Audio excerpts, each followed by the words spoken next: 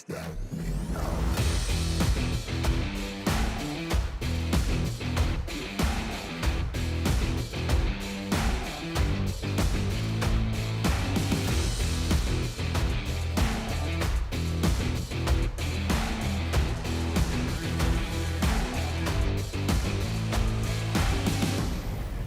No one can stop me now.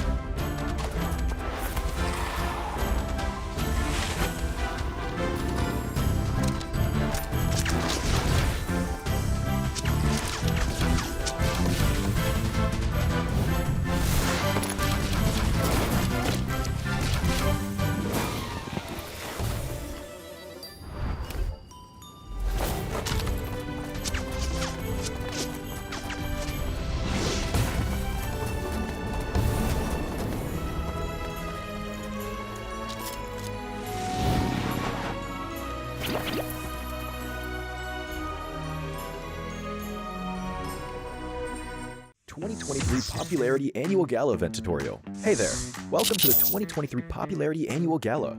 We've introduced a brand new competition and upgraded rewards. You will have to go through 10 rounds of 1v1 matches and compete to become the first ever PUBG Mobile Popularity Annual Gala champion. So let's get right to it. New competition, ladder competition. The Popularity Annual Gala event will be utilizing a new ladder promotion system. Players' initial ladder grade will be determined by their battle points at the end of the first round. Ladders are divided into 6 grades: Triple S, Double S, S, A, B, and C, with Triple S being the highest. Ladder promotion rules. Players are ranked based on the popularity they gain during the battle period. For rounds 1 to 9, the ladder results are settled at the end of every round's battle. Apart from ladder grade C, each ladder has 100 spots, with the top 20 promoted, the middle 60 retained, and the bottom 20 demoted. If you're trying to move up the ranks, be sure to stay within your ladder's retained threshold or higher before each round is settled. Additionally, ladder grades can only be promoted or demoted by 1 grade at a time, so your performance in the assignment round is crucial. Be sure not to miss it. Final showdown. Based on the rankings from the previous 9 rounds, round 10 will be the decisive showdown to determine the final rank and ladder grade placement, including the champion of the 2023 Popularity Annual Gala. Who will emerge as the ultimate winner? New exclusive rewards. At the end of round 10, rewards will be issued based on the player's ladder grade and final rank. For outstanding players, they will receive exclusive rewards that can showcase their supreme honor both in and outside the game. In-game rewards include the honor title, honor name tag, and honor avatar frame, which are sure to make you stand out. Moreover, there are also physical trophies, interviews, custom-made popularity gifts, official social media promotion, game exposure, and other exclusive honorable rewards. Gain global renown both in and outside the game. What are you waiting for? Participate in the 2023 Popularity Annual Gala now.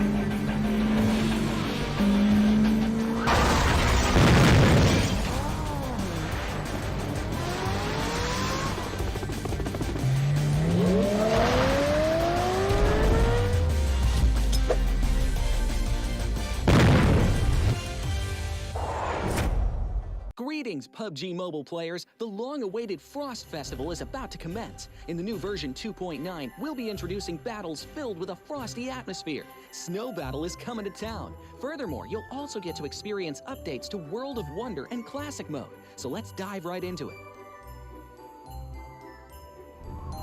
In the Frost Festival, we'll be bringing you a series of snow-themed content, including a new Snowy Village-themed area, fun interactions with snow pals, and snow-themed items for more gaming fun and excitement. When miraculous December comes, the frosty world will undergo some magical changes. Stay tuned for updates. Don't miss out. First, let's take a look at the new themed area, Snowy Village. The village covers a wide area of 280 by 150 and has loads of supplies. It's located near Stalber in Erengel, Iceborg in Livik, and Goroka in Vikendi. In addition to the buildings on the ground, the underground area of the Lucky Ice Tower is also worth exploring. Make use of the two-story layout to experience a completely new battle experience. Sound the bell in the Lucky Ice Tower, and you can even summon rewards. Additionally, the village also has a snow rail, which can help you quickly move around and gather supplies. It allows you to navigate flexibly between different areas of the village and also swiftly relocate to advantageous positions during battles for your team to counterattack more effectively.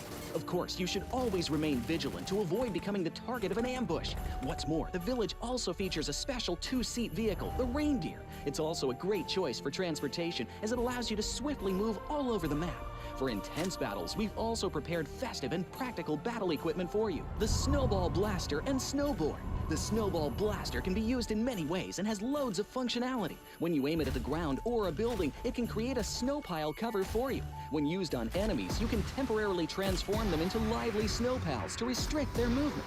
When facing bodies of water, you can use the Snowball Blaster to freeze the surface so that you can walk on it. It's definitely a practical yet entertaining weapon. After transforming into a lively snow pal, you will be unable to use firearms to do battle. You'll only be able to rely on basic actions such as walking, running, jumping, and swimming to evade enemy pursuit. It takes some time before you can revert to your human form. Let's build a snowman together. The snowboard will also bring you a whole new experience. Apart from helping you glide and move on various surfaces, it can also be used with the Snowball Blaster. Explore the many possibilities and use these two items to have all kinds of fun.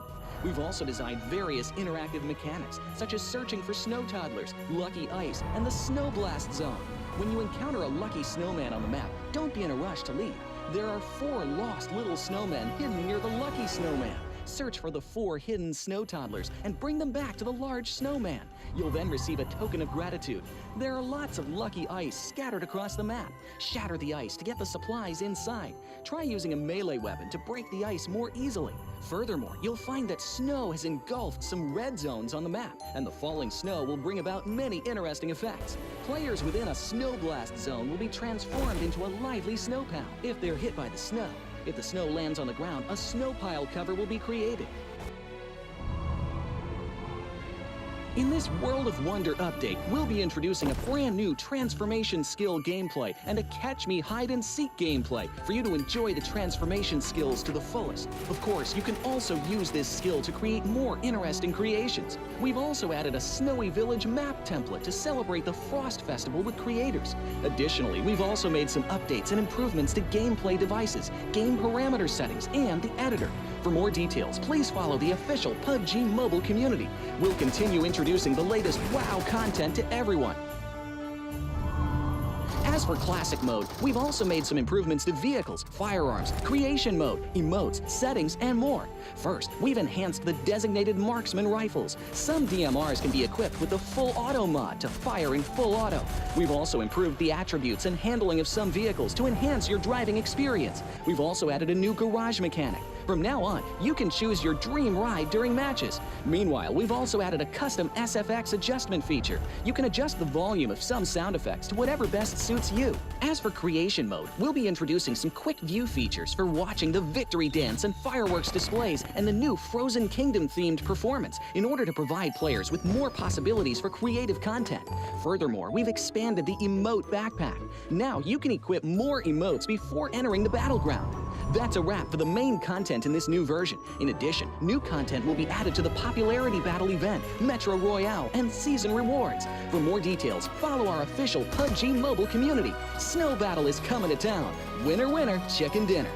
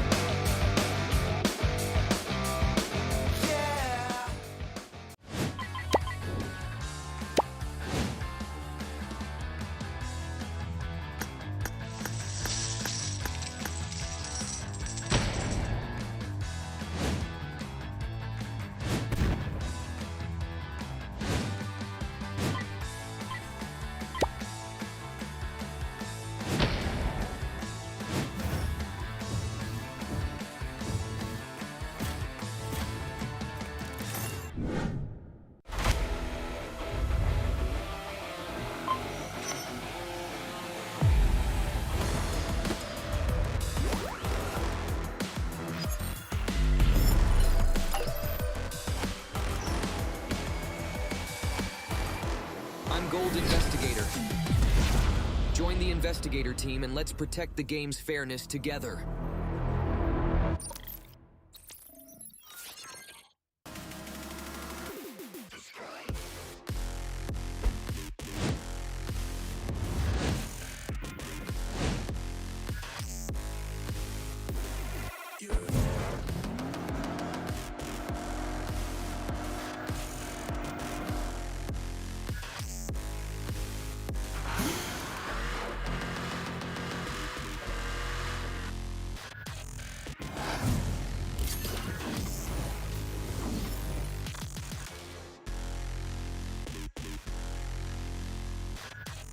You are now the proud owner of a Pagani.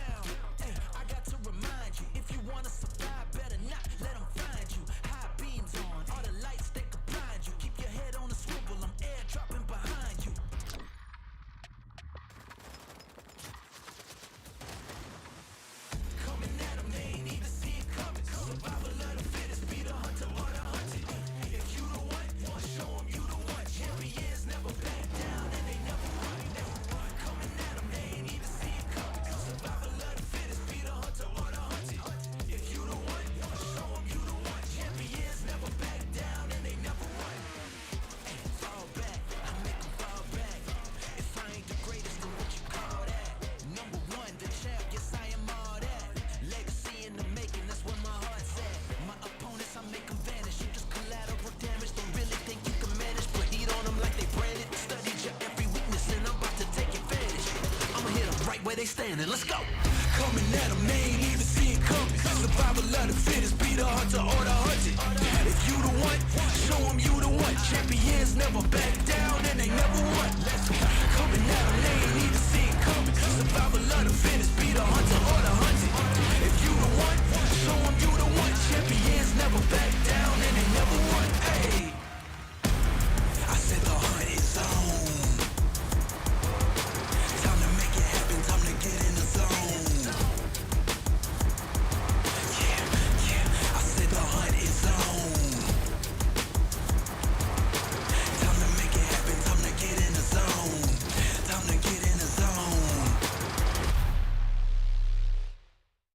S2G stand for what? Stay to stay. Stay to stay.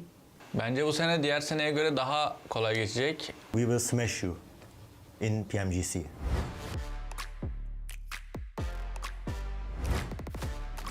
Halo semuanya, gue Luxi dari Persija EVOS. Gue Zuxi dari Persija EVOS. Herkese merhaba, ben S2G'den Saylas, yanımda Kalse var. Bugün E aí galera, meu nome é Carrilho e sou jogador da Foresight Sports. Salve rapaziada, aqui é o Revo e hoje a gente vai fazer o PMGC Power Ranking. Pertama ada Yudo Alliance. Karena dia baru kayaknya sih. Racing Star lah.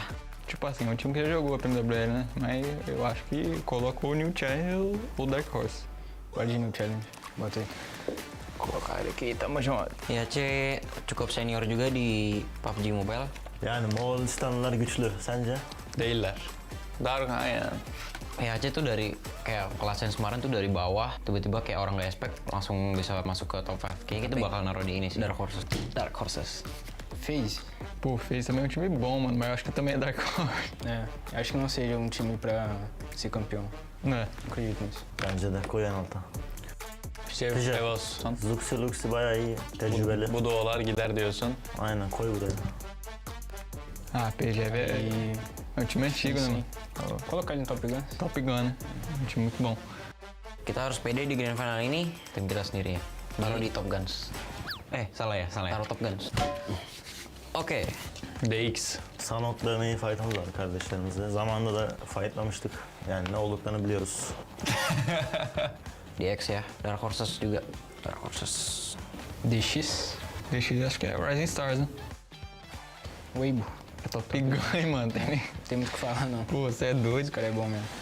Çinliler iyi kardeşim. Çinlileri seviyoruz. Bizim guys çok Özellikle sever. Akif abi çok sever. WBG. Weibo Gaming ada dia. MRPX. Ya menurut gue sih Dark Horses sih. Tapi kalau misalnya secara overall untuk ada di tim-tim di PMGC, kayaknya Racing Star sih. New Challenger lebih ini sih. Enggak lah, kita kan udah sering ketemu. Racing Star sih. Dark Horses bukan sih Racing Star ya. Onlar bayağı iyi. Top Guns ikincisi bence olmalı. Rising Star'a koy. Ciddi mi diyorsun? Ya da şöyle koyamaz mıyız yani?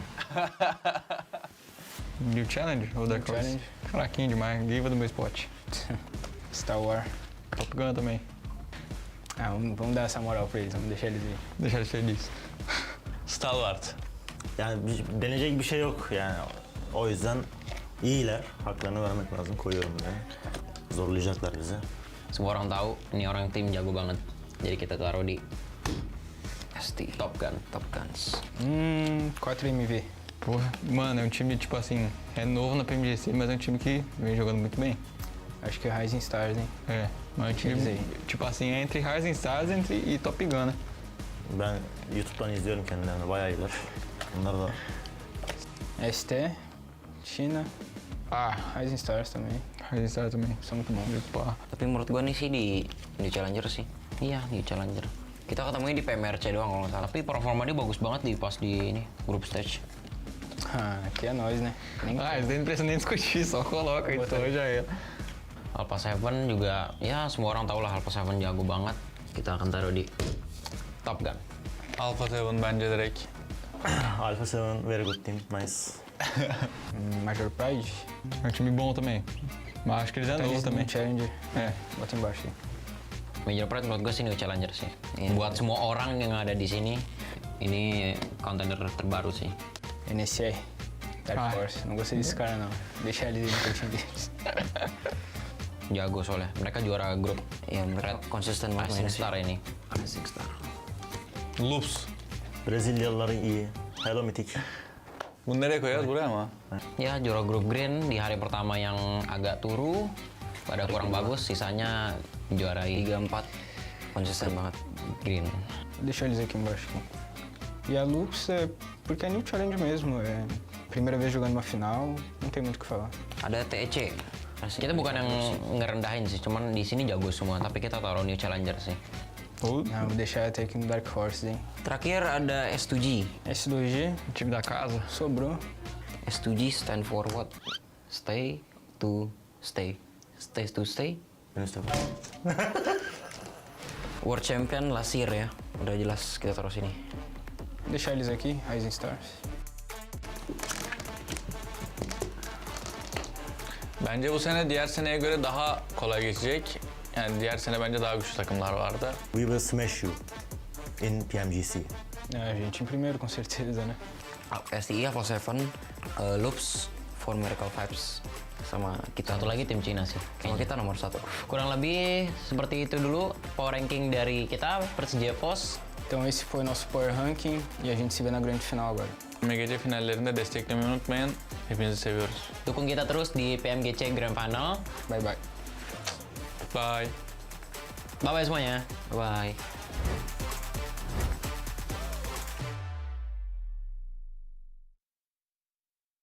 The all-new PMGC Road to Glory event is available now. Come and support your favorite team and stand a chance to win the rare esports supporter title, Champion Lobby theme, exclusive commemorative team cards, and more. You can choose a team participating in the PMGC finals that you wish to support at the start of the event. Once chosen, you can carry the team flag towards the 2023 PMGC finals venue. Each advance requires a PMGC memento. Don't worry, we'll explain how to get them in a moment. While advancing, you have a chance to trigger a Q&A challenge when you advance to a special space. If you win, you can advance one more time for free. During the event, each player has up to 5 free chances. Don't miss out. Please note that the likes you receive from friends will increase your chances of advancing more than one space per day. In this event, there are 2 main ways of getting PMGC mementos. First, there's a chance to pick them up in the Frozen Kingdom themed mode. You can get 1 per match and up to 5 per day. We heard that it's easier to find them in Snowy Village. Second, you can get 1 free PMGC memento by using 50 UC on the PMGC Lucky Spin. Every time you reach the destination, you'll earn points. Tap the gift box on the left to enter the event shop. You can use points to redeem PMGC-themed space gifts, a time-limited lobby theme, and more. Most importantly, when the event ends, the top 100 players on the flag contribution ranking will be awarded with the Esports Supporter 60D title. Upon reaching the destination, the carried flag will be contributed to the supported team, and there's a chance to collect signed commemorative team cards. Come and cheer for your favorite team. Based on the total number of flags contributed by players across the server, a team prize of up to $80,000 can be unlocked. The prize will be distributed according to the team ranking, which is based on the number of contributed flags. The higher the ranking, the greater the share of the prize. That's it for the 2023 Road to Glory event tutorial. So what are you waiting for? Hurry and participate now. Ladies and gentlemen, 200 players, 50 teams, $3 million, and 1 trophy. That has been the journey up to this point of this competition in 2023. And just 6 maps remain until we crown our champion. So, welcome to Championship Sunday. Merhaba İstanbul! 200 takım, 200 oyuncu, 50 takım, $3 milyon ödül ve 1 kupa. PUBG Mobile 2023 İstanbul Dünya Şampiyonası. Hepiniz hoş geldiniz bir kez daha. My name is Barney Banks and I am your host, and joining me here on the main stage is my incredible co-host Deniz. And let me tell you, this competition in this arena has been one of the most incredible experiences for myself and for many of the players here today. Ben Deniz Sataş, Barney Banks'le birlikte çok heyecanlıyız. Bugün son gün, muhteşem bir 6 karşılaşmanın sonrasında şampiyonu belirleyeceğiz. Hakikaten muhteşem bir gün yaşayacağız. Hazır mıyız bugüne? So, speaking of the players, we would like to show them how many of you are out there supporting them. So, if you could all please get your phones out of your pockets. And if you could put your torch into the sky and show them all how many of you are here right now today. Arkadaşlar, oyuncularımızı ve takımları biraz coşturmaya ne dersiniz? Hadi hep birlikte telefonunuzun flaşlarını açın ve bu muhteşem anı hep birlikte kaydedelim. Players, this is how many people you inspire and bring joy to. And this is just one city. You should all be so proud of everything that you have achieved up to this point. But the journey does not stop here. Takımlar buraya gerçekten büyük bir çaba ve büyük bir mücadeleyle geldiler. Hepsi birbirinden değerli, hepsi birbirinden güzel mücadele eden isimlerden, oyunculardan oluşuyordu. Bu 3. günün sonunda biz artık bugün şampiyonu belirleyeceğiz. Keyifli bir gün bizi bekliyor. Ne dersiniz? And so, for one final time, 6 maps, $3 million on the line, one champion. But which team will be the one? Let's find out.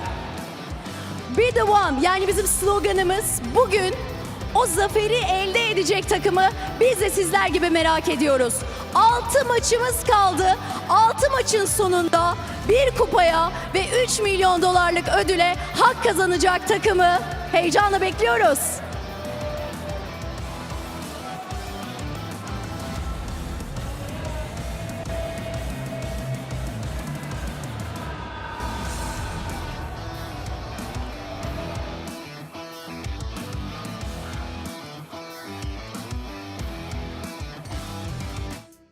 Is left to go.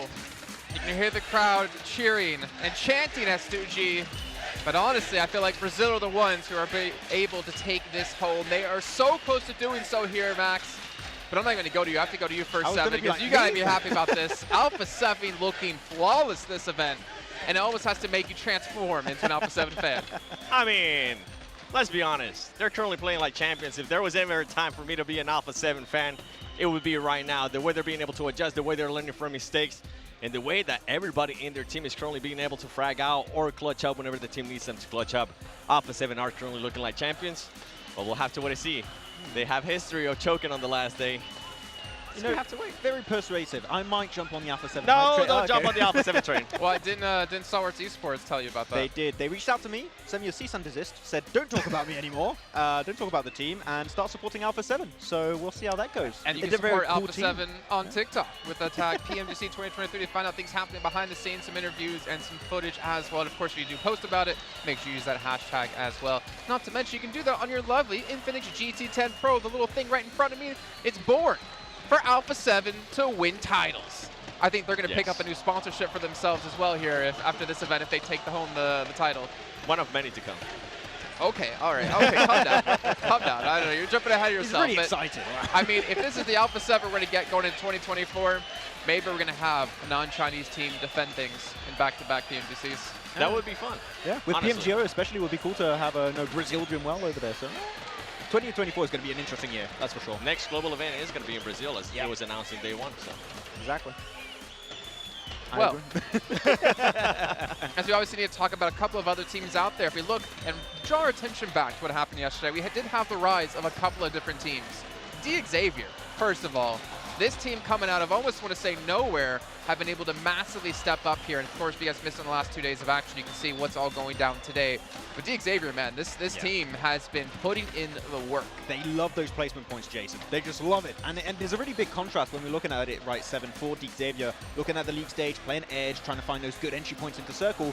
Now they shifted their playstyle. They adapted to the grand finals lobby here for PMGC 2023, where they center up so damn quickly that teams are struggling to try and catch up to those strong positions in the center for Xavier. And we saw that Lamborghini, Chua, even Levi's, every single player is able to perform at such a high level that right now they are the biggest threat over to Alpha 7. And the main thing we've been talking about, right, it's teams, are they going to be able to be consistent? How are they going to be able to adjust? And I feel like with Xavier, that's one of the teams that has been able to adjust in a big, big way. So we're looking at the overall here.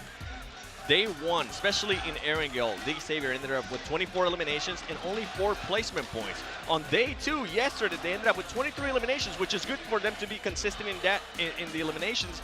But they made a huge jump up in regards to placement points, all the way up to 21 from 4 in day 1. So that's quite impressive for me. Also, the way we were kind of talking about this too, the way this team is being able to transition towards the middle of the circle, focusing a little bit more towards the later fights, stuff that we were kind of hoping that IHC would be able to do with how big of fragging power IHC has been, especially in this tournament. They haven't been able to do it, and Xavier heard that, and he was like, you know what, they might be right. It might work out. We'll see how it goes. But looking, of course, at the leaderboards, I think that we can all agree here, 7, it's a race for top 6. It is. No, top 6, WBG, 4 Miracle Vibe, Star Wars, IHC, Xavier, Alpha 7 is between, in my opinion, all of those teams, unless Phase where STG do some of the best games in the world out there. But, you know, STG still the best team in the world, 7. Just no world I live in. Whoa, whoa, whoa. Max, STG, they should be celebrated. I think you need to get out of here, Max. I think you need to get off right after this right now. I'm in trouble, I think. Yeah. I mean, yeah, that's true. S2G, you cannot afford any team, obviously below 6, as you're saying, they cannot have one bad match, or that title is going to be completely taken away from them. And hurts a little bit more for S2G as well, losing potentially in your hometown, with your home crowd supporting you. They've not stopped cheering S2G this entire day. And if I'm not mistaken, we did hear a rumor. I'll let you say it, Seven, because you're the one that brought the information to light.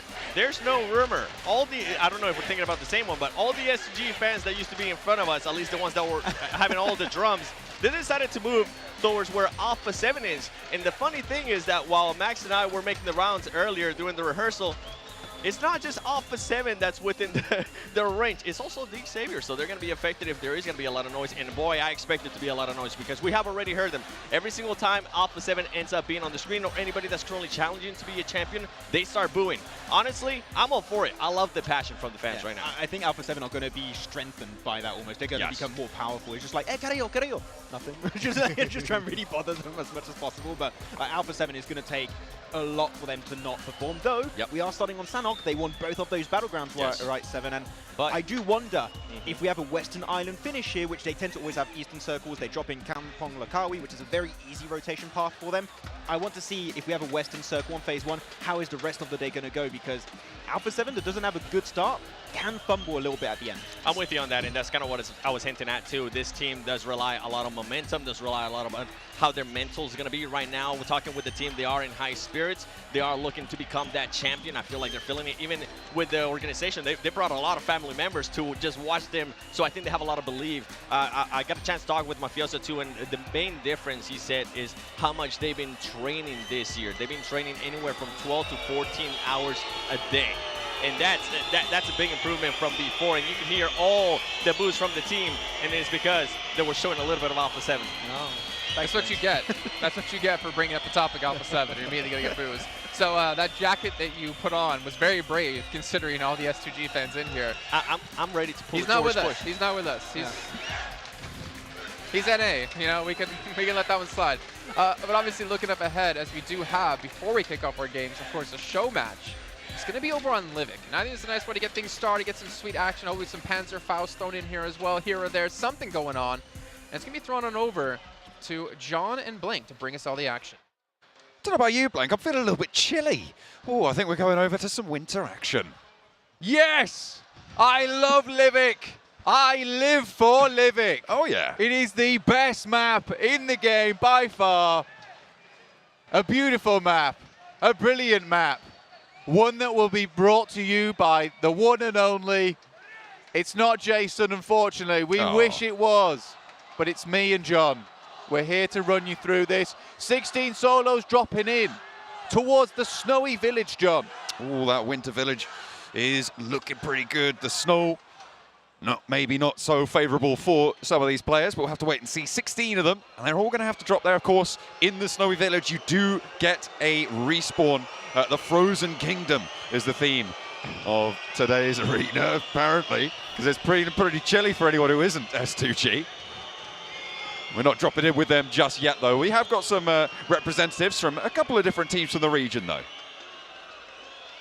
Here we are in the Frozen Kingdom. Obviously, you can find yourself here in a captivating new scene. The Snowy Village, it's got a vast area, a wealth of building clusters, the quick-moving snow rail, it's blindingly fast.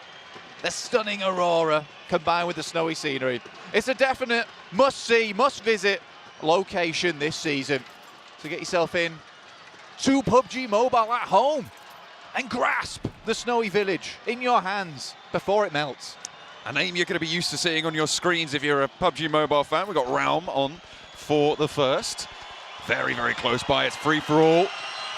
16 players on in. Realm, shots up the top. Looking for the spray, waiting for it. The drop down, that's bold. You're not going to last long in the sights of Realm there. With the M249 and the P90 in hand already, it's going to be pretty difficult to do anything in the face of that one. We got Bunny here, nade in hand, looking up towards Realm himself, but a nade. Little Molotov burns away at the icy railings. And Bunny will stay alive for now, hopping away from the danger. Staying safe. Duran going down first. Bunny suppressing Raum off the angle, but the nades might give the game away. Need to be careful. There's another familiar face. Solke from Fireflux, still repping the FF in the name there. Upstairs with the M1014. A favourite weapon of ours. The shotgun, there's close range. Solke uncharacteristically missing his shots there and actually goes very low. Raum not going to be phased by his engagement either. Will be able to take down Bunny. Ooh, Solke. That's the dodge out of the way. There is a little bit of utility sent upstairs. Nice shot from him. Will take down one, but it's Raum off in the distance to get those final shots in. Looking very cozy right now. His current outfit. Looking at those snow rails, maybe able to reposition faster than you would normally. Quick transfers available when you hop on board with them. I'm sure we'll see that being utilized. Nades in hand for Raum. Looking for a shot. Oh, breaks out wide. That's difficult. Kairos has to be careful. There's a nade in through the window. Raum repositions wide, drops down outside of the viewing angle of the windows. But Loxy's ready. Maybe able to find something for the Regnum Kaya representative. Ooh, passing back downstairs right now. And there's the snow rail. Oh, it's beautiful. Sliding along. Heat pad on the soles for slippery carnage. Nice and fast. That was very fast reposition from Loxy. Wasn't on it for too long, but valuable nonetheless. Solke taking shots, taking a fight upstairs and goes down. That is unfortunate. Raum now dropping out. He's sneaky. He's on the balcony. This snowy village. Looking to put him on ice, and Raum repositions onto the ground floor. Loxy nade on in. Knows there's a player upstairs as well, so Raum has to be careful. Three-way on the engagement, and there's Loxy getting taken down. Remember, you have one respawn available in the snowy village when you're playing on this game mode. A little bit of an automatic recall, but not quite automatic. You do have to manually request the recall. Okay, it's a bit misleading, but don't worry. All you need to know is dropping in the snowy village at the start gives you a second chance at things. So you might as well. We all want a second chance at the end of the day. All right. It's true. I know Max does.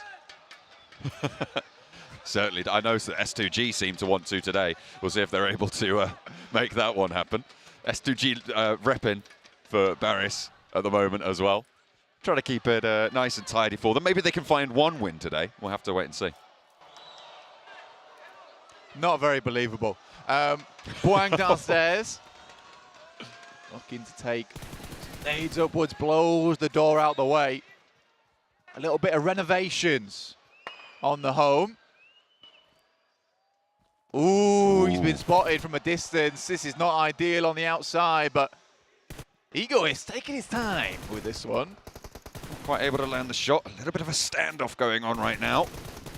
Boang eats a couple of bullets through the window. A nice strafe coming on through. Repositions. A little bit too bold. Goes wide.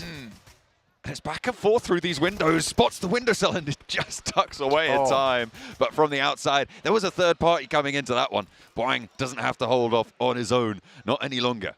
Truly legendary engagement there. Through the windows. Something special. A tough battle, to say the least. Well fought. You know, with the amount of windows in there, I assume most of those bullets actually just whiz straight through the building onto the other side. Perhaps could have got an elimination on the other edge of the map, maybe. We don't know. These players, they do have ulterior motives in mind. Here's the Snow Blaster in play. You can create your own little bunkers with this one. Everybody remembers those snow forts from back in the day when we all used to play outside, but now we only play PUBG Mobile. That's all we've got time for. You had vehicles as cover before, but now you've got those snow mounds from the Snow Blaster. You're right, you are getting those bunkers down. Oof. And that is going to need more than a bunker to save you from that shot from the M1014. Jumping out the door like that, it's going to be bad for the health. You see on your screen as well, the Arctic Wolf companion. Available until the 7th of January. Next year, of course. Got time. You know, not 2025, 2024. It's a limited time available. Get yourself on it. The Arctic Wolf will be returning with 2 new outfits. We are generous here at PUBG Mobile. Jump into the Hola Buddy spin.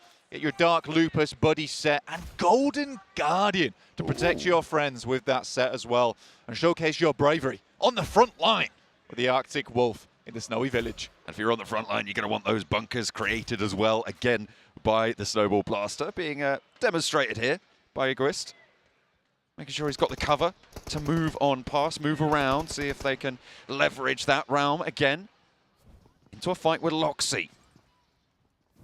Nades in through the window, trying to burn out the Molotovs, the fire, creating a little bit of treacherous terrain for Loxy to try and navigate, and Realm's controlling this one. You've got to be worried about those third parties sitting on the outside, though, because there's a lot of players in the area. Everyone dropping into this Snowy Village. What are we doing here? Setting up the firewall, apparently, but there's no virus on the net. You don't need the firewall, okay? It's all clean carnage here on the screen, but a nice shot comes through from Loxy. And what's this, John? Oh, it's the Reindeer, the new vehicle that supports two-player driving, in fact. It's quite some legs on it as well. You can get pretty high on the hops there. You can try it in game with your friends, both of you controlling it. S2G have walked out, if you're wondering what's happening, for all of these cheers to go through. They're proud today. No bit of silence, the competition. Whoa. They've got some control of the crowd. I'll give them that. But Kairos, he needs to have some control over the M4 into the future. He's coming into an engagement very shortly, I'd imagine. Looking for the shots through the top and maybe able to find a peak, able to find an angle. I think they're aware of each other's presence. Certainly Kairos seems to be. Wants the vault up onto the rooftop. Will he be able to find the angle? The player hiding out for the time being.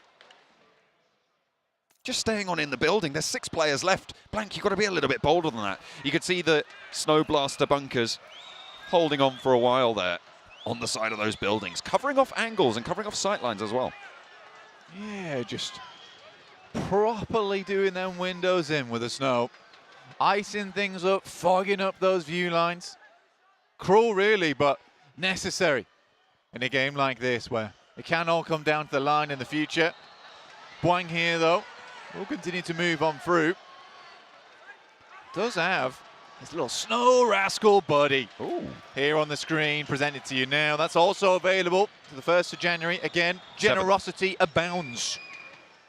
The 7th of January. You've still got plenty more time. It's even longer. That's right. That's what I said. You said the 1st. I heard you. That's all right. Don't worry. 7th of January? Yeah, still the 7th of January. Legends. I know, surprising. But you can jump into that Ola Buddy spin, bringing the Snow Rascal along, and have fun in Snowy Village. Have the most fun in Snowy Village that you can. It's all about fun here in the crowd. We've got the T-shirt blaster in the background as well. It's not quite the Snowball Blaster. If you were wondering what that noise was, it's not the Snowball Blaster, but it is quite loud. Come on. Right in my ear. Right on the mic. Come on. Yeah. There we go. It is. Lovely. We love it here. Fun in the Snowy Village. Fun on the stage. Absolutely. Shots back and forth. 5 players now remaining as well. Realm and Loxy with a bit of a standoff going on between these 2 players. Looking for that first aid. Looking for those bandages. He's all out of first aids, in fact. Still has 2 stims left in pocket. Don't think you want to take this trade just yet. Loxy not quite going to peek the angle, sees the player on the window. Realm has to hop out the tower. Going to be back on around this floor side. This Snowy Village has been chock-a-block with legendary action, Blank. Just 5 more players remaining. Snow didn't do too much. Getting in the building, locking that poor lass in. That is mean. Cruelty, I would say. But Boing has been having a right time of it today. Looking extremely good, John. Spray down for Boing and hits the quick deck. reactions. Nice little drop there. You're right. Quick on the reactions there to hit the deck, Boing. Going to be peeking the angle again, and it's just up and down. Whack-a-mole here for the Snowy Village. And again, just missing the shot there. Really close by, but no cigar. Looking to take the shots backwards over towards Boing. Right now, don't have too many players remaining. Just 5 here. It's becoming quite the lonely Snowy Village. Not too many neighbours to say hello to, but here's a neighbour right in front of Ural. Great little shot there from the M114. We'll take it down, and Boang locks in. Almost immediately, we're down to 3, so only 3 players now left remaining. Got Vural, Boang, and Loxy. Trying to survive it on out. You can see the circles starting to close, but I think they might find each other a little bit sooner than that. The Blues are not really a major factor when they're all dropping in this snowy village. Obviously, they're going to be in much closer proximity. And with those recalls as well, got a little bit more time to play with. The Panthera Prime set. It's the all-new RPA4 available from the 14th of November, which has just come and been. But don't you worry, you still got time as well. We're dropping this one all the way through to 2024 on the 13th of January. It's a little bit longer this time. It's a new custom color outfit. Panthera Prime set does await you in particular at home. You can equip your favorite RPA4 outfit and go and take a picture of the snowy village. Make sure you do that. We want to see just what kind of colors, combinations, creativity that you can come out with. Let us know over on socials. Loxy looking for the spray over towards one of the 2 other remaining opponents now. Looks like no one's rocking that snowball blaster anymore. I mean, if you keep that snowball blaster, you can turn your enemies into snowmen, Blank. But oh, hang on a minute. We are getting a little bit more frosty action with it, it seems. Boing around the edge, looking to try and make Loxy a little frosty. Lands the shot on it, but there's the response. Look at that. He's covered in snow, but it's not going to matter. He's got his winter coat on. Oh, he's very frosty right now. Feeling the bite of it. But Loxy, we know this guy. We know he's a champion. We know that he can get stuff done here on the main stage, as well as in the snowy village. Loxy stepping in for us right now. Beautiful stuff. And he's moving on out. I have a very sneaking suspicion that Loxy might just have this on Loxy towards the end here. All right, okay, I see what you did there. That's a based Blank take right there for you. See if he can hold this outside. You can see the circle now starting to become a factor in this 1v1, in this duel of the ages, Blank. The snowball blaster on the shoulder of Loxy. He's locked in. Look at it. Pop the carrot on the nose of Vural. The pipe in the mouth. The cold buttons down the middle. Smokes out. The loot crate down in the middle. No one's going for it though.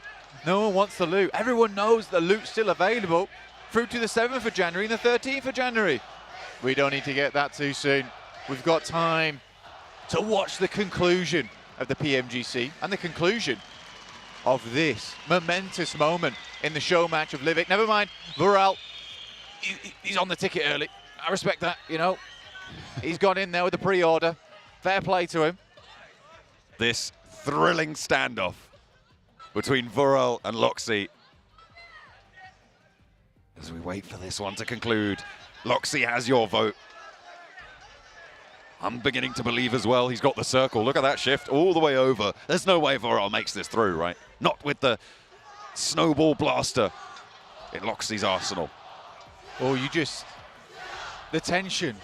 You can feel it in the air of the snowy village. Palpable, honestly. Locking eyes from across the field like lightning bolts, striking mid-air. The smoke blooms. That's a bad snowball. We'll give him that, you know, you got to fail on a couple of them. Maybe it had some rocks in it. He didn't want to play unfairly, got rid of it too soon. That's true, you can't be adding those rocks in. But there go the smokes, and Vural tries to make the cross. I think he's been spotted. Loxy knows exactly where he is. Shooting up, trying to lob that snowball in on through, and hits the tree instead. Vural gets a little bit closer, tagged on through the smoke there, and Loxy looking to go for the 1v1 victory here. Blank, Vural still on the deck, right on the edge of the circle. Trying to get tagged up here again by the snowball blaster. 2 more snowballs now left in the pocket. Gets the reload, able to refresh that. And Vural, he's using the cover created by that snowball blaster that is being fired at him as cover for himself, Blank. With the M1014, he's going to be looking to push on up as Loxy maybe just building an impenetrable barrier with the snow. Loxy's put man in an igloo. He's trying to get out. blow on the walls with all the hot breath he can muster to escape, potentially. Nade over the top now into the smoke, desperately trying to find it, but it's the last bit of util in the pocket. M4 and the M1 are 1-4. Now Loxy round the sides, sprays in. It's an easy finish for Loxy. We felt it in our blood, in our bones. And he does us all proud. Excellent performance in that 1v1. Incredible stuff from Loxy to be able to close that one down. The champion of the Winter Village. Look at him, ice cool in the veins. He's ready for it. Regnum Kaya going to be happy with their representative here. Absolutely, but we're going to head back over to the analyst desk right now.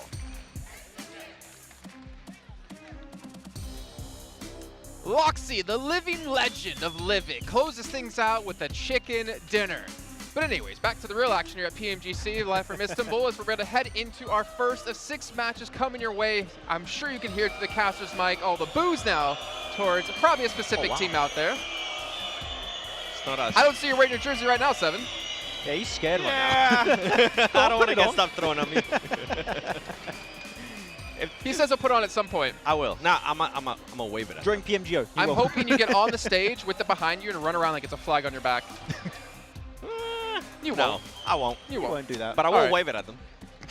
Okay. Well, we'll get you guys be camera. ready to duck after the last stuff. game. Yeah, No, I'm gonna say I'm not with you. I'm gonna push you away from me. And be like, I'm the shortest one. All I have to do is just pretty much do this, and then we're good. it went away. It went away. Let's focus up here. Overall rankings, right? Alpha 7 currently in the lead by 14 points over D Xavier, and they have looked phenomenal this entire event so far. However, D Xavier, IHC, Stalwart on the hunt for that first place position.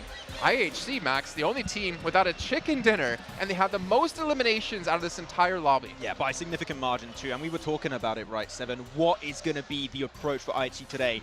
Are they still going to continue that playstyle of do or die, go for high elimination games, but still take the risk of losing players, and then your odds of a chicken dinner, as you can see, they haven't got a single one this tournament, is going to go down significantly? Or are we going to see adaptations? Are they going to try maybe pull a D Xavier and just center up a little bit faster and maybe get themselves the high elimination chicken dinner? Because right now, I feel like without placement points and Alpha 7, how they were looking these last 2 days, it's going to be so hard to catch up. Yeah, we'll definitely talk about a little bit more about IHC in a bit, but this is the main matchup for me, I feel like, especially for today. It's going to be between Alpha 7 and D Xavier.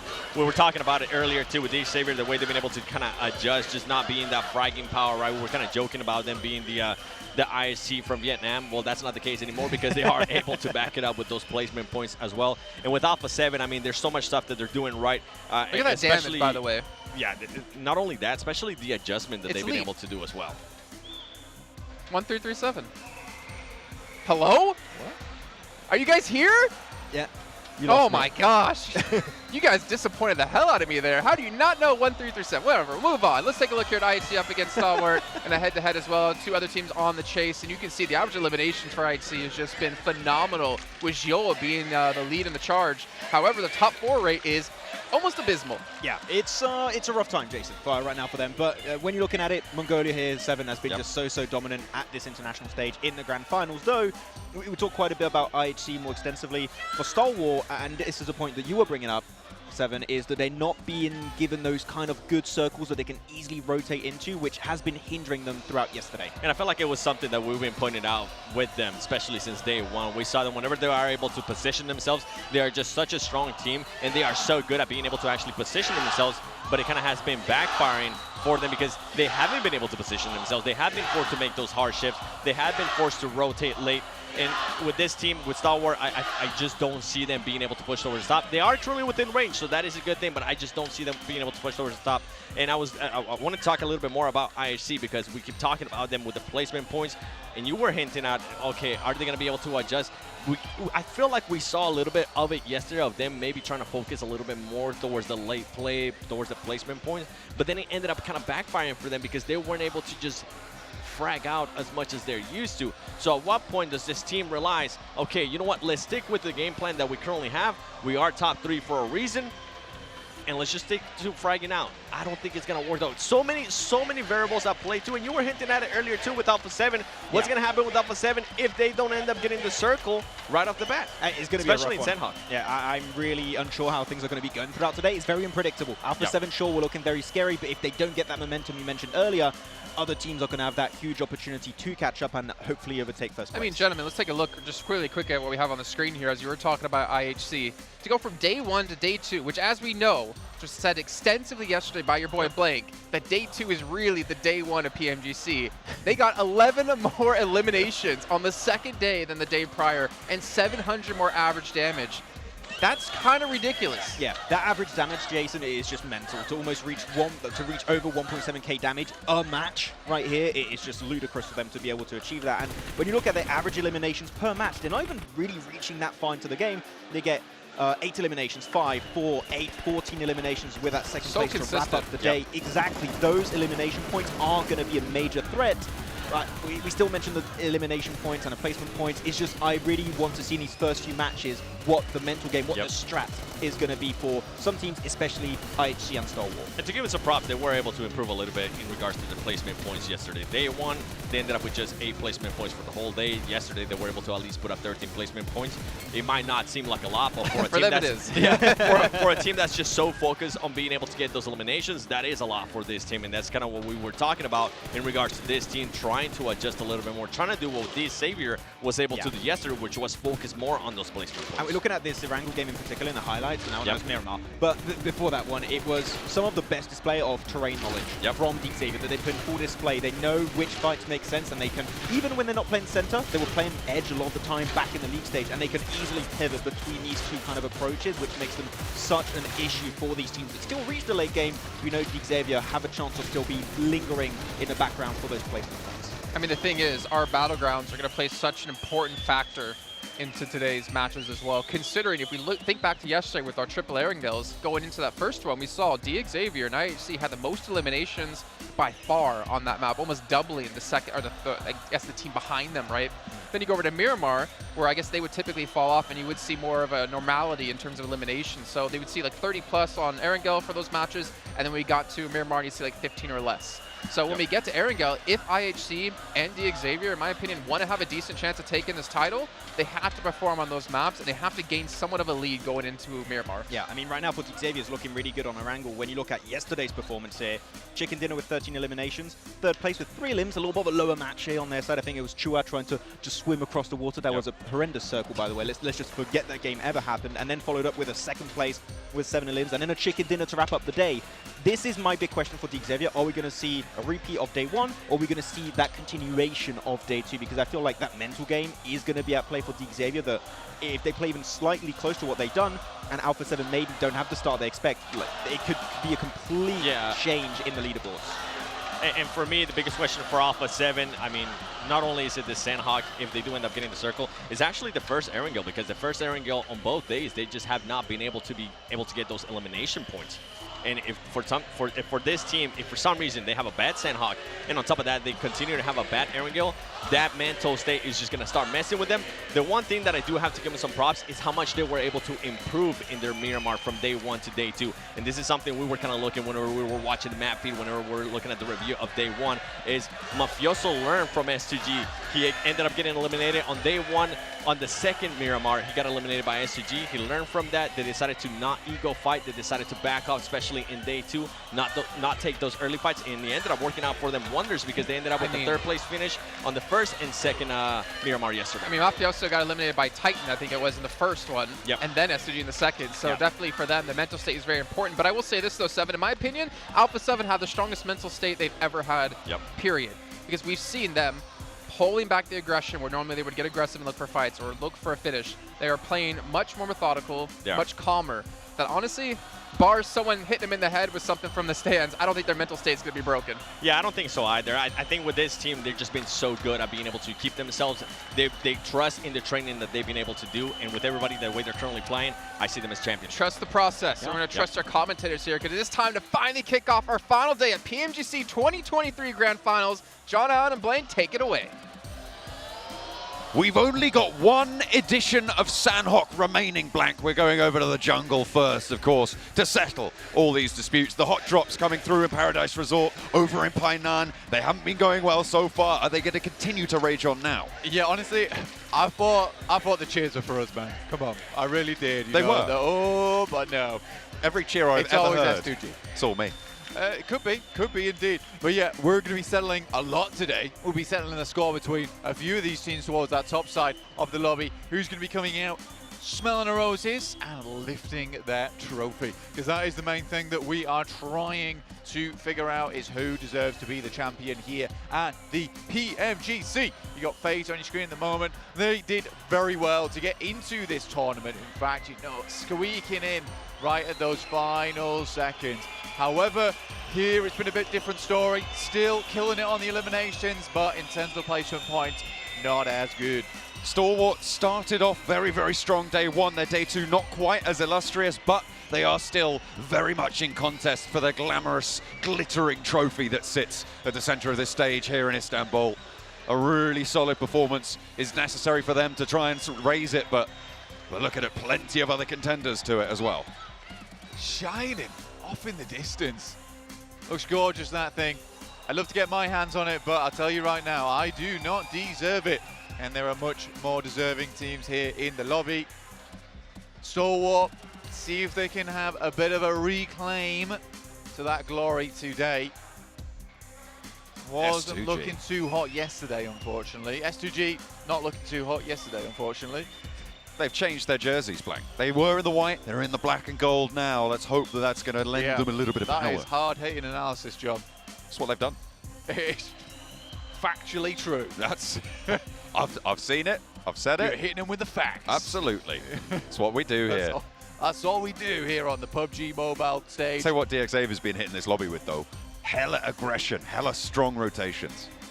Yeah, for sure, man. I think that for DXAV, it's kind of a bit of a difference maker for them in this lobby. Is the case that, you know, when we were looking at before, very much a controlling team, like to take a lot of terrain, go for some wide splits, pick up those positions of the map, which were very important. I mean, Max has spoken to this effect a fair few times alongside with Seven, where that terrain gameplay is so important to them. They understand, however, they need to be more aggressive here at the PMGC, otherwise they're just not going to be able to accrue those points the same way that they were able to in the last chance, when perhaps the teams were slightly easier to manipulate. Slightly. Given that opening, you can't be denied it. Oh, Alpha 7 have come on the screen. And there is a response from the crowd. They're not happy about it, that bright orange jersey. You can see them from a mile off. That might not do them any favors with this crowd, but it's certainly working wonders on these battlefields.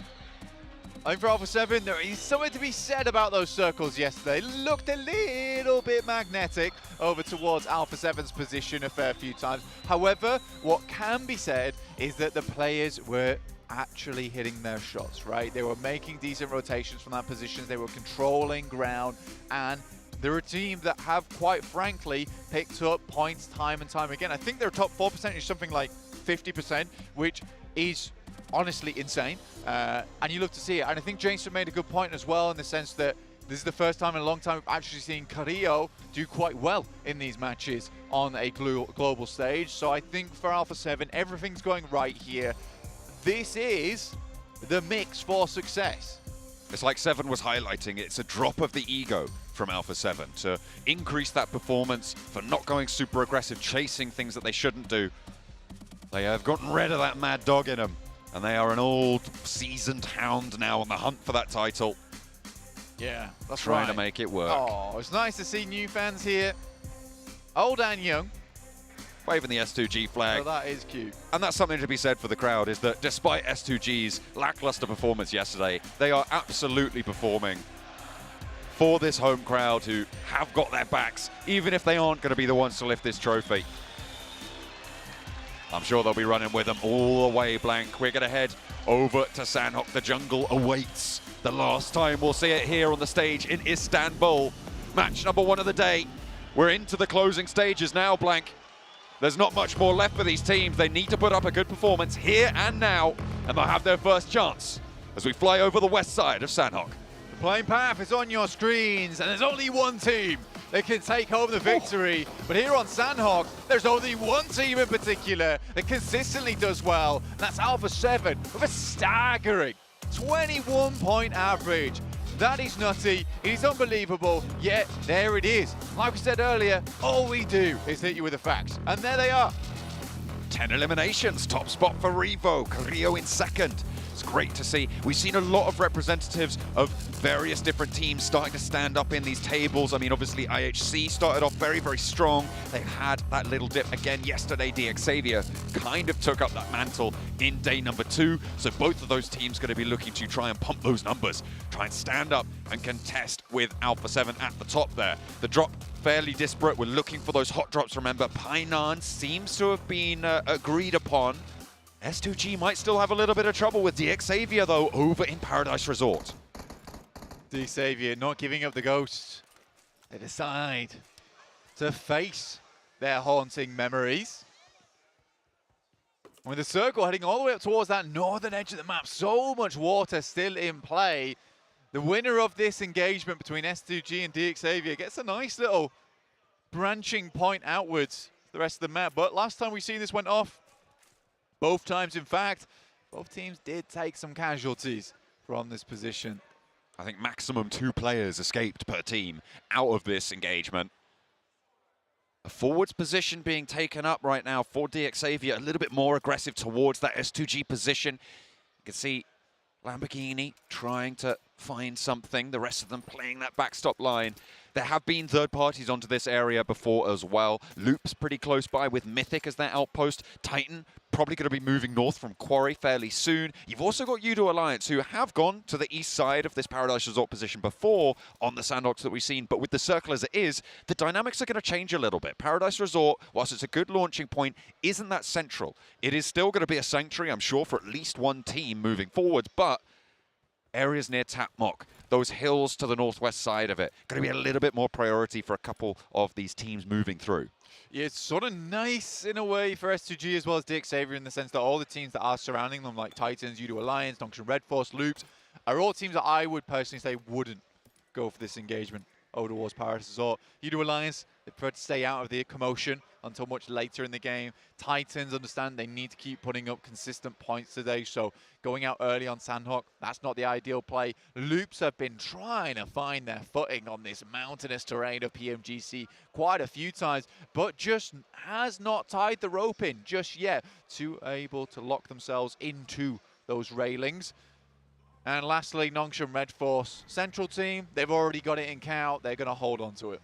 A good central spot for them as well. Likely that a team will rock up to that east side of it. Obviously, that lumberyard that sits down to the south, Tapmok, is a little bit more central in terms of the landmass, but in terms of the actual circle right now, Cal, you're right, is close to that center area. We'll have to see which part of this land the circle goes to next, because with such a dramatic north shift cutting out probably about 50% of this current circle, teams are going to have to make compromises in terms of their positional holding, in terms of their rotation paths as well. It's going to be a little bit more jam-packed with traffic in their way. And they've just met the rush hour, so they do not want to come into too much conflict too early, or if they do, they want to finish it quickly. 6-8. Moving over on that northwest edge, straight through Loops' compounds. All 3 players jump out the vehicle. Mythic first to face here, takes a bunch of damage, but there is a lot of firepower coming back here from Loops themselves. 33Z does go down, just 1 player still up and kicking with the DPS. Goes in through the window, and it's too easy here for Mythic. Popping in through that window, the vault is there, but 628, Falter in their final Sandhawk hero. Last to stand for them. I would be very surprised if he goes in and continues this engagement.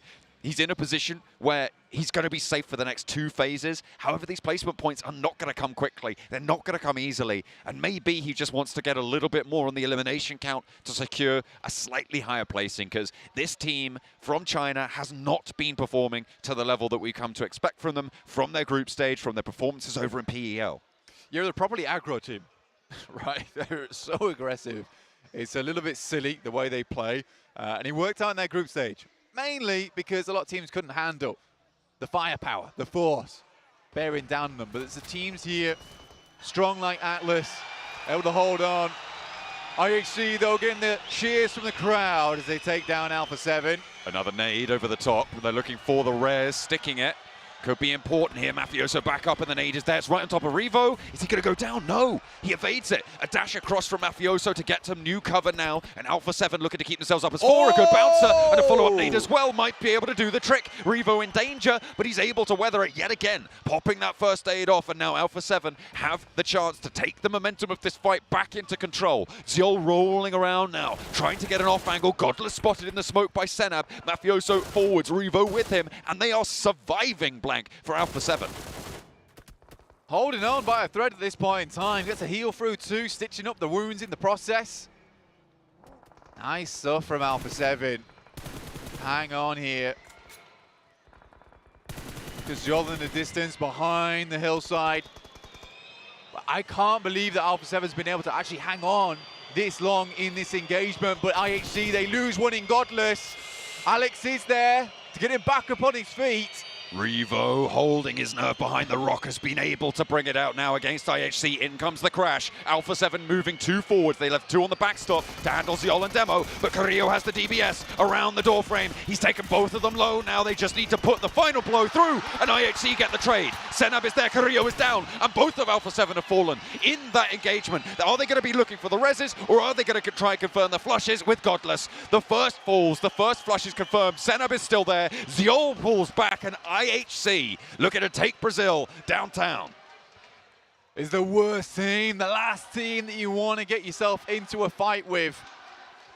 Because IHC, they know the golden rule. You don't talk about Fight Club, and Fight Club is very much situated on the east side of the map at the moment. What have Alpha 7 got in the back pocket with 2? On this northern side, there's a chance that they can get further, but they'll have to fight through IHC, a demonic force to be certain. The team from Mongolia currently in 3rd place, and the crowd might be cheering for Alpha 7's demise, but IHC just as much of a threat to S2G's position at the top.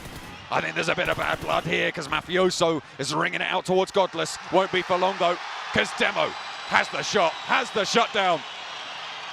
And cacophonous applause to Alpha 7's falling.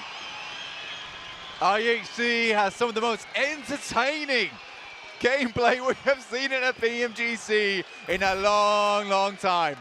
21 placement points they started out with today. They have the same placement points as Procedure Evos in 13th place, yet stand tall right now in 3rd place. At the top of the lobby, standing proud with their gun skill, the ammo falling around them. Major Pride have managed to get themselves into a fairly strong high ground compound here on the coast side, blank, close to Stalwart, who weren't able to stop them getting in. Neither were FaZe. So Major Pride with this area under control a little bit. Going to be a force to be reckoned with on this west side, but Stalwart sitting in the foothills underneath them, going to slow their roll when it comes to leaving this area. Yeah, for FaZe, honestly, from this type of position where Major Pride is sat, you need to, as FaZe, either go for a little loop-de-loop up towards cow side, or you go for the very aggressive push up towards Major Pride's compound. There is a possibility to make that one happen. As you come up the hill, you deny sight lines, you can get up there. A lot of times, that is a possibility to take the fight. And I think for FaZe, who are, to be honest with you, fairly decent at taking engagements. They're currently 7th place. They're not doing too badly at all in the grand scheme of things. They can take those fights with the teams. Major Pride certainly needs to be careful of that aggressive push pulling up towards their spot. Stalwart on your screens right now, over towards the western side. A team that has now had a door open up for them. Alpha 7 are in 15th place, which is extremely surprising considering this is the team that's taken 1st place 2 days running. But if you're going to go down to a team, I mean, it's most likely IHC, right? These guys are brutal in the fight, and they demonstrated that against Alpha 7. For a minute, it looked like Alpha 7 were going to take command of that engagement, but both of them going down with a nice breakout wide from IHC was good news for them. and they've racked up those 4 points. They've pushed up to that 100-point mark now, Blank, with those 4 elimination points that they've been able to accrue, and now they're 15 points behind Alpha 7. So the chase is very much on for them, for DXavier, for Stalwart, down to, as the desk highlighted, the top 6. They're really in that main contest right now for that top spot, with Weibo Gaming bringing up the rear there on the 89 points that they've gotten so far. Currently sat on the southeast side, a little bit to the east of Paradise Resort, which is still occupied on the east by DXavier. It is slightly concerning. Maybe not for Mongolian fans, they're probably hugely happy about it, but certainly for the other teams in the lobby, that there is 3 Mongolian squads clearly at the top of the lobby right now. IHC, Stalwart, 4MV all doing fantastically well for themselves and their home region. Real flashbacks to Zeus back in the day, except now it's 3 of them, apparently. Really developing some unbelievable talent over in that region. Zeus had a lot of kids, you know, and apparently he has developed that family over in Mongolia to be such a powerhouse. Look at that, 3-4-5, the flags lining up. It's nice. It's nice to see. Expecting more from this region in 2024. But what if the first, second, and third place?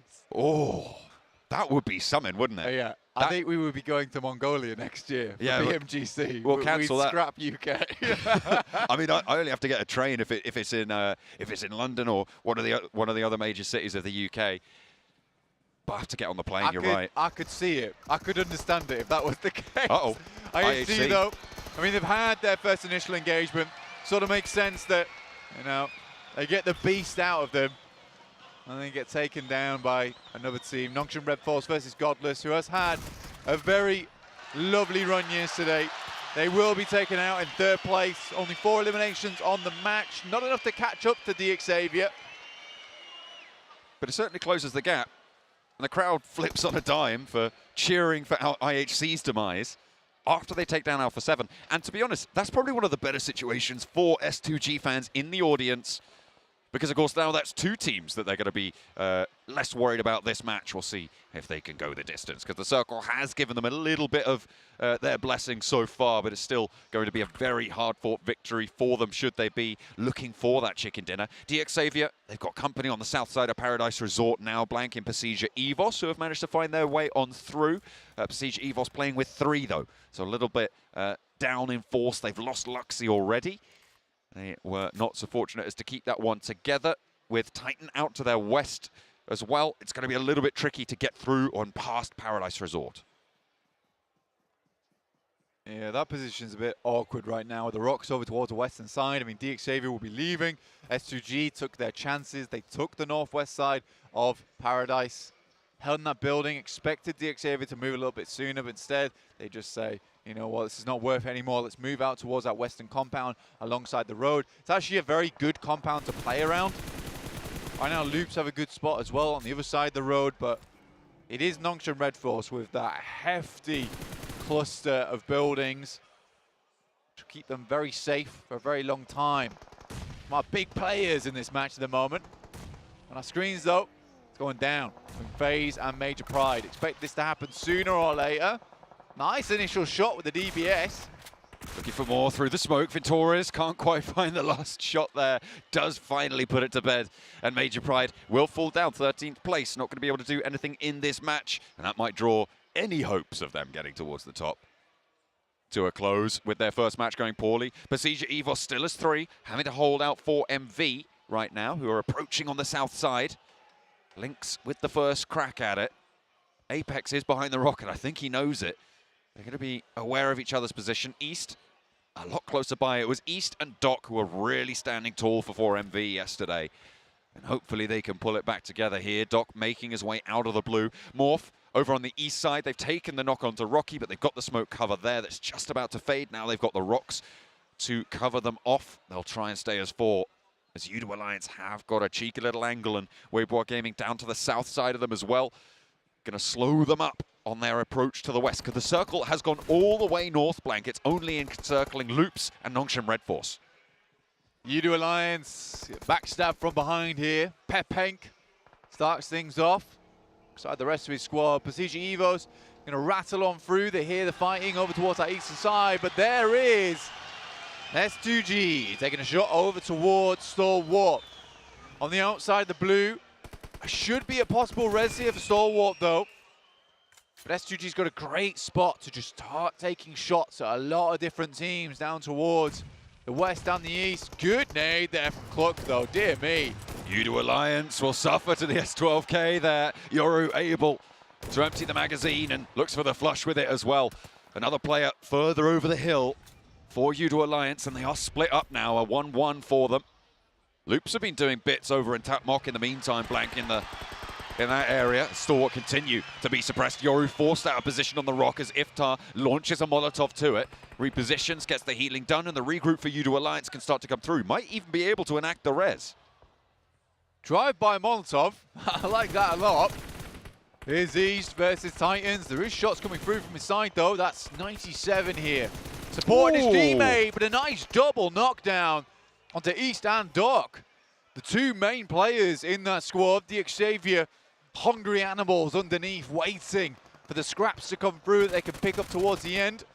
Stalwart still taking knocks here, but as are S2G. Oh, it's going back and forth over there, and Razy down and out in the blue. Flush is coming through, and it looks like Stalwart are a little bit more cohesive in their position. Again, up north, you have to move. DXavier starting to extend there, and they could third party this engagement between Stalwart and S2G. Stalwart still with all four players alive. S2G down to 2 firm, and there's another knock sent over to Hamzy G. Kelsey trying to keep things together for them, but he's low already. Has to make his way forwards, and that is curtains for S2G on their Sandhawk.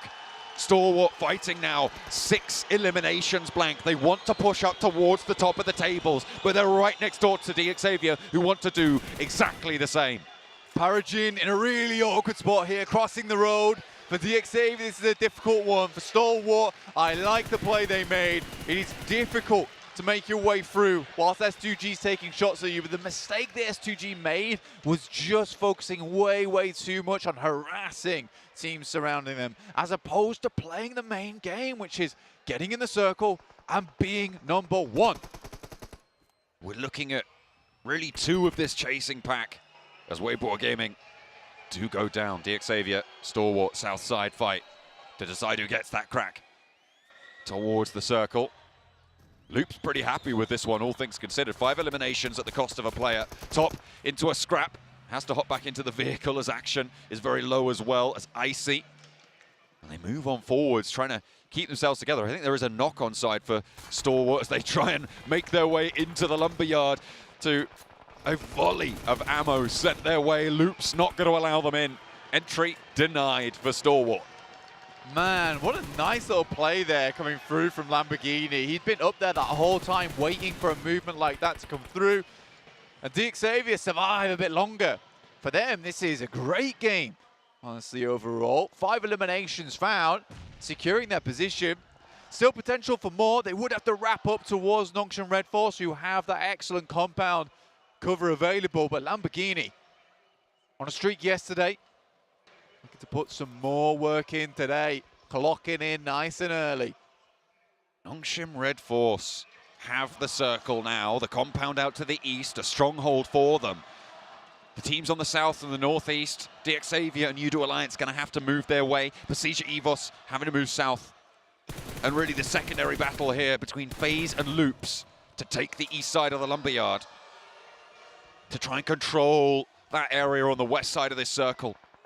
FaZe playing with 3 players, as are Loops, so it's even Stevens there, but DXavier might have a third-party angle from the top of the hill. FaZe now in position, do have to push through. Loops ahead of them. Difficult task, but certainly possible with the way Loops has been playing recently. Just not up to scratch at all. DXavier playing the same game that Stalwart could have done. Stalwart were looking for a chicken dinner here, and they took their chances with a crash over into Lumber. Didn't work out. Nice Molotov there from Cardozin, but do have a cheeky insertion on the eastern side here in Mormon. Mormon tries to get through, but he's been spotted from some direction or other. Loops going to be aware of this. Mythic cooking the nades, as is Ayala, but a knock through the cage at the back of the truck, they're really heads up and the push can come through. This is the third party I was talking about from Xavier to maybe take a shot out their way, and Loops not able to stand up in the face of FaZe seemingly. That's 2 knocks. Cardozo and Ayala both down, looking to try and trade, but around the side of this tire, looking to slow FaZe down. They've taken a knock, they've taken a second. One player from Loops is all it's going to take, but there's a third party and both of them are wiped out. That gives Persija Evos the chance to take the east side. Cardozo holding on right at the end there. Fingers and palms thoroughly burned by the rope that he was hanging to. Really, really difficult ending for him, but you know what? Gets Loops a little bit further, making up for past woes in earlier games. Xavier attempting to go from hard cover to hard cover. Difficult though from the position they're currently in. They're able to get at least 2 players down here. CG Evos, they make a send for Lumber, quickly ripped to pieces.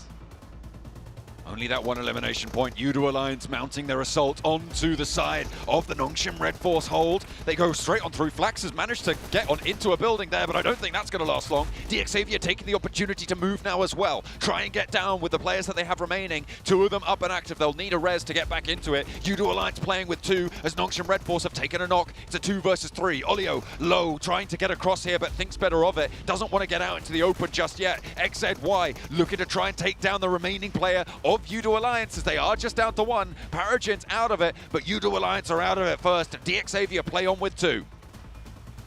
There's a chance now, but Nongshim Red Force down to 3, but no flush came through. And they're up to the building now. And Levi's got 2 nades. Start sending them in. The blue will push in Nongshim Red Force towards the boys from DX. DX equally have to leave. Nice shot from Lamborghini on the side inside the blue, a 2v3. Now begins to ensue. They got the shot under the stilts as well, and Lamborghini up to the building. The Molotov to send him off the cover, and a close range push. Levi steps out wide, and he gets completely torn to pieces. Lamborghini's next, and it's Nongshim Red Force. From the center of their compound, they held strong. And the South Korean team with a chicken dinner on the final Sanok of the grand final stage. It's nice to see that pan out as well, because honestly, you think back to what Max was talking about on that start of the second day, which is a case of Nongshim Red Force, they want the center of the circle right.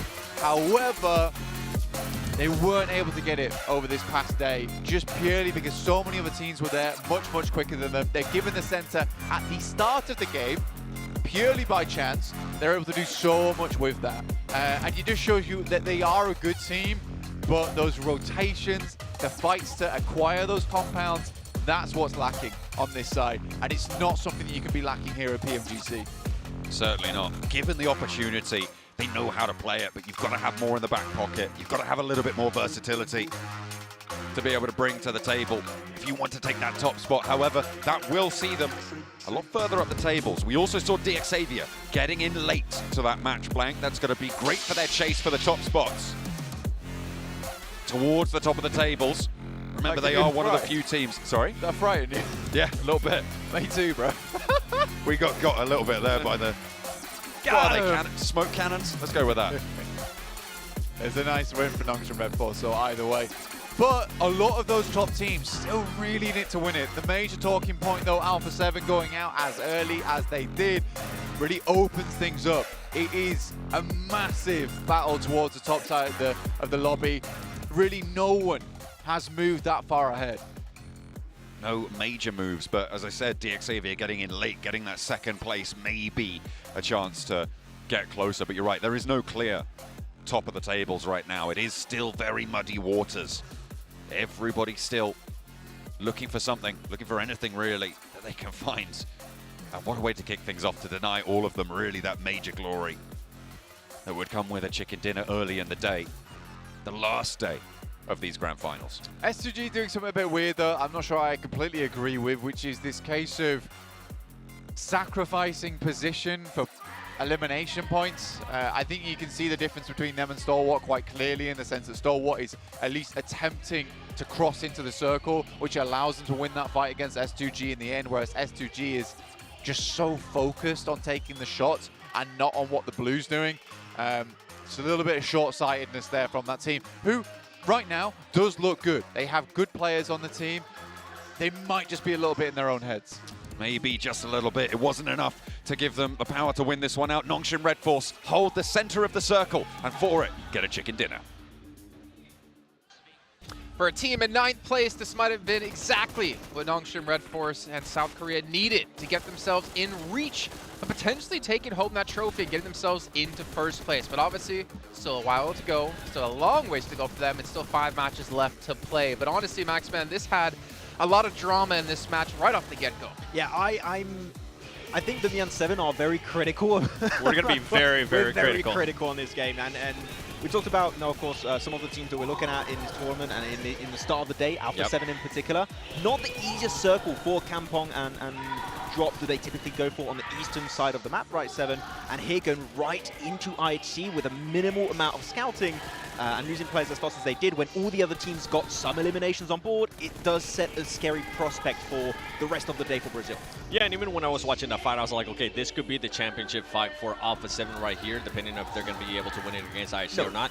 And it didn't end up happening. Actually, it got me a little bit worried with what we were talking about earlier. Okay, if they do have a bad match here in Sandhawk, the first Erangel, they usually don't get any eliminations, at least from the past 2 days. How is this team going to be able to react? But with Alpha 7, we've been praising them in regards to not ego fighting, being able to back off from fights. I felt like this was a fight that they needed to back off. They got a knock on IHC, and they ended up sending it with 2 players. Not sure why they decided to be a little bit more aggressive there. I wonder if maybe the championship is going to start getting to them, and that's something that I'm a little bit worried for. Yeah. But and on top of that, whenever they did end up going on a 2v2 there against IHC, the players were lining up for him, and it made it super easy there for the last player of IHC to be able to pick him up. So overall, just things that we've been kind of highlighting for Alpha 7 that they've been doing good, that in this first match, they did not do good. Gentlemen, Xavier, 13 points. Yep. Max, man, how many points were they behind our 1st place team at the start of the day? Oh, you're asking me to calculate right now? They were 13 points behind. So that means we have a tie for 1st place at the moment. That was the worst case scenario for Alpha 7 with them going out early. Luckily, IHC went out a little bit early, but for Xavier to hold on and survive that long is their worst case scenario. And Xavier, honestly, Max, as you were saying to me, getting a little bit lucky with the rotate off of Paradise. Yeah, I feel like they waited way too long in Paradise as well, and they got actually backfilled by Titan Esports Club and also the side of 4MV when they could have very easily jumped ahead of the road and have that high ground position that allows them to get extra intel and hopefully also eliminations of teams going for that late rotation. Unfortunately, they don't quite do that. Luckily enough, they do still get a 2nd place, but I think there's a lot of scenarios here, 7, where that could have gone way worse than what it did in this match. So I just don't want to see that happen too often today. Yeah, it definitely could have gone horrible. And then we have 6-8, right? It's nice to be able to see top here, but you were kind of mentioning this to me as well. and we're going to have to bring it up because we do need to point out the flaws that some of these teams are currently showing. Even if it is Sandhawk, these are teams that are currently trying to challenge for that championship. And with 6-8, I mean, with SD, with Star Wars Esports, what we were able to see there in the last match, I was not too happy. Yeah, Star Wars, I mean, I can talk about them in a negative sense. That's okay. I'm allowed to do that. I don't know what that rotation was in the late game, 7. They are on the southern side of Tapmok, across the road, on that high ground position. They don't fight Xavier, send it down. Not too sure why. No, okay, actually, this reminds, I was looking at, why does Alpha 7 have 1 more point? Actually, I forgot to mention at the top of the show, there was a miscalculation in the total points Alpha 7 did have. They got 1 additional point from an elimination that Koryo got. So they got added on. So Alpha 7 still technically in the lead right now by that 1 point. However, it is too close to call for now. It is. But something I do want to point out with IHC is we were kind of intrigued what was going to happen after they won the fight with Alpha 7, right? But then, for some reason, a team that had a perfect chance to actually be able to scout and see where they were going to be going with how much space they had to work with, they decide to end up sending it into Nongshim Red Force, which is a team that's set up, which is a team that was waiting for somebody to try to crash on them, and Nongshim Red Force just made easy practice of them, easy eliminations. That compound was taken over, as you said, by Nongshim Red Force. Get what was open at the time. Guess what was available? Gao, Tapmok. And you have an easy scouting spot on the northeast of the Nongshim Red Force compound. They could have easily made that transition, played it safe, played it for the long game, and hopefully get himself at least a podium finish, but it didn't work out. Look at this, though. This is insane. Xavier, 47 eliminations when it comes to Erangel. IHC at 42. Stalwart only sitting at 23, but obviously the placement points can be a big deciding factor for IHC that if they can't remedy that today, that I don't think they're going to have a chance to take home that 1st place. However, I mean, Xavier, for Miracle Vibes as well, has been able to step up massively yesterday. Yeah, you know who we're currently not seeing here? Alpha 7. Alpha 7, and that's what I'm worried for. What's going to happen with this team here in the first Erangel? We need to see some eliminations out of them. We need to see Alpha 7 that we've been seeing in the previous 2 days. No ego fighting. If you don't have to take a fight early on, just feel free to back off from that fight. Set up for the later circles as they've been able to do. Not what we saw in this N-Hawk. Yeah, and actually at Xavier, when you're looking back on their angles, even though they are typically really strong on that map, even when we had that horrendous circle on the second angle of yesterday, they keep Chua alive, they make it to the podium. They still are able to just keep surviving in these matches while maybe Alpha 7 or IHC or Stalwart get a good game. That gap is not going to close too significantly because Xavier just keep surviving every single match. So they're going to be a real pain for these top teams. You know, honestly, I was probably, I was definitely critical of Xavier in survival stage, last chance, everything like that. But they've definitely shown to be such a dominating team and a team with a lot of potential. I don't think this is even their final form just yet. I still think they have a lot to show. And the thing for me is, right, if you look at like Mongolia, Stalwart Esports, the most prominent team in Mongolia, the first team we saw rise out of that region in particular. Now we're seeing Xavier out of Vietnam. I'm curious, are we going to start to see more teams as well shine up through Vietnam to really kind of compete at this top level? It feels like it. It's so cool to see different regions stand out in such a way. Like Mongolia, I mean, even going back, right, you had Zeus back in the day that were there, and then Stalwart came up, and you had so many teams. I feel like when you have some teams in your region that start performing well at the international level, they bring that back over into your, well, previously PMPL, now your PMSLs, and it just helps the entire region step up so significantly that Vietnam, with now how Xavier are playing, they might bring that back to their region, and the whole region will just birth Loops new with talent. Brazil, That's BTR exactly what I with was Indonesia. thinking. North America, we're still waiting. And Hyper. PMSL might help out, you know? It might help out. It might help out indeed. Hoops come back. You know, one team we haven't mentioned that apparently we're not critical enough of and we're not talking badly enough of, according to some sources out there. PMPL updates. S2G, 11th place. What happened? What are we supposed to say about them? I mean, we They are are being not critical. playing well. They are not playing well, unfortunately. They're right behind us, so I'm trying to be a little bit extra quiet because I don't want to get beat up. But this team needs to step up. Like, they're in front of their home crowd. I mean, luckily for them, they're still enjoying the atmosphere. They're still cheering on with their fans. But they want to make their countrymen proud. And day 2 was not it. Day 3 is starting off to not be it either. They have potential to show up, but for me, this next game, if they don't pull off a big win, they're out. They're not taking home that trophy. They're not defending that trophy yet again. And I feel like you're being generous there because in my mind, I feel like this team is not going to be able to get a chance at winning. I mean, we were talking about this too before the show started, is they're so far away, and with the amount of points that they have to catch up and with the way that the top player teams are going to be the way they're going to be playing, there's no way they're going to be able to catch up. They're going to need at least 3 chicken dinners to start off with. With the way they started off with 0 points, I believe. I don't see it happening.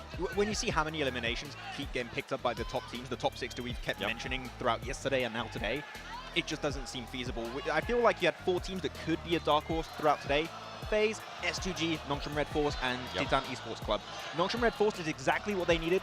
Chicken dinner with decent amount of eliminations to be back in the conversation. But I feel like the first game is when you have to do that. I feel like it's too much of a stretch to do a comeback at this point for those teams. I'm glad you mentioned that within the first games, because as we get to the later stage, especially the teams that are on the second page of the overall, pretty much 9 through 16, those teams have nothing to lose. And we know what happens towards the end whenever those teams have nothing to lose. They're just going to start playing a little bit crazier. They're going to start sending stuff that maybe they're not used to seeing, and they're going to start giving them different looks. And that's when it becomes a little bit worry because different variables are added to the equation, and they're not going to know how to react. Yeah, I want to take us back through memory lane of last year's PMGC Grand Finals, where Vampire did one of the biggest comebacks in the last day. 3 chicken dinners on the day. That can disrupt that kind of entry point into those podium positions on the leaderboard. So I'm telling you that if we see a team at the bottom being like, we got nothing to lose, that mentality can be so scary with now just 5 matches remaining. Especially if they become that point sponge, right? Because that means every point you get at the top is even more impactful, considering the points aren't really going in that direction. But it's going to be tough. Again, a lot of teams out there, I think they have a lot to prove to themselves, a lot to show. One team for me, Procedure a little bit. I want to see a little bit more out of this team. Obviously not in the running for first place anymore. Even Morph, UDO Alliance. Like, UDO Alliance, we still have some, pretty decent play when it came to our group stages, but not really leaving up to it right now. But right now, we are going to be heading over to where, Max? To the Casters. Let's go over to them. Kick off our first angle of the day. Send us on over. We're only right next door. Thank you very much, guys. We are getting into our first of the Erangel sandwich. It is 3 maps on the cards for this map, and we are going to be going once over the grassy pastures to kick it off. Yeah, I think that there is a lot to be said right now, and it's difficult to say all of it, honestly, because there are so many teams that can do it excellently well going forward.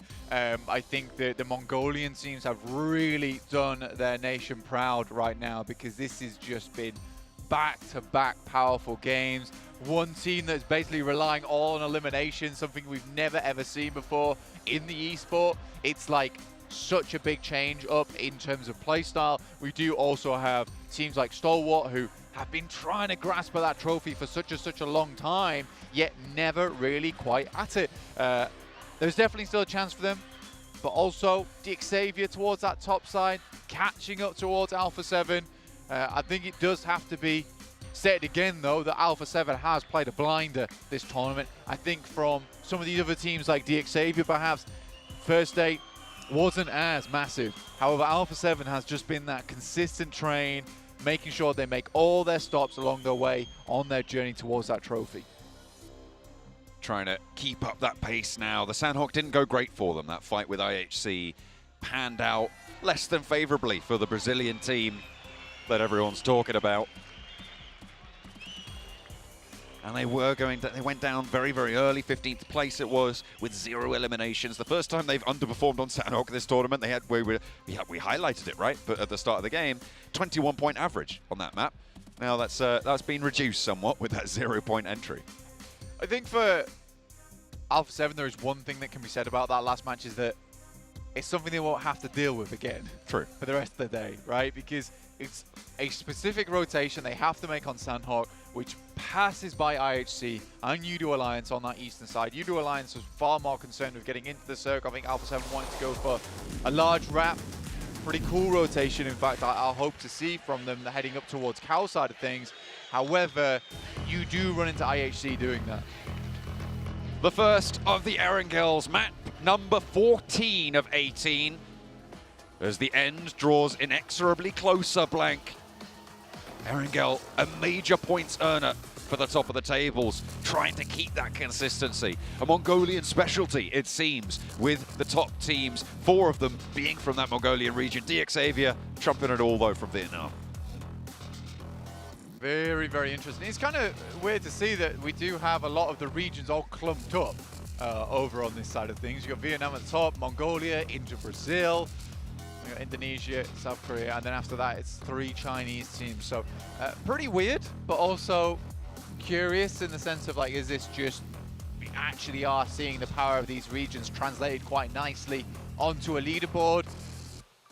Obviously, very much Western-leaning playing here, so getting over towards that eastern side slightly more difficult. 16 limbs there for Levi's from Xavier. Certainly expected this guy to step up in the PMGC, and he has. It's nice to expect something and actually deliver. I'm looking at the teams right now on the military island. We're seeing a lot more residency there than we have done previously. 3 teams, in fact, dropping out over there. 4 MV, they normally drop on Sosnovka, so that's fairly expected, but it's Stalwart and Udo Alliance now to look for those south positions. Udo Alliance and Stalwart both going to be vying for the areas around that, but with the circle going up north, I wouldn't be too surprised to see Stalwart just grabbing vehicles, as they have started to do now, and not even go for Novo, just go straight up towards Milta. An early knock onto Xavier by Weibo Gaming, and they're looking for the flush. They've been able to find it. A great start for Weibo, who are trying to chase for one of those top spots. They're 93 points right now, and they're not too far out of the question for that first place. Yeah, nice beginning of the game there for Weibo Gaming. Again, it's slightly inconvenienced for Xavier with the plane path, forcing teams that wouldn't necessarily be over on this side of the map too early on to be able to find you on the crossfire in terms of finding vehicles to move through the rest of the map there. So Xavier losing a player right at the bat, and of all the players that you could lose, I think losing Levi's there is probably your least favorite one to go. I mean, you highlighted that, right? Top of the tables on the eliminations, starting to deliver. Not here in this map. Not this time around. Xavier have Pachinki, though. And they'll be plenty looted up for the time being, despite being a player down, although that's going to be small compensation for that loss of life. Central positions on the circle sit around that North Pachinki area, those headshot hills that are traitorous to movement, to holding those positions on the hillsides. Very, very difficult terrain. We talked about it a little bit yesterday as we went out there for some final circles. Going to be equally tricky, but if you move through it early, there's going to be fewer teams looking your way. It's going to be a little bit easier to navigate. You're going to have less sight lines to worry about, and as long as you're trying to get to the other side of it, it's going to be a little bit easier. Bit of a player performance here from Godless. 13 limbs on that day too. But honestly, fairly similar average damage, so it just feels like that contribution rate and also translation of that damage into eliminations looks to be a lot better on day 2. Getting their footing of which fights they want to take, which they don't. Godless has done a huge amount of work for that team. Boys better be proud of him. Him alongside with Alex. Real heavy hitters on the team, considering we do have players like Xiol. Such powerhouses. Take a bit more of a backseat role, in quotation marks. I don't think anyone on that team is taking that much of a backseat. Everyone wants to be in the front of that 4-seater. I feel like a more mature approach to being a part of that team rather than being the hot shot, right? That's what a lot of these players start to be maturing towards, which is great to see that development coming on through. On board with Nongshim, after their chicken dinner in the previous map, they're on 84 points blank, which sits quite far behind the first place. But if we're talking about 4MV as being a potential to be able to conquer that top spot, one of the Mongolian teams, we kind of have to consider Nongshim if they're able to complete another strong game here. But it does rely on this match going well for them. At this point, if it's a bad match for Nongshim, probably for 4MV as well, I would start to be trimming that 6-group team that we were talking about at the start of the day down to 5. Yeah, there's certainly possibilities still. I mean, 24, 25-point games have been coming through fairly regularly. For 4MV and Nongshim Red Force, that does take you towards the top. You are relying on some of those top teams starting to do badly, and I think that the consistency that we've seen from some of these top squads has been fairly alarming.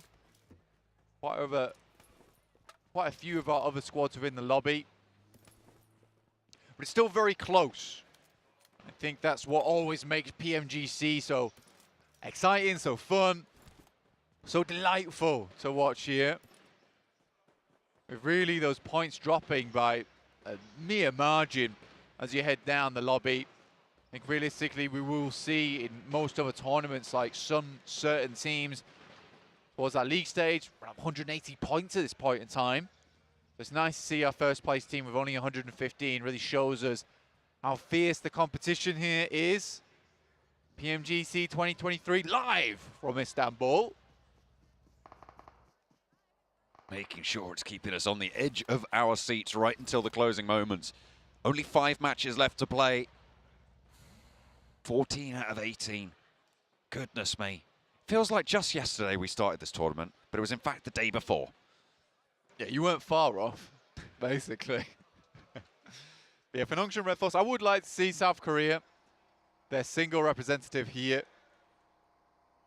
towards the grand finals, have a, bit of a flair finish, right? Yeah. I think it's to be said that some of their games have been pretty poor, right? I think that the few games that they have won, it's been a little bit of circle look. Okay. Being able to get towards that center side, trying to prove me wrong, apparently. Fair enough. I'll take it. There's the rundown. Onto Bamboo. Titan trying to just get away from this one. This is just over towards Potato Hill, east side of Pochinki, of course. Titan moving out further east to get away from the presence that sits atop it. Nongshim Red Force with Potato Hill. It is already a central position on this first circle. We'll see if they're able to make that maneuver, make that transition to the center of the next, because that's really what we've talked about a lot, how central positions are being taken away from them. I think it was Max who really started to highlight that on the desk, and we've seen that bear out in the games that we have been observing over the last 2 days. Certainly in yesterday's matches, more so than the first. We'll see if teams start to move back towards the edges after that analysis of yesterday's matches. See if they have that sort of similar idea and maybe try and play a little bit more edge focus to get a little bit more done. Playing from that edge side is something that Solwar is very used to. Carrillo from Alpha 7 knocked and down. 7 talked about this frequently on the desk. A bad start means a bad day for Alpha 7. And day 3, the day of chokes coming through apparently. For some of these teams, Alpha 7, I'm worried about them now. This is where they let things slip out their grasp so quickly. They said, they talked about it, that they've addressed their ego about when they're winning, about when they're on that hot streak, keeping themselves in check, but this is the true test for me. Yeah. Keeping it in check when they are not doing so hot. It's so easy to let it get away from you, to get frustrated, and that is the major challenge that we've seen for Alpha 7 over the years, as this roster, as these players as well. So it's now or never. Keep it together, keep your cool. Brazilian fans hoping that they're going to be able to do so. But that fire in the belly of these players, man, sometimes it just bubbles over. Yeah, I think it's difficult to really put a pin in it, right, of who's going to be able to come first in these games. Prestigia Evos, though, onto Xavier. Nobody is safe towards that top side of the lobby. Alpha 7 taking cracks. Xavier taking on water. But the ship is far from sunk. Only a small hull breach. Scratches if that. Check the paintwork, you might be all right. If Alpha 7 also are having a bad game, though, it's not disastrous for Xavier, but it is one less opportunity that they'll have in order to jump up to that top spot. But for Stalwart, now is an opportunity, right? This is where Stalwart needs to put their best foot forward. Realistically, there have been so many chances for this team, so many backers of them as well, right? But I think at this point in time, this is where they need to show us that they can do it. Playing from Novo, they realistically, on a angle, never get circle lucky, right? There has been one game where they've had a very, very odd shift on the circle down towards that southeast side that they're able to take advantage of. However, other than that, Stalwart's had to fight for these angles, but they have the presence to do it. And now is the time where there is that slight appearance. In Fate, Alpha 7 down a player, Xavier down 2. There's a chance to catch up here. 2 eliminations found, 2 more points on the tally. Mafioso, Senab, Revo. 3 players for Alpha 7. They're going to be moving in around that north side of Yasnaya. We saw them pick up those points onto the front. The back 2 of Morph. 2 players now remain for Morph. Over towards that God compound, you've got Yoru and Boboho trying to hold on out. In the meantime, Stalwart, they're pushing up. They're near shelter right now, and they're taking a fight with 4MV across the way. They've got that first knock. They're looking to try and keep this under control, but the smokes bloom, and unlikely that Stalwart crash out of this one with a circle pushing up northeast. It keeps a lot of those Yasnaya fields in blank. We're going over to the east side of the map. Goodness me, action. I looked down on my map for a second, and he's already getting involved. Whoa, okay. And some more. I felt like there was going to be another one coming through, gets the double, and then heads over towards Nerzed. Baron will take some shots, but Doc is low. More reses start to come on through, but in comes Top. He's right up and close as well. Hops out the vehicle, nade in hand. Same for Doc as well. The res came through, so 3 cannons on the arm. 4-4-MV. Top has to get out of there. Timely reposition. He knows those res timers like the back of his hand and knows he has the disadvantage now. Apex is still knocked for 4MV, which means that Stalwart is still in a 3 versus 3 after losing one of their players. They are going to try and continue the fight. Action once more. Goodness me, this man in a buggy. Give him some rope. He's going to roll on around there as long as you'll let him.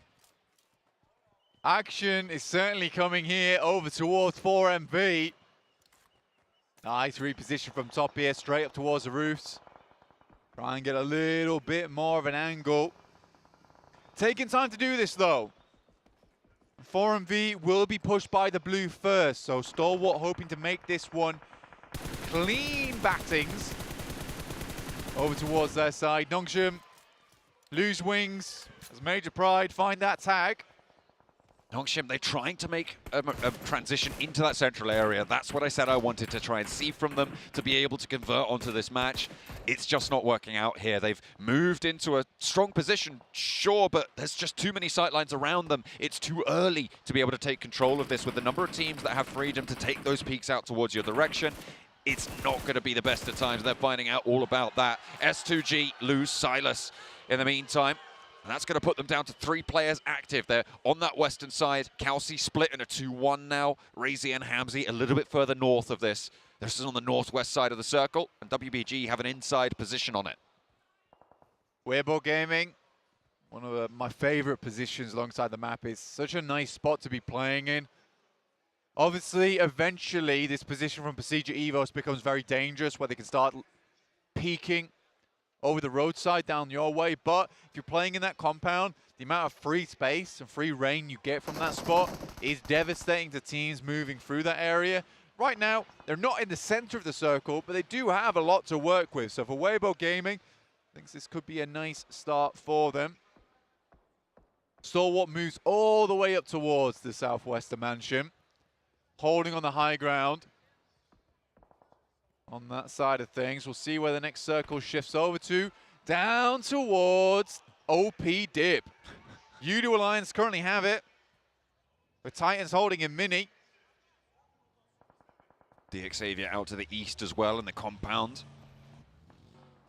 Trying to hold down the east edge. There are only 2 players, though. That's what we've seen from, well, now the top 3 teams, right, have all lost players. They've lacked a little bit of momentum into this one. IHC with an opportunity, but they are all the way on the north side. A parallel rotation between Alpha 7 and S2G as well. Senab wants the challenge. He's hopped out for the fight, and Hamzy gets displaced by the buggy, but he's good for it. Swings out wide, but there's a player on the back line getting lost here. It's caught up in the mix of it all. Alpha 7, they're down to 2. But so are S2G. Revo ran him down. Now just 2 players here, Kelsey and Hamzy dropping the smokes, attempting to live out in the shack here. Stalwart attempted for something a little bit similar. Sent out a scout, they lost a player for it, but at least they have information.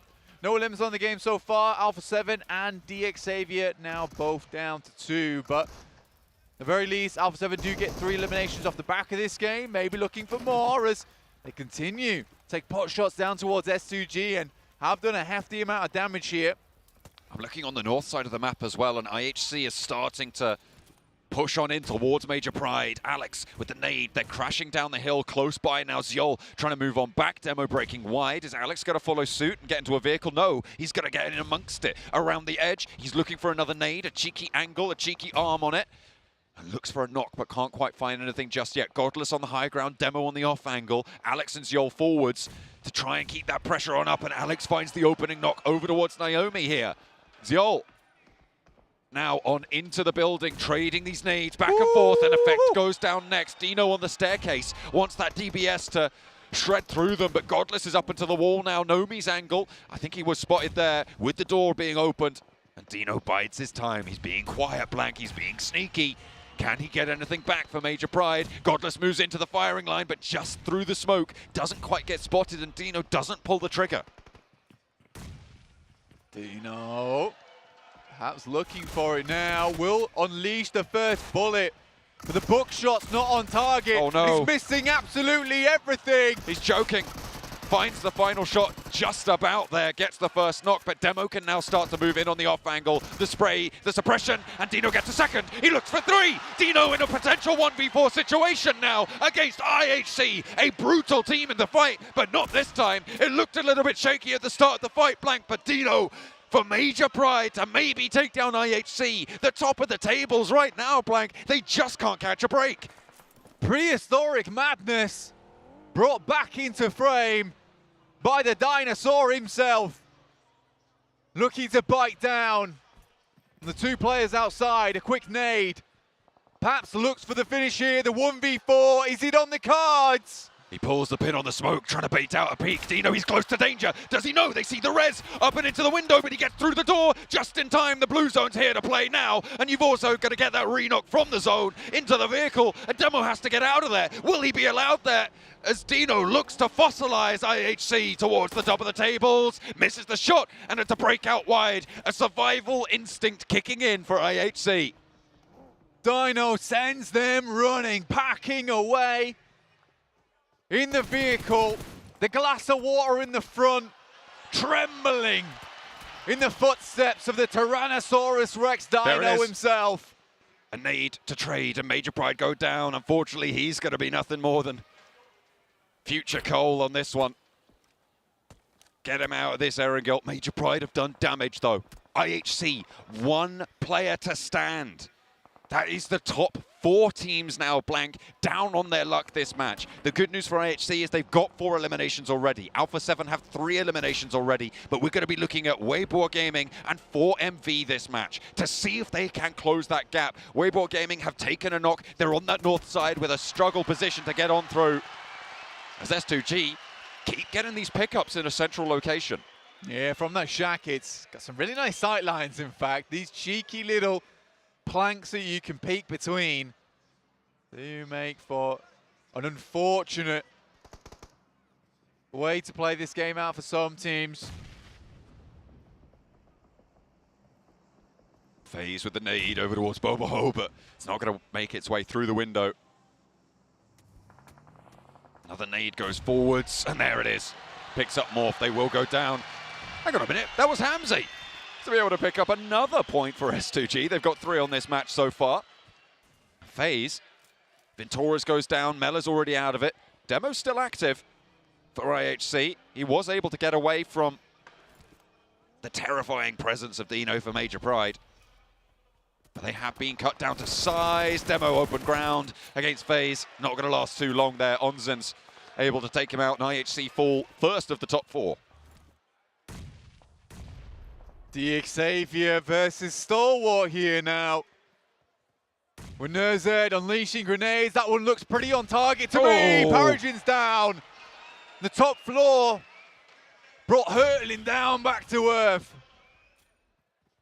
That is a resounding ego check there. Nerzed nade in, tries to post it, doesn't quite manage to get on through the slit there. Chua trying to hold out around the side, taken almost down entirely. Nerzed still wants the challenge with the SK-12. Oh, this is bold from Chua, but it pays off. Xavier still going. It doesn't matter how much HP you've got. You've still got a DBS in hand, and that is brutal, but finally it's put to bed. Stalwart, though, suffer. They pay the price as Nerzed has gone down. They'll need that res. In the meantime, Weibo have been looking to try and take that aggression, but Wymao's down. FaZe are starting to roll through this one. 3 players alive. Ming, close with that DBS again. But back into the smoke, has more to deal with. More man up the top, goes down, and now it's Onzen's in the vehicle. Ming wants to challenge, out into the blue zone. He has to roll around, and here comes at 6-2-8 for the third party. The blue zone claims 1. And the gunshots claim another. Weibo now under pressure by 6-2-8. 6-2-8. Up to a solid elimination count of 8 here. So their countrymen in Weibo Gaming are starting to find themselves some purchase on the rankings. They don't want to be left behind here and push further forward, but it's S2G consistently getting the circle still. 4MV, who Stalwart left in the dust earlier on, now attempt to make their way in. A lot of teams taking heavy punishment. The only team currently with 4 is 6-2-8. Over on that northwest side, who have been sweeping. Titan are going to be looking to try and move on in, but against Yudu's Alliance's position, it's going to be very, very tricky to make that move. They're more than likely going to have to crash onto that S2G shack in the very near future. A 6-2-8 move up towards Revo, who is still alive, and with 3 eliminations, if he can rack up a couple of more placement points, Alpha 7 are going to be happier with this performance than maybe it would have seemed towards the start of this match when they were down on their players, when they lost quite a few. Stalwart, in the meantime, getting their heads bowed down by Cluck, who's going to sit top. And now Nerzed, the last to stand, but there's an answer there coming through from 6-2-8, who still have that high ground position. Yeah, Stalwart right now just keeping their head out of the action. Top steps up to see if he can go for a challenge, but there's so many teams in and around this area. Action's going to go for it again as well. Nerzed taking bullets. It's not likely that 628's moving anytime soon. The vehicle explodes. At least gives them some cover to work with. But it is S2G towards that central arena. Oh, Hamzy finds two, over onto 628. Both of them go down as well. They try to descend blank. They try to get across the road, and they're denied. 5 eliminations, and an aid is going to follow it up, but in comes the remnants of 628. Kelsey's down, and Hamzy is going to be on the deck. He's not going for this res just yet. A Molotov on in. The smoke's out forwards to slow things down, but 33Z is already here. Hamzy's going low. He jumps out wide, and he's on fire now. Will be burnt to a crisp as 628 rack up 10 eliminations. Massive game from 628. Same again for Loops here, down to 7 teams remaining. Titans on that north side. Udo Alliance. OP Dip. Alpha 7, certainly not the fan favorites, but they're still the top of the tables. Their countrymen put them down. Loops take him out of the running, but the top of the table's barren of players right now. Only 2 on Stalwart really in contest. 4MV are even further behind. Still only 2 on that southeast side. Udo Alliance in their dip. They're sitting pretty. Stalwart right now just looking for anything that they can get off the back of this one. All they can do here is hope and pray that they get a higher placing. But most of these teams not likely to come into contact with one another until later in this game. Stalwart desperately need themselves an Eastern shift on the circle, a hard one as well, but not likely. Never mind, there it is. All right. It's exactly what they needed. There was so little chance of that happening, you're right, Blank, but here we are in that very universe. A massive shift for them and a devastating shift for Loops. Ayala does have the MG3 though, and that ghillie suit keeps it nice and secure for a time being, but they're going to have to cross, they're going to have to get past 33Z, and they're going to have to get past Udo Alliance, who is really the major factor of this circle. They only have 3 players though, so still potential for things to change up here. I think for Loops, pushing down this way will be a little bit of a struggle. 6-8 down to 1 player, but lovely amount of limbs here, up to 10 now. Ayala spots over towards Titans and 4MV, and now have to make a rotate of a lifetime. Mythic leading the charge for Loops to wrap around. Udo Alliance looking to hold it off, but you've still got 4MV there, and the sideline peppers at the forward front hold is going to find Mythic. Get the flush, the steal from top, you're right, for Stalwart across the way. And Udo Alliance are looking out that way saying, who did that? Who's the cheeky so-and-so who's gone for that shot over the top? It is That's top. nice. Shadow takes down 628. This is realistically exactly what I was talking about. The hard Eastern shift allows Stalwart not only to maybe steal away some eliminations, but also to pick up some more of these placement points. A 3rd place for Stalwart right now would be very beneficial towards their rankings. They're still currently behind IHC. Yet to add those placements on though, against IHC's total. So I think as it stands, they might just be able to jump on up a little bit higher. 15 points total behind Alpha 7, so any more placement points they can get, you're right, very, very beneficial in that pursuit. And Loop spots top though, and that might slow them down just a little bit. However, they've been behind this ridge for a while, and the reses can still come through. Chief is down, and there it is. 4MV, deal with the roadside. Roadworks ahead. I don't think it does for Loops. Nice play there from 4MV, and again a team that we've not been able to talk about too much. New shift on the circle will pull Titans further in, but it's 4MV taking a lot of shots from Titans. They go down, and there's a real possibility now for Stalwart to take this. Udo Alliance, they've just been taken away, and now Titan up top. It's a 2 versus 3, and there's an angle for top to be able to find one, but no, the cover is regained in the blue zone though. Right now, it's Stalwart who has to only defend. Titans have to push over into open ground. And Stalwart just got to hope that they can be on target here in this second match. But Titan are into the dip. They've managed to get Suki into that forward position, and that is going to be a real tough ask for Stalwart to deal with. Suki up, might be able to find an angle. 97 to follow it up. Shadow regroups as well. They are stacking as 3. Only the 4 nades in hand for Stalwart, so if they can get in range, they might be able to blast this one through. But Titan get the resupply off You-Do Alliance's crates blank. A crucial pickup here. And as you can see, the probabilities of the chicken dinner looking good for Titan, but never count Stalwart out. Realistically, I think for Stalwart, they have a good idea of where Titans will be. They have to wait for this next circle, though.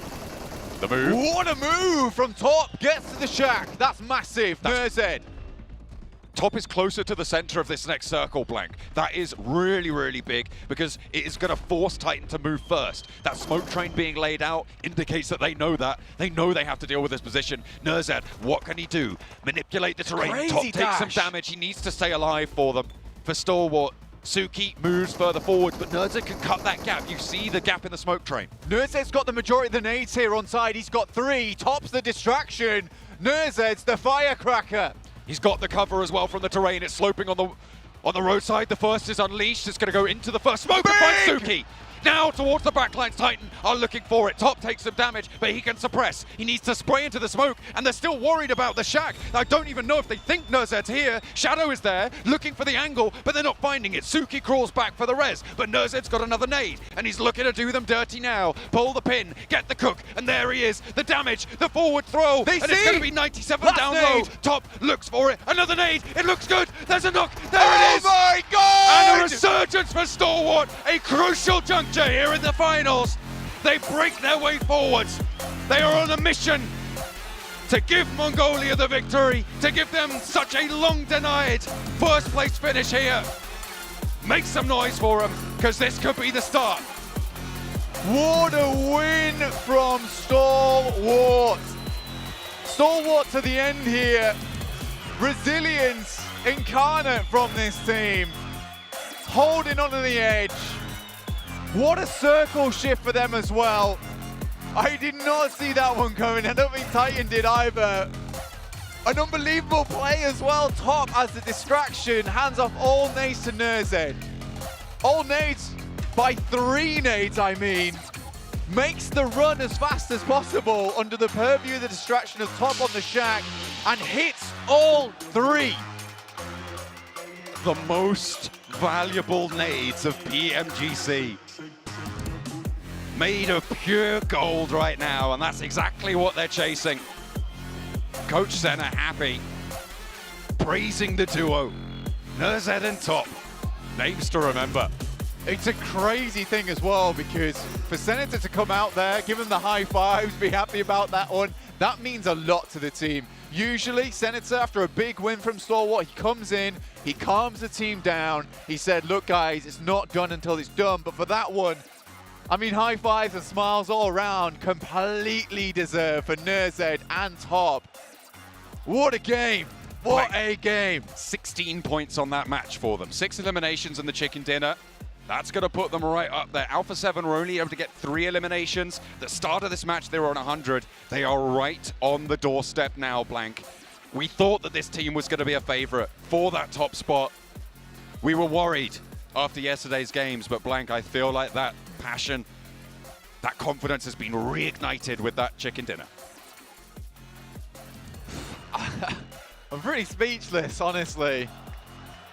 It's a perfect finish for PUBG Mobile there from Stalwart. And this is what I'm talking about, is that Stalwart, when they play at their A game, they are literally on another tier, right? It's a different level of PUBG Mobile than we see from any other team. To make those decisions in those last moments is insane. What a performance from the magnificent duo of Stalwart, Top and Nerzed.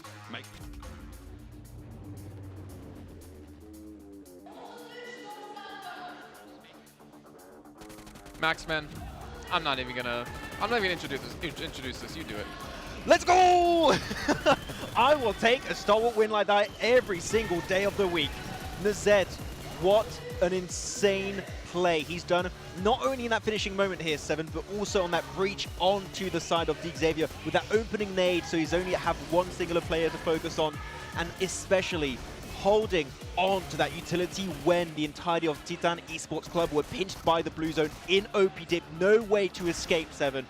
That was potentially the game that we're going to look back at the end of this tournament and say that is what made Stalwart the champion. Are you on the Stalwart train, Max? Let's say possibly. But I'm with you. The way Nerceo was able to be so patient, wait for the right moment, start throwing those nades. And I love that he didn't decide to get up and start shooting, which is usually what we see some players do, right? As soon as they get a knock, they want to be able to finish it.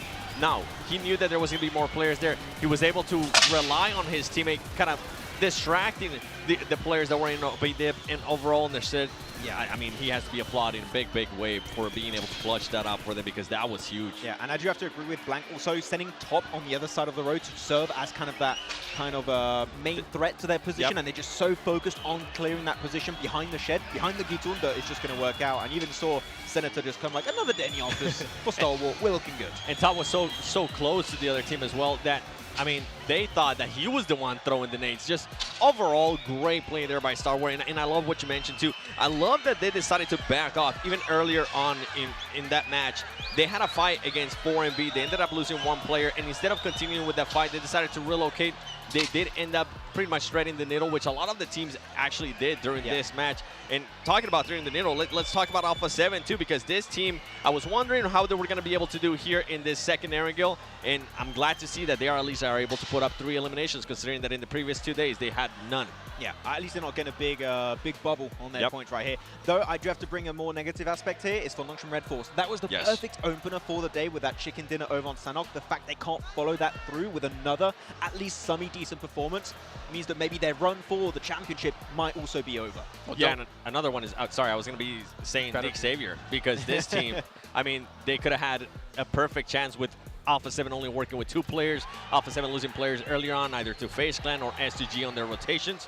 But these Xavier decided to be a little bit too patient whenever they moved east of OP dip in that compound, waited a little bit too long, and ultimately ended up getting destroyed by Stalwart, and on top of that 4MB. Finder's edge. Yeah. Yep.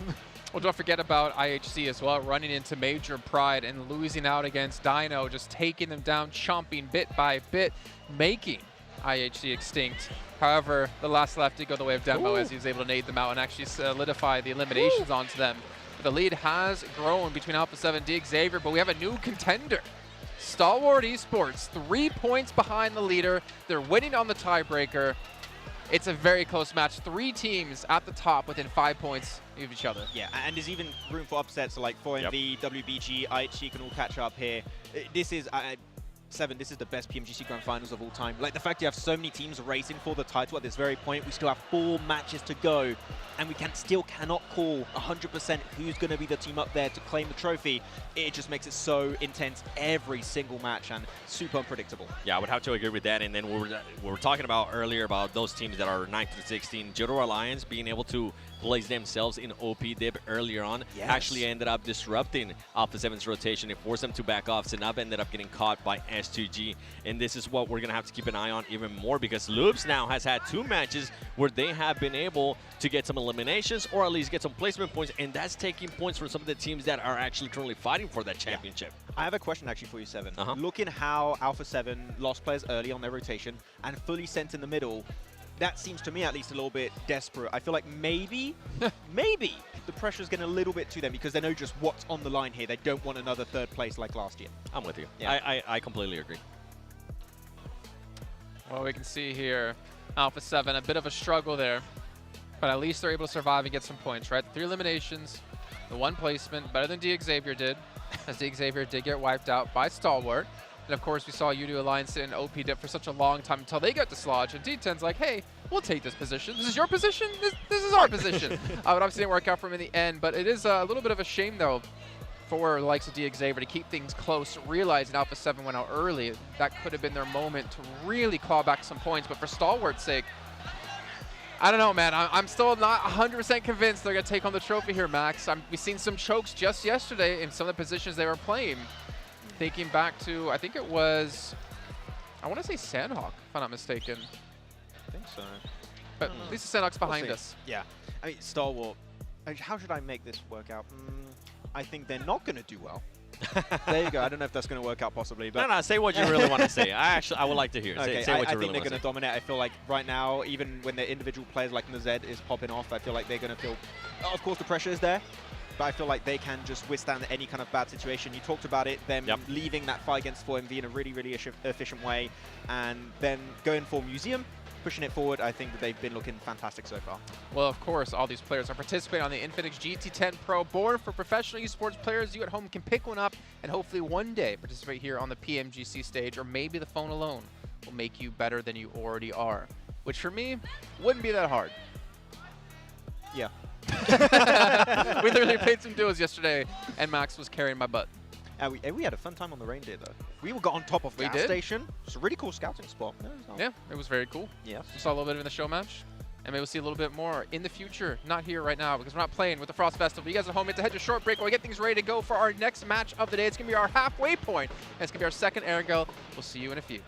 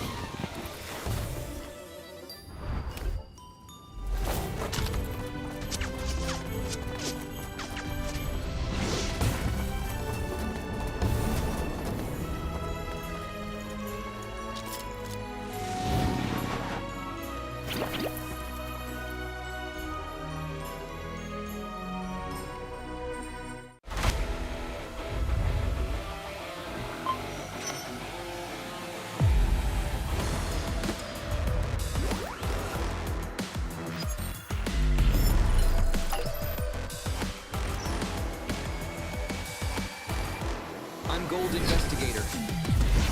Join the Investigator team and let's protect the game's fairness together.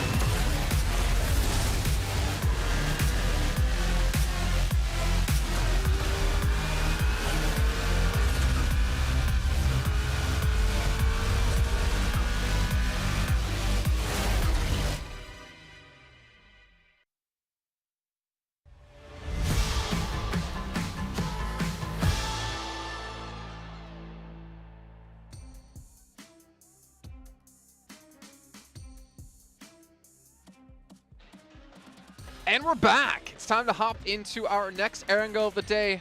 Stalwart Esports started off strong here with a victory on our last Erangel. Can they do it again, Max? And who are going to be the triplet of the team to carry it forward? It's going to be Top, Action, and Nazed. He's part of the fragging trio now. It's the fragging trio, not duo anymore for the side of Stalwart. That's been the case for a while now, ever since the full season of 2023. But I feel like Stalwart, they're going to have one bad game, and they're going to have a good game after. So that's my prediction. They've been a bit up and down. That first game was a bit rough. So does that mean this next game is going to be bad? This next game is going to be going to 4MV. If you guess it. By the way, something that we do want to give props on Stalwart a little bit, and something that we've kind of been very critical in regards to how they've been playing is whenever this team is not set up, they usually don't do good. Yeah. In this last match, they weren't really set up to what we're used to, right? They were kind of fighting the edge of the circle. They were kind of have fights, as we saw, against the Xavier on the edge of the circle, and they were able to do that so well. So we know this team has it, but they need to start being able to do that more. They need to start to adjust a little bit sooner. Yeah. Even with earlier with the fight that I was mentioning against 4MV, they need to keep adjusting on the go. Well, you think for Miracle, you think yes. Nothing happens here. Alpha 7, and I think Alpha 7 as well. This will be the game. Alpha 7 steps up and keeps things close at the top. Let's head back to our commentators to kick this one off.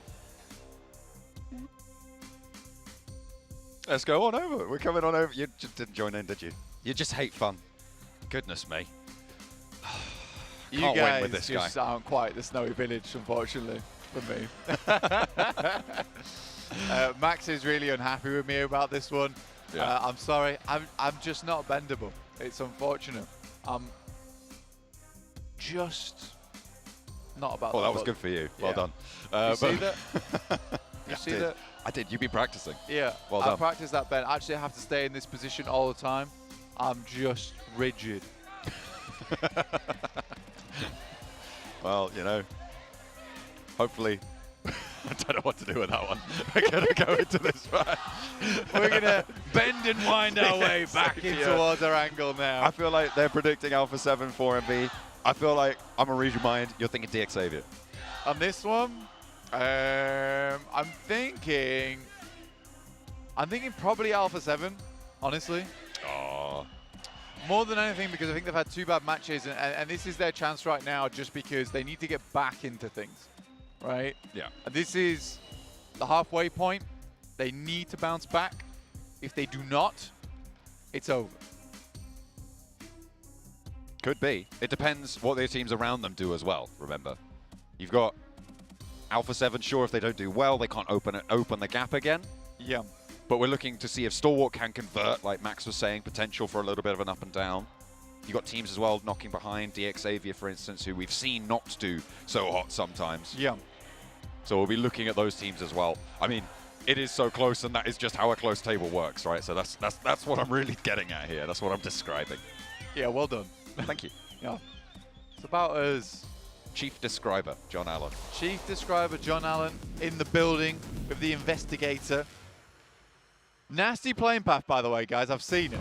I've located it. It's on my screens for the third match of the day. It's a nasty one. It's a horrible one. Starts down in the south. Ends up in Lipovka, of all places. It's close to 4MV's drop spot, so maybe Max was onto something, you know? But could be a little bit better for them. S2G out. Imagine they'll go back to their Gatka split. They can grab some vehicles, because with a plane path like this, you tend to see a few more hot drops on those vehicle spots. You really do. Honestly, I'm expecting there to be a lot of contention around this western edge. Peninsula down towards Sosnovka. That's where a lot of teams go for those vehicles in the beginning. So likely going to be a couple of early engagements here, John, which could sway, if I could sway, the leaderboards in a big way. That's true. That is true. Over to the far side of the plane path now. We are all the way through. Again, 3 entrants to the military island, but this time IHC have gone split. 2 north, 2 south. Demo and Alex taking up residency on that north side. Zeol and Godless down on that military island. The circle does go up north and will be split down the middle by the river. These are some pretty unkind circles and plane paths for this second edition of Erangel today. It really is, honestly. It's a struggle to get up towards this northern edge, especially with the way the plane path has sorted itself out. CG Evo, some major pride currently coming into contact rather early here, and this is what you were talking about, John, is picking up those vehicles. With the SKS, a jump shot headshot from Dino. He's feeling pretty good after that last match, even though it did go down in the end. Had that 1v3 on the staircase. Be proud of that one. Zuxi for Pasija Evos, losing Redface as his teammate now. Worried, biding his time with the micro Uzi up the stairs with a chance of a 1v3 of his own. 1 and 2, nearly 2 line up. Goodness me, but it won't go any further than that. Zuxi is out of it as well. Yeah, that could have been huge. He was doing an unreal amount of damage. Final boss Luxi on the roof. Yeah, he dropped in. with the parachute. Oh, dear. So it is actually impossible to get him up here. There is a chance that Major Pride sends up the hill and spots him. I'm assuming they know he's somewhere in this location. They would have spotted the parachute, you're right. Well, they should have spotted the parachute. So if they got their wits about them, it'll be good news. However, that's not always the case. Even at this level, you might have miscounted those parachutes. Maybe you're more concerned with spotting the weapon on the ground that you're trying to drop straight on top of to be able to get those early trades, to be able to get that early advantage in the scrap. Either way, Precision EVOS losing 2 players early on, leaving 2 alive in a slower looting phase for Luxy as well. So be able to get on board with that. Not the greatest start for their match. And in 12th place, they really weren't in the conversation today to get towards those top spots even. I see scarily close towards S2G, 57%. Wow. Top 4 rate for DXavier. An astonishing result for the Vietnamese team. Guess who's not here though? Alpha 7 on those top finishing percentages. It's almost as if we got the prediction coming through from Mr. 7 earlier that this is a day where there's a lot of pressure on them, the crowd's against them. Does make things rather difficult on their side. Luxy not moving an inch or a muscle, just like me. We're both firm, rigid, stationary. Stationary. Still on as that top statues. side. Could have been carved by Michelangelo. We are just not wacky, waveable men. And that's fine, you know. All right, look, that's okay. Hey, you know, some of the greatest men. We're wacky and waveable, but not me and Jason. No, Jason is similarly stick insect-like. Yes, we both are. We're like the praying mantises of PUBG Mobile.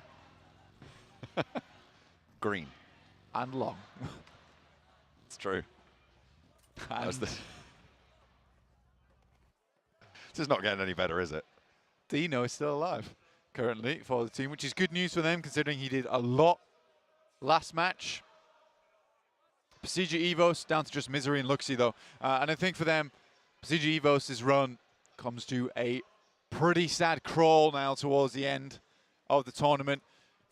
Just 3 matches remain after this one. It is a sprint in the PMGC. However, I think we have got the most deserving teams currently on top at the moment. Stalwart, Alpha 7, DXavier all challenging out for those places. IHC, what crazy turn of events it has been for them to be here in 4th place. I mean, you said it before, right?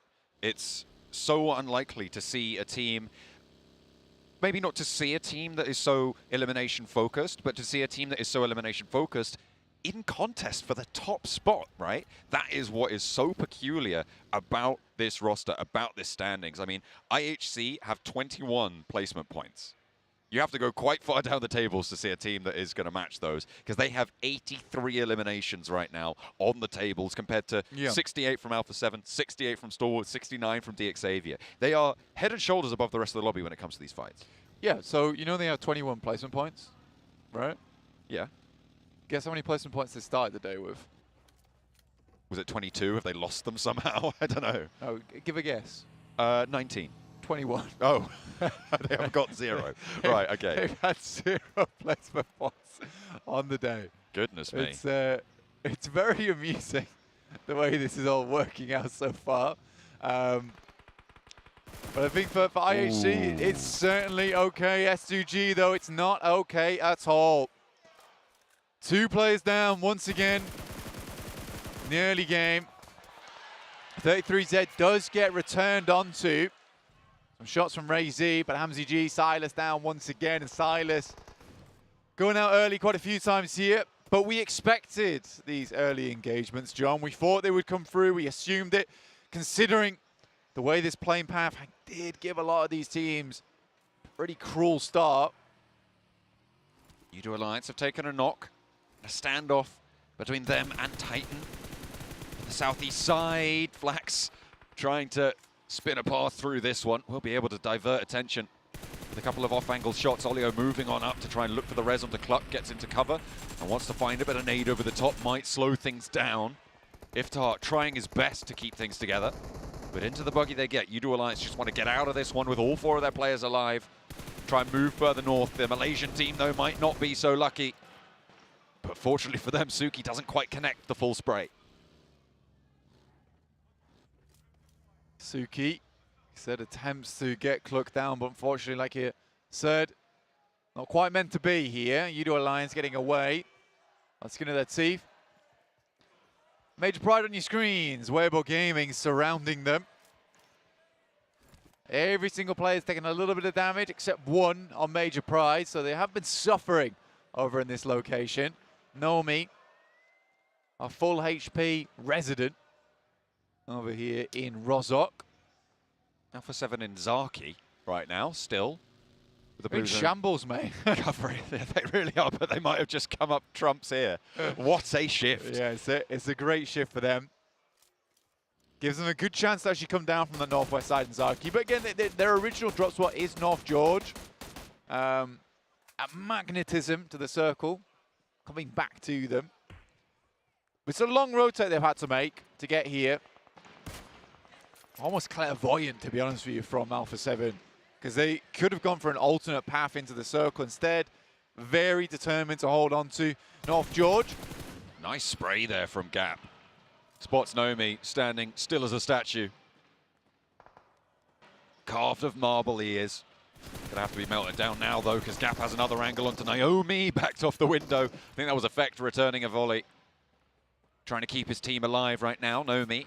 A valuable asset for them moving forwards on the north side of Rozhok. They're going to have to get across the river fairly soon, though, because Rozhok is not in and is most likely ending north of this river with, I would say, probably about 10% of the circle south right now, and that 10% is already pretty heavily occupied. Stalwart have moved into the central island bridge crossing. They've got control of that area, so moving west, a little bit less opportune right now. Goodness me, at the moment, boys just cannot catch a break on Major Pride. Nomi at least does get that res. Back up in action. Weibo Gaming harassing right now at the moment. FaZe down towards the central position in the lobby. I sort of felt like FaZe were maybe rallying for the last day FaZe push. Could be, still. They still have... It would be difficult. Not that many matches. They've only got the 4 matches left to go for it. It would be certainly very difficult, but they could feasibly get up to get up to a 5th, a 4th, a 3rd, potentially with something miraculous. Weibo Gaming up for a challenge, and they lose a player, but they trade off onto Effect with a knock. Ming is close by to maybe be able to find the flush. Dino, though, wants to suppress the position, allow Nomi to move on forwards. Remember, they were able to keep all 4 of them alive. The fact that Weibo now has lost one of their players, maybe a little bit of an unexpected turnover in Rozhok after the res on Nomi. Effect crawling along the wall. There is an opportunity to take the shots. Gap sees it.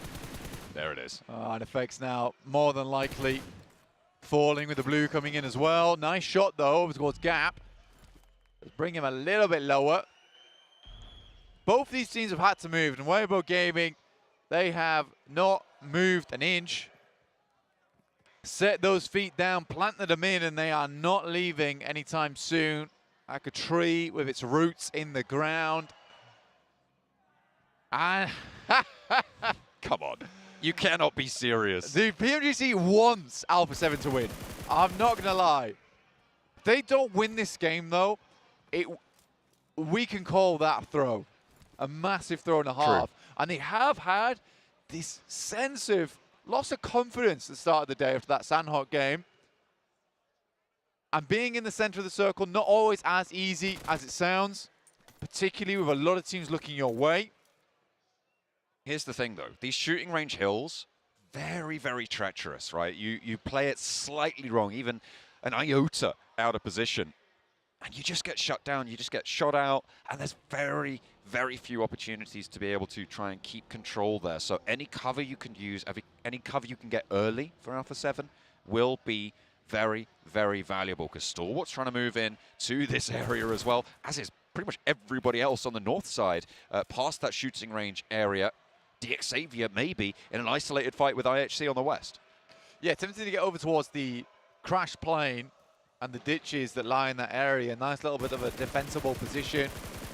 There is a scout out from Stalwart. They come back to regroup with Nurzed, who does pass some information. And Weibo Gaming cleans out one of the final members there of Major Pride. Alpha 7 in the buildings now. So they have got that early cover. It could see them safe. But the rest of the hill's going to ring out with gunfire. 97 steps into the fire.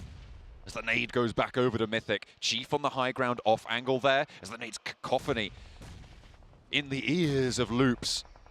And find Mythic, get that knock. Cardo's in further on down the hill into the tower. Chief wants an answer, wants some retribution. Asuki's low, nade high into the air, but there's two split really to go for a cohesive push. Does land the knock on to Suki, puts another one in as well. Looks like it could be an airburst, nearly takes another. And here's Udo Alliance. This is what I was talking about with these shooting range hills, Blank. The dips, the divots, this saddle between the two hills. So difficult to stay in cover of. Titan finding out about it. Loops as well, losing a player to it. It was almost an unreal airburst. Coming through on the nade from Loops, could have taken down a fair few of them. But he certainly got his money's worth in terms of damage from that nade, despite the players being fairly split. Another one comes through. Ooh. Just goes a bit far, bursts a little bit too late. Caldozin cannot track the target. 4&B lost a player to Stalwart earlier on as they are on that eastern side. Currently trying to clear out some zone. I like the Stalwart play earlier, which was to send a player like Action very far into the circle, scout out where people are, where they're playing, and then give themselves an availability of change later on. Weibo Gaming, probably quite an unsuspected element though, over towards this eastern side for Stalwart, as they barrel their way in towards where Morph are currently playing. But nice shot from top, has cut their track short, and Nurzed rolls down on Ming. Getting another point for Stalwart with the proximity on the tables right now, Blank. They are now 1 point behind Alpha 7. But Alpha 7 do still have that stronghold building compound on the north side of this next circle. I'm looking at FaZe on the south. Weibo Gaming seemingly worried about that position as well. You can see they are blooming those smokes. A lot of open terrain, as you can see on your screen right now, between Weibo and Nongshim Red Force, open in the middle of this circle, which is going to force a lot of skirt fighting, right, around the edges of these circles, and a bit of a departure from potentially what we're used to seeing with this lobby over the last day, with Nongshim Red Force in probably one of the more central positions. There is another chance for them. A couple of plinks there coming through from Alpha 7. On-target shots, laser accurate. But the Mini 14 will take down the remainder of Weibo, leaving them in 5th place now. Nongshim Red Force dealing with Titans as they assault their position. And it's quick and easy. Suki does go down, gets knocked behind the buggy, but Tizzy's next up on the menu. And 3 of Nongshim Red Force are down. Wings has something to say about that. An answer.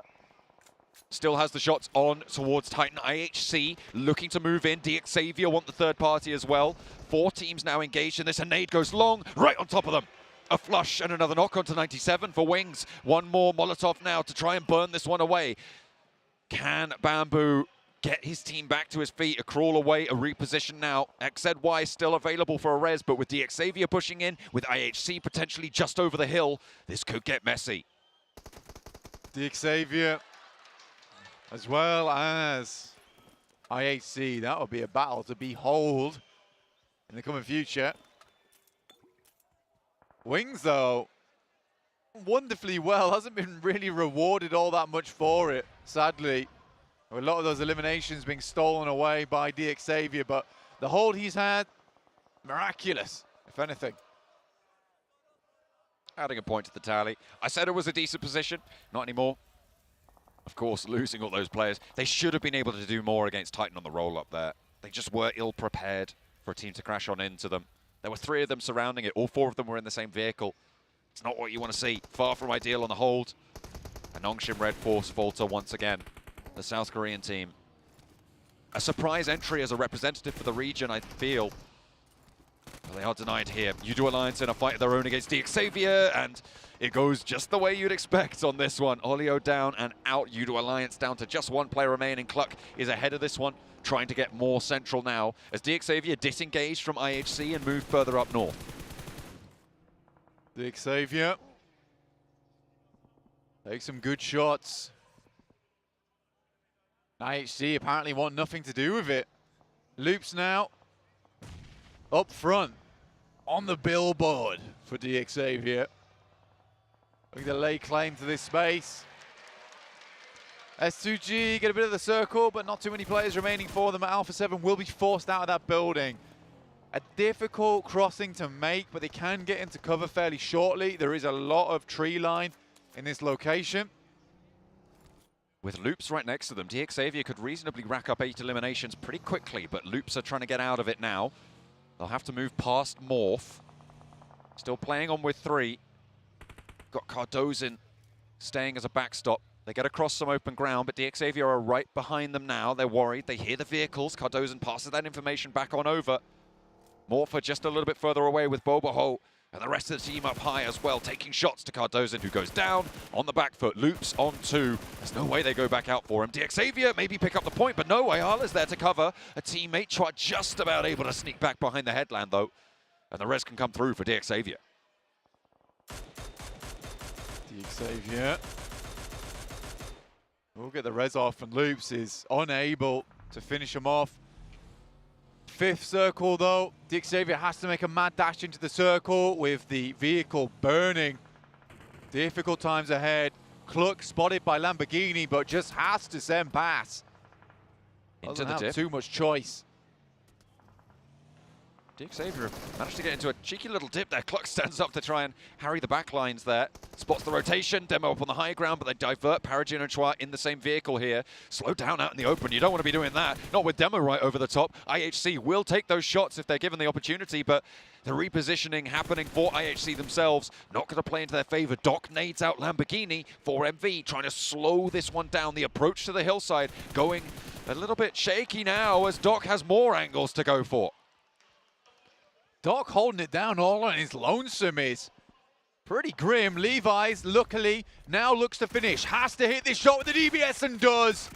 A massive knock coming through, dear. But it is Nurzed from Stalwart to find Levi's, and now Xavier in a very troublesome position. 2 players alive for them on the central hill here on the north edge. North are going to rock up and into this area. Stalwart close by, nading, trading. Back and forth, Icy looking to try and reposition away, try and get to safety. That nade looks good. It's right in amongst them. Can he find more? Loops are down. This is Alpha 7 moving on through as well. A Stalwart very, very low, but they're still alive, and they have 5 eliminations now. The top 3 teams blank with 3, 5, and 4 eliminations respectively. Cleon goes down for Morph. Senab attempts to pick up some more. We're already down to 9 teams, barely in the 6th phase yet. Xavier trying to hang on. Morph versus Stalwart. Players rather low here from the Stalwart side. There's a huge amount of teams all chiming in. A Molotov goes over the top. That will be Morph leaving the game with the help of 4MV there. Action sends in. And that's Doc taking a knock to FaZe. There is a lot of fighting in this area, John. So much contest for this central hill. Alpha 7 are up into it with their forward duo. It centers onto it as well. This hillside could be the winning position, but it just depends how many players you're able to get through it with. Stalwart have all 4 players there. Alpha 7 2-2 split. 4MV a little bit low on that player count. You can see Baron at the back line there. Xavier, they've been playing with 2 for a while at this stage. The nade over the top. Ooh. Nearly catches Senab, but only does damage. For the time being, another nade over. Top court on the back has to move on into the rest of the team. As the nades, the spray from Doc, who's been so brutal for 4MV, but he's backed off. Doc keeps trying to get involved with the boys on Stalwart, but there's some nasty shots that keep being sent back his way, and I think Doc realizes they need to start focusing on that south side as opposed to the beast. Seems to lay over the top of the mountain. Ray Z takes down another from Xavier. Stalwart want to convert on their previous chicken dinner blank. There's 6 eliminations up already, and Alpha 7 being the team to fight them. could not be any more special. The battle for the top of the tables and the top of this hill as well. Nerzed and Icy in position. Alpha 7 looking to defend. A nade from Mafioso could spell disaster, but he puts it away. They want the angles instead. Close range with a shotgun, the spray. Mafioso, that's found by top. Icy looks for the flush as well, and they'll find it. A nade over to the backline, crunches them towards the hillside, and Alpha 7 are starting to fall. A roll on forwards in the Bucky, and Stalwart want more. It's all up to Revo, but he can't do it. Damn. He cannot make it happen. And Stalwart put the double digits on the eliminations. Take down Alpha 7 and take off the top spot. 10 eliminations. IHC coming in, though, very quickly. They want a piece of this pie. They want the third party. They have got 4 players alive, but Alex is on the back lines. Godless is forwards. Demo wants to go even further. And the nade over the top for Godless to try and get a nade over to Stalwart. And top goes down. It is always Doc every single time.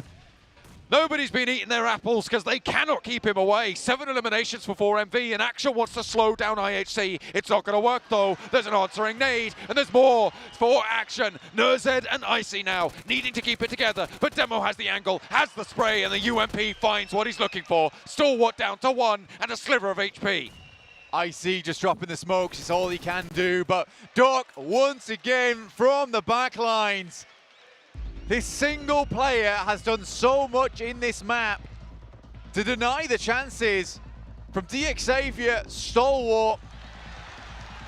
Ridiculous, but it's still S2G kicking and screaming on the western side.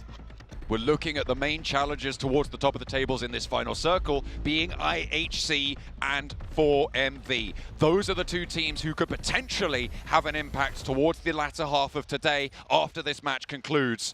We'll see what more IHC can do, because right now they're uncharacteristically only on 3 eliminations, but they've got a lot of utility here and all 4 of their players alive in a very central shift. The circle just about to pop and will decide a lot of the momentum, because Doc has been stitching up this lobby.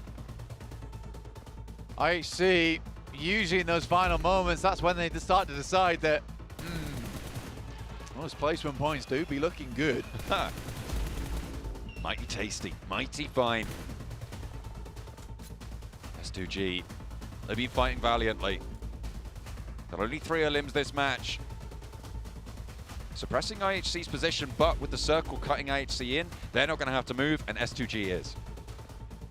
Mongolia at the moment seems to be a region all in its own. The amount of firepower that's come out from this side is absolutely astonishing. 4MV, IHC in the circle. FaZe as well as S2G attempting to move on in. Tell you what, Blank, I'm thinking of something. Didn't Max call a winner at the start of this game? I think he might have done. 4MV. Oh, he did. Yeah. That's right. Actually, it's kind of crazy.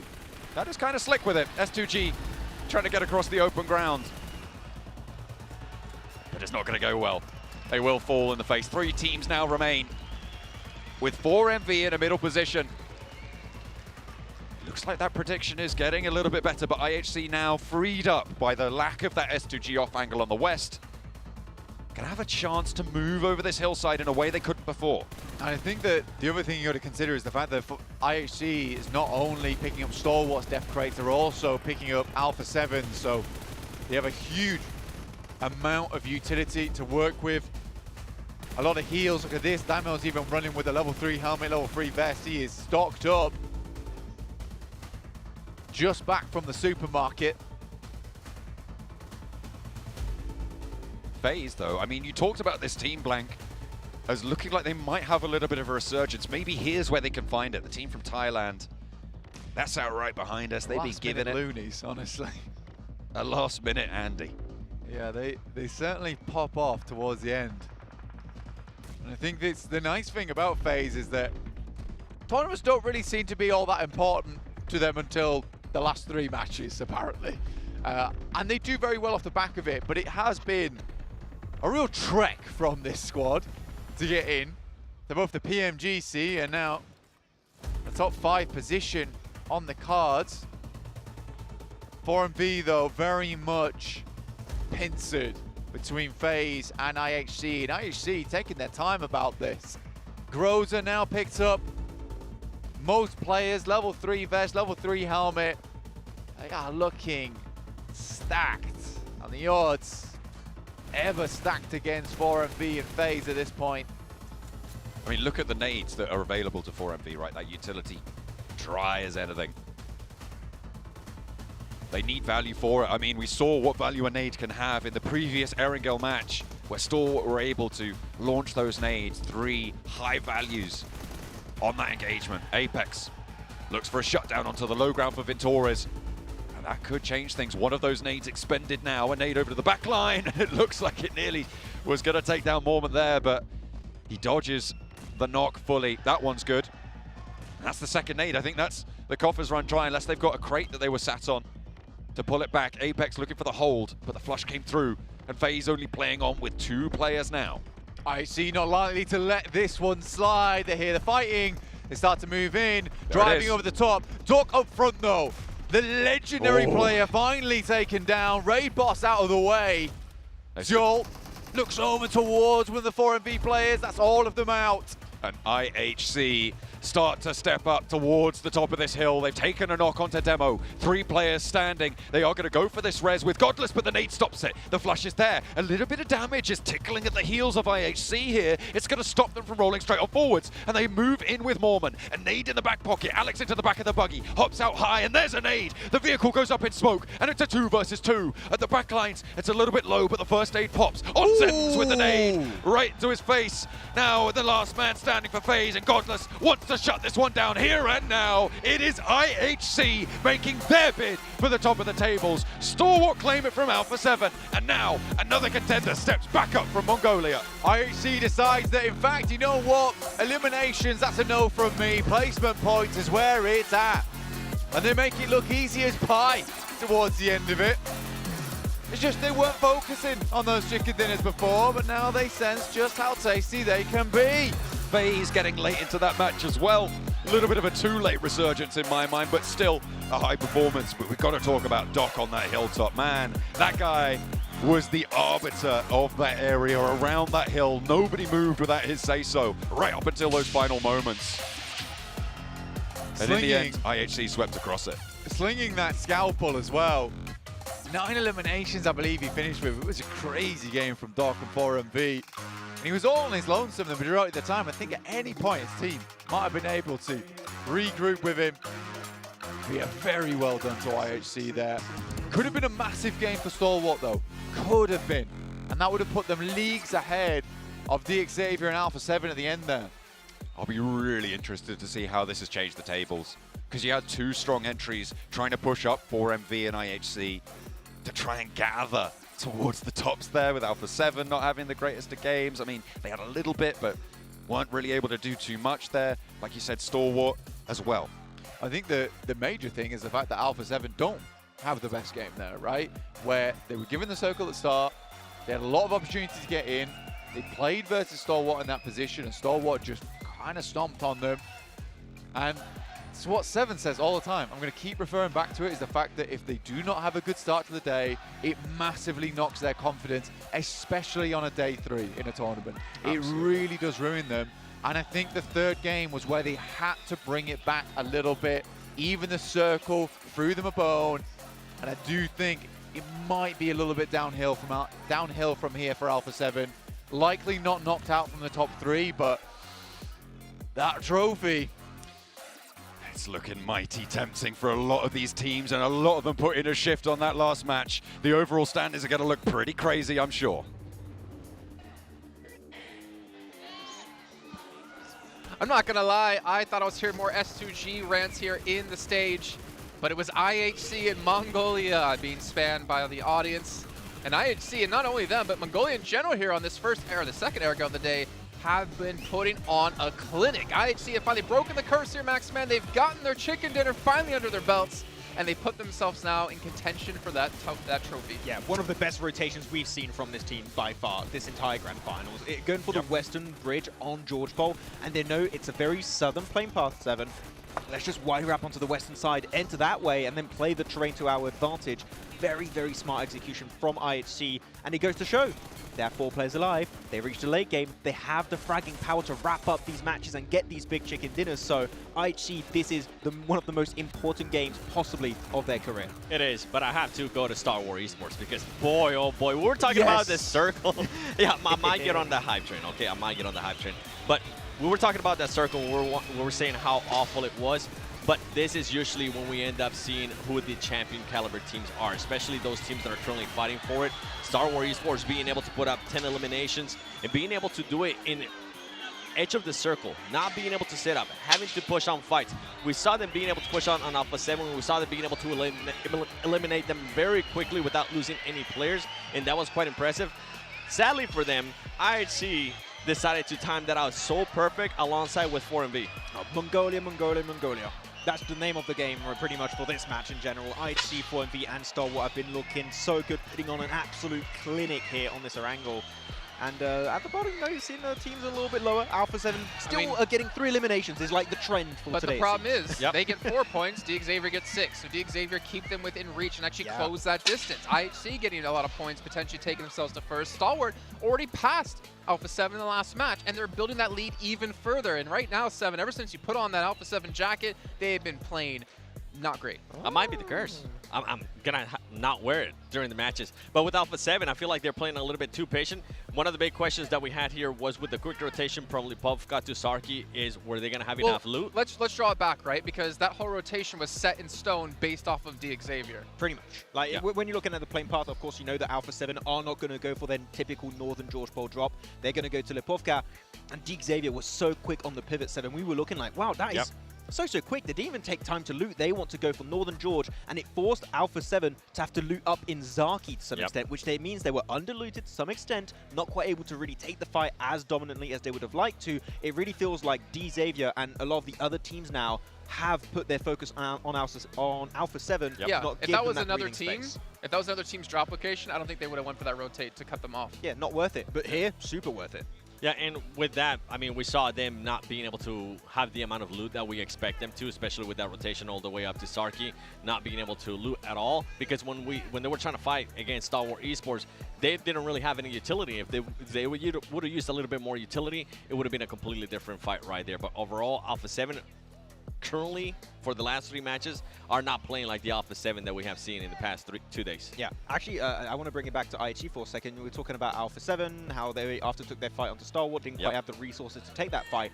Such a quick response from IHG. They see that fight happening, instantly send it onto the fight, try to clear Star Wars. There's some kind of assistance happening also from the angle of 4MV. By the way, Doc, what a game from this guy. Just held against DXavier the entire red side, pretty much the entirety of that game. But IHC are on point and playing some of the best PUBG Mobile they have so far. I mean, Doc was a stand-up player as well when it came to the group stages. As we can see here, able to get 1,000 damage in this last match, almost 1,100. And that deserves another Maxman sound effect. Wow. Okay, you reuse that one. Yeah. You go back and in your R&D and fix that one. Next time. Wow. There you go. That was a very quick R&D session there. I will approve. And so does John and Blank. So I hope the cars does out there as well. But here we go. Here's our overall rankings. And it's a 6-point lead for Stalwart at the moment. But IHC has been able to tie things up with Alpha 7. DXavier only 3 points behind that. And for America Vibes, still technically in reach. Even, I think that cutoff we were talking about, right? You said about like 6th place was the cutoff. Yep. I still think it's 6th place. I still think Weibo Gaming has a chance to come back, but they need to have some big games. A win, right, 7. We need to see a win from WBG. Not just from WBG, also from 4MB. I feel like we need to see a win. Going into Miramar, you never really know what's going to happen, especially with the terrains that we have. We are more likely to see bad circles just like this last one in Erangel, and we're more likely to end up just relying not on just your rotations, just your gun skill. Are you going to be able to have it? And you don't want to be able to just rely on that. They need to be able to get a win and kind of set themselves up there for Miramar coming out. Couldn't have said it better myself. Yeah. I can try. But I won't. But then I'd be an analyst and not a host anymore. And then we have to hear 7 hosts, and that just makes things more interesting. But we are heading into our final Erangel. So for me, as we have been talking about, DXavier, IHC, their best performing map, hands down. I'm a little bit worried going into Miramar. So in my head, I'm thinking these 2 teams in particular, if they want to have a chance to maintain a lead or kind of hold on to a lead, they need to end well on this final Erangel. And then obviously, getting into Miramar, kind of perform as well. And speaking of performing, you guys at home can perform and get yourself a chunk of 154,000 UC. And you can see there's going to be a little bit more info than just what you see on the bottom of your screen. Given later on, there's going to be the top 500 players have a chance to win a chunk of that 154K. 6,000 UC, potentially won. We're not eligible. Aw, man. We were already thinking of ways to try to win some. You can use your day rate to pay for some UC. How about that? You can afford 5 UC. Wait, you guys are getting paid? What? Oh, wait a minute. So we're here for exposure. That's true. I mean, we got Pairboy in the green room with us. True. And some of us have yet to take a picture with him because, you know, we like to give the man some space. I'm not going to say who took the picture. You can guess, probably based off his face. But obviously, right, let's kind of focus up here because this is where Alpha 7 have to prove that they fixed their mental state. 3 not so great matches in a row. We've been really praising them and how they've been able to maintain their mental this entire time. But this is the true test of a champion, a CCT, an ALT. I had to really think that one through first. Like, Avenger level. Can you bounce back now when the odds are starting to be stacked against you, when you had that lead throughout these 2 days, and when these other teams are starting to really step up when they need to? It's not even just teams stepping up, right? They're clearly responding in such a way they want to ruin your opportunity for such a game. We talked about Xavier, talked about IHC going for that rotation in Northern George Bowl. Now, it's not just you being able to play your game, it's you being able to play your game while teams are clearly trying to ruin it for you, are trying to mess with your entire game plan, right? So this is an issue they have to take care of, and they have to double think, triple, prove that their rotation is going to be the right approach for these circles. So I would get in my own head if I were them, because you're never sure if the play is going to be available because teams might try and predict your game plan and just mess with you as much as possible. Especially with the way they've been kind of setting themselves up throughout the last couple of matches too. They've been able to get some eliminations, but they're not being able to hit the mark in regards to placement points. And going into Miramar, I know we still have one more Erangel. This team needs to be able to perform in this Erangel, because going into Miramar, they have been a little bit too inconsistent for my liking. Yes, yesterday they were able to improve on the things that kind of hindered them in day 1, but then the mental starts at play, as you guys have been hinting at. It's going to start messing with them, and I feel like we need to have a good performance out of them here. 4 points is not going to cut it. I think if they do end up with 4 points again going into Miramar, I don't see Alpha 7 as much as it hurts saying this. I don't see Alpha 7 becoming a champion with the way that Star Wars Esports is currently playing, and with the way that I know that Xavier can actually play. All right, well, gentlemen, it is time to head into our final Erangel of the day. Will we have a new #1 team at the end of this? There's only one way to find out. Let's throw it on over to our casters. With a 6-point buffer at the top of the tables, there are, as Jason put it, those 6 teams that cut off region at the top of the tables that are all going to be competing. Going into 3 more maps, that is utter insanity. It's absolutely crazy at the moment, and I genuinely think that when you look at these games so far, it has been absolutely unbelievable. The way that Stalwart's been playing, the way that IHC has really changed up the game at the end of the day. It is fantastic. And I mean, I only want to see this continue going forward, John. I'm really, really pleased with the way that things have panned out so far. And I genuinely think that Erangel, this match 4, is going to be amazing. We've had 2 Mongolian chicken dinners so far in a row. Stalwart, the first of the Erangels. IHC with the second of them. But maybe looking at a third. Is it the time for Max to get that prediction right finally? On that 4MV chicken dinner that he predicted last time around. He's going to go 2 for 2. We'll see. But no, we'll have to wait for that one. Just a moment, Blank. Hold your horses. I know, you're antsy to get into it. So are we.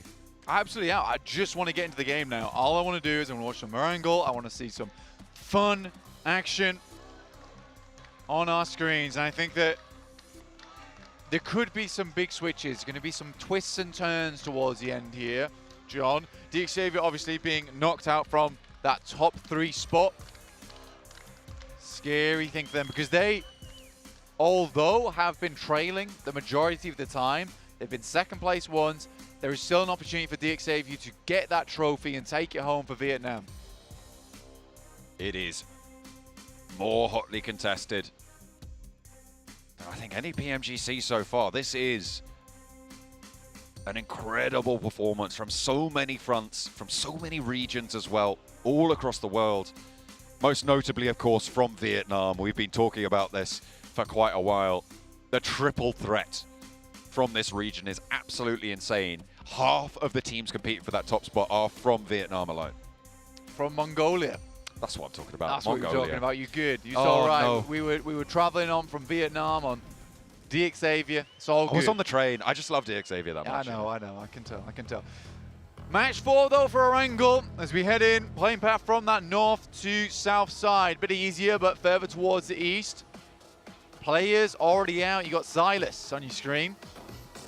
Straight down towards Taverny here, nice and early out. In front of the home crowd, S2G, they have fallen off, man. I mean, they've been able to survive a couple of matches late game, but I think I've figured out what the 2 stands for in their name. It's the average number of players they're able to escape the early game with, which is just not going well for them right now. No, it is not. I think for S2G, there's not much more to be said because I think we don't talk about Procedure Evos too much. We don't talk about Major Pride too much. It is surprising that our defending champions just aren't able to put up a fight here in their home country. I mean, day one was a blaster. It looked completely different, right? And to be fair to them, it was a surprise as well coming into this tournament. They have not been on form this season, and it feels like these last 2 days have kind of been a testament to that instead of that day one surprise performance. It is unfortunate, but that's just how PUBG Mobile goes, you know? We gotta have a winner. Sometimes it's not gonna be a back-to-back. Very rarely, in fact, is it? One time, there was. Yeah, there was that one time that Nova did back-to-back. Yeah, just the one time. But now Paraboy's over on the desk, he's not even playing. Yeah, he's gone. I will not call him washed up because I will get so much hate. Not washed up. I'm sure we'll see him again next year. He's still an incredible player, that's he for is, sure. absolutely. He's just, you know, you don't make it to PMGC, you still make it to PMGC. That's the way the cookie crumbles. Into our last match of Erangel, though, and I think that if we got to set the stakes here for Stalwart, has to be an important one, but more importantly for Xavier. Both these teams have pretty good averages on Erangel. So getting the majority of your points now to set yourself in the lead before we head towards Miramar that we know Alpha 7 can play fantastically well. It's where in the past we've seen them actually clutch out a huge amount of points. I think last year's league stage, it was some of the final Miramars where they popped off and were able to get a huge amount of points. This checks out. I mean, for you guys at home, you weren't watching that last match. IHC got themselves a chicken dinner. They're currently on 123 points, so 113 before that. 92 elims. It is just incredible the amount of eliminations that are feeding in towards their total. Yeah, the last match, that match alone contributes almost 1/3 of their total placement points. And the fact that they are in 3rd place right now, 6 points behind the lead. I mean, nobody fights quite like IHC right now. We saw it from them jetting in the final day of their group stage on the last week of the league stage here at PMGC and in the last chance stages as well. They were able to frag out. People were maybe not expecting them to be able to continue that trend here, but here we are. Going into match 16, the last Erangel that they will play here in Istanbul. And they have kept that track record alive. Alex has probably had the biggest glow up on the side of IHC though, which is really, really cool to see because I think that Zyol, Godless, these are the sort of players that you expect big things from. Alex was sort of in the shadow of both those players, really, in the background, and I think he's definitely come to the forefront here as the main actor of the group. Really, really well done. Very proud of him just as a player in general, because I think it takes a lot to improve that much in such a short amount of time. Obviously, this tournament, Godless is really having a good time of it, though. Carrying his team forward. And they'll be trying to continue that trend now. As I said, 6 points behind. They're losing the tiebreaker with Alpha 7 at the moment. But it is just that 1 point that separates. That's all that you need, really. Inch or a mile, you can win by anything. That trophy still goes home with you. It can be really really taxing to have that weighing on you mentally. And it's coming into these final sets of matches where it really does start to mount that pressure, where you have only 3 opportunities. You don't have that runway ahead of you anymore. You fall behind, you get left behind. It's the Pirates code from now on. The difficulty with this as well is with how close the standings are, there is a real opportunity that you do badly on your last 3 games and a team in 6th place like Weibo Gaming is able to overtake you. And this is the difficulty for these teams in the lead, is that although they are in the lead and they've had some very good averages, they need to keep that up because they're not so far ahead that they're uncatchable at this point in time. There's definitely an ability to have that second wind in you at the end of the day and really push as hard as possible to fly out towards the front of the pack. S2G currently on the roam, but it's DXavier on your screens. This is the team that we are watching this match, keeping our eyes on. This is their best map as well. It's where they found the majority of their points. They like to set themselves apart here at the end of the day with Erangel to keep themselves in the running, to keep themselves in that conversation. God, it's just so close at the top there. Even with, as you said, Weibo Gaming, they do, however, need that chicken dinner. If there's 4 to 5 points earned in the top 4 bracket across the board there, it starts to become unreachable after this match because 2 matches left to play, you're just not going to have the easiest of times there. Of course, still possible, still feasible in the imagination of a mad mathematician, sure, but very unlikely to come through. It's possible, I mean, even for a team like S2G to manage to rack up ridiculous numbers of points, but it just can't happen at this stage for them. They are 75 points. That's, what is that? That's almost 50 points behind the top spot there. Actually over 50 points behind. 54 points behind that top spot. So I just don't see it happening in 3 matches. Being able to catch up that much, unheard of. So I am counting them out fully, as I think most people are. But they can still give a decent performance for all their fans at the home crowd. Yeah, still a large chunk of change to be found in terms of those placements as well. So getting a 5th place, really good stuff. Opportunity for FaZe here, 4MV. It will be a really nice story for FaZe if they were able to get towards that top 5 because they have been living life on the edge for most of their tournaments leading up to PMGC. Imagine being the best performing team from your region that includes Vampire. Yeah. I mean, they've already done it, to be fair, from Thailand. I don't see, no, I don't see Vampire on that table anywhere, because they weren't able to make it. So they're going to be going back. Yeah. With a little bit of fluffed up there. Exactly. I mean, for Thailand, it's really nice considering I think a lot of the fans over there were really upset that Vampire didn't make it. They looked very shoddy over towards their league stage in PMGC. And I'm sugarcoating that as well.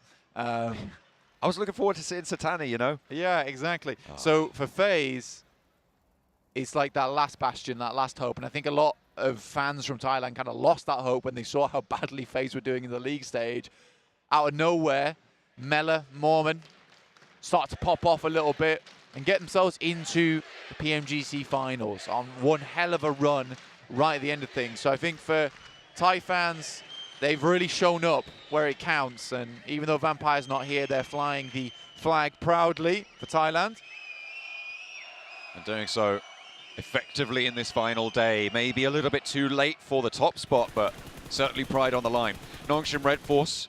Again, let's talk about unexpected representatives of regions, right? South Korea, most likely, if you're a South Korean fan, you were expecting D+ to be the ones to fly that flag here. But no, Nongshim Red Force, they won out their group.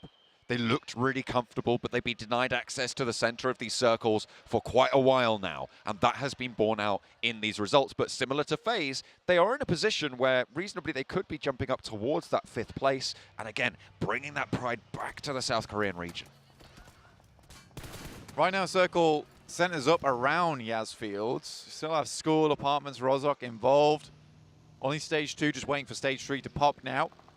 A lot of teams have sent fairly towards the center. A couple of players on the outline. of the circle itself. You've got Morph, Stalwart still making their way up from the upper Neuer. But FaZe has a pretty decent spot to be working with. That west side of Yasnaya Field, the compounds that sit there, a little bit elevated up on the high ground. Morph turning 6-8 away at the door there, but not getting a knock. That high ground on the west side of the Yasnaya Fields has a lot of control out to the east, so they really have to be worried about teams leaving from Roshok in that area out to their west and from the south as well. There is a threat from the north, but I think it's a little bit less prevalent in this current circle with only those two teams sat up there. They are going to have to go through this area, however, so could be a little bit of a snag to be caught in that spot. Stalwart find themselves an initial knock here around loops. Ayala sends a nade over the top. Could be on target. It's a little bit further behind, and Nerzed will go for himself short, but it is in fact action up front. Tries to go for something a little bit too crazy, and Ayala happily picks up the elimination. For Stalwart, we said this, for them a very important game.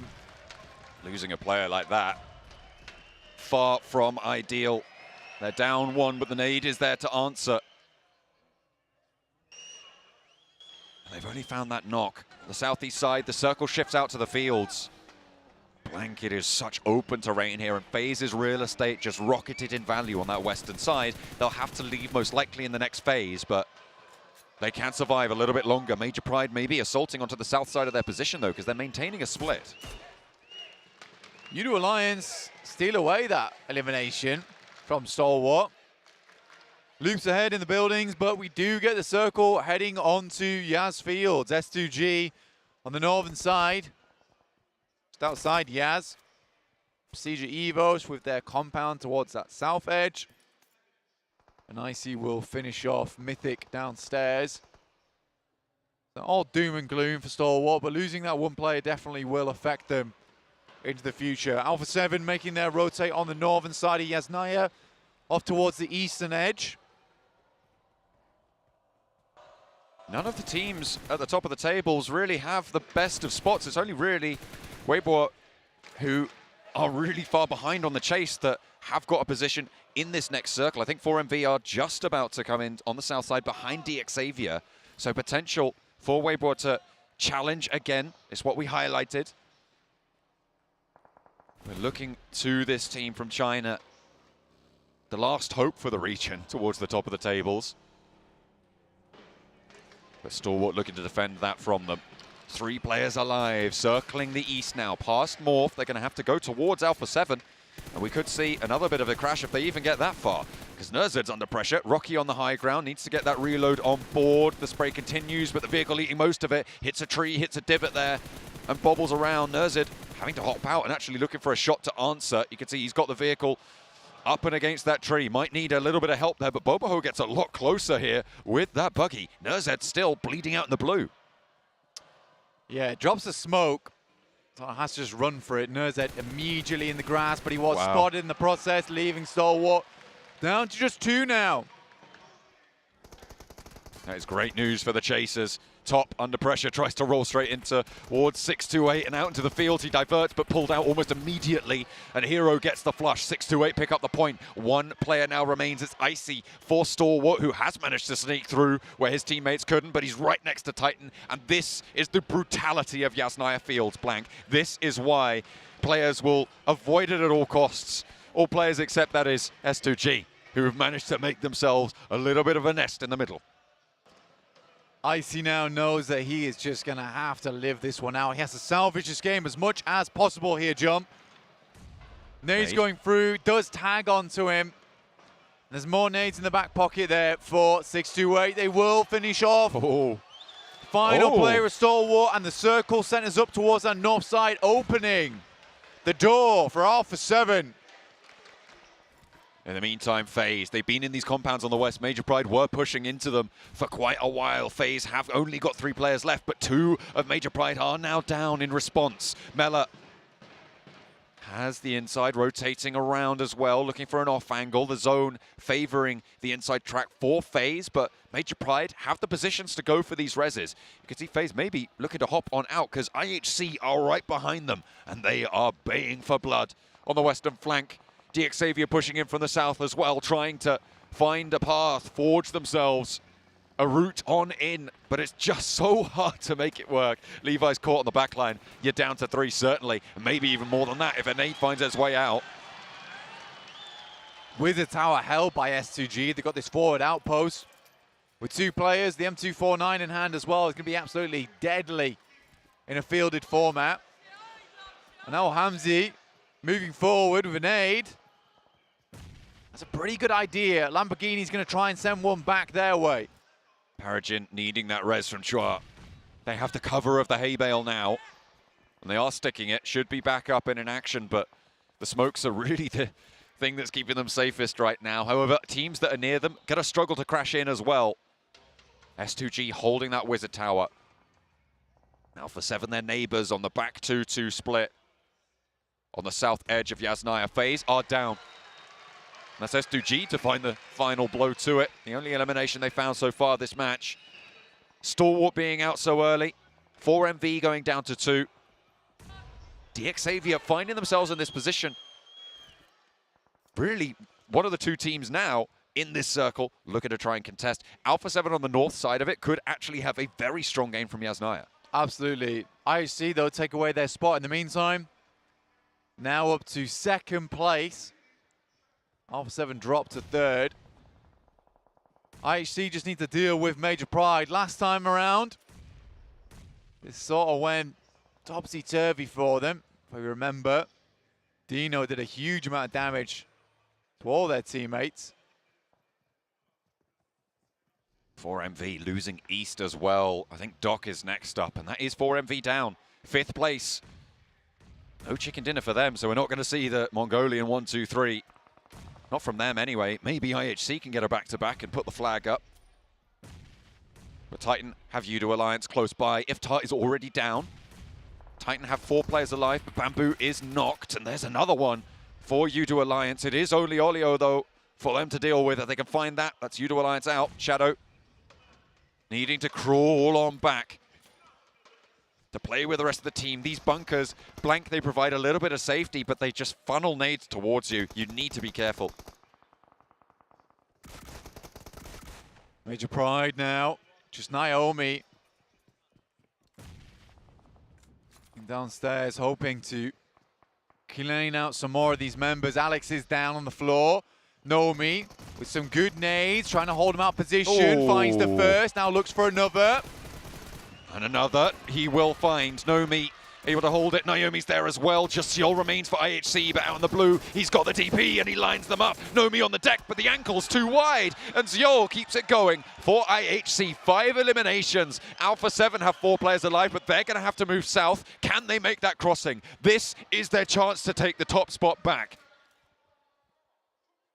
Alpha 7 now have a real opportunity. IHC, 5 eliminations, likely to go out shortly as Zol is in no position to make his way in. However, Alpha 7 do have to leave their buildings. Move further towards the front side of Yasnaya on the wall.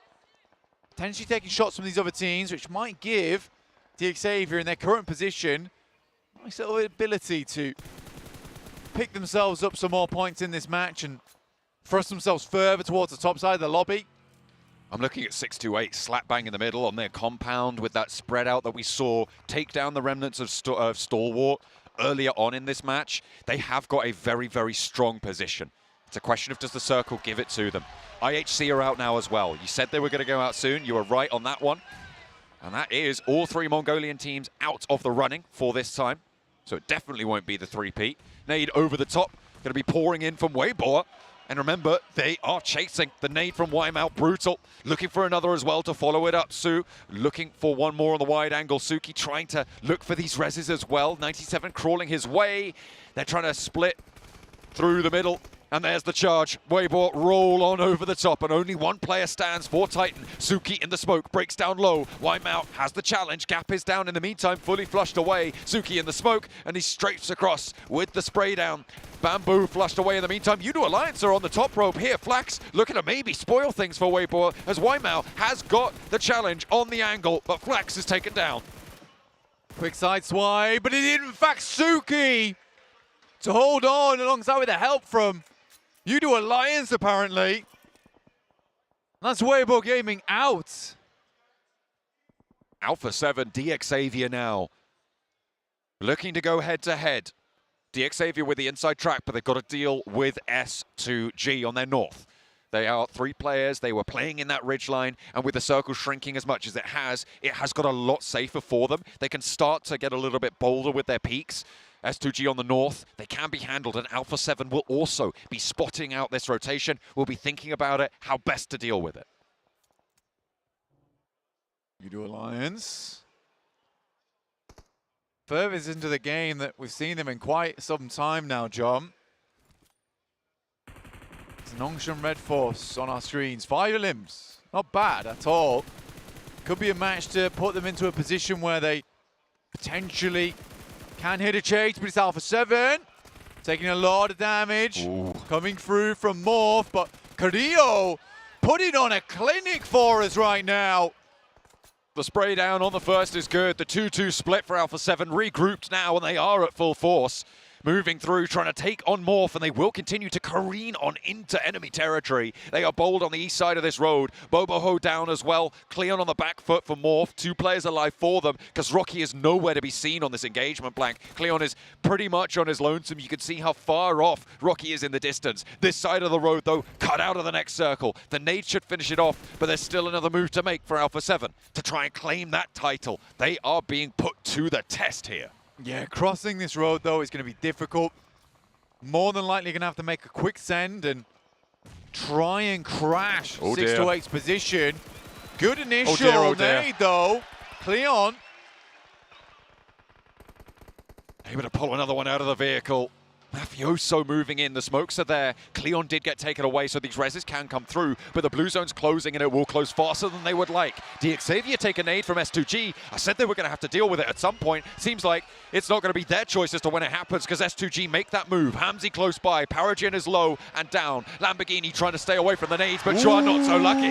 One player now stands for DXavier, and Alpha 7 might have been thrown to lifeline by this. Hamzy's there, the roll up from S2G. All 4 of them are alive, and behind the hay bales, DXavier fall. Alpha 7, the last team towards the top of the tables to have their shot, and they will look to cross the road against 628 now. It's going to be a really hard run here for Alpha 7, but they've laid down the smokes, they've laid down the groundwork. Now they just need to cross that ground on top of it. S2G likely gathering attention of some of the other these teams. Udo Alliance, Loops, Nongshim Red Force, the final warrior of Titans down towards that south side.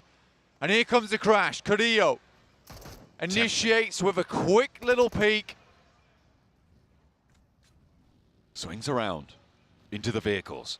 Alpha 7 testing the waters on the compound.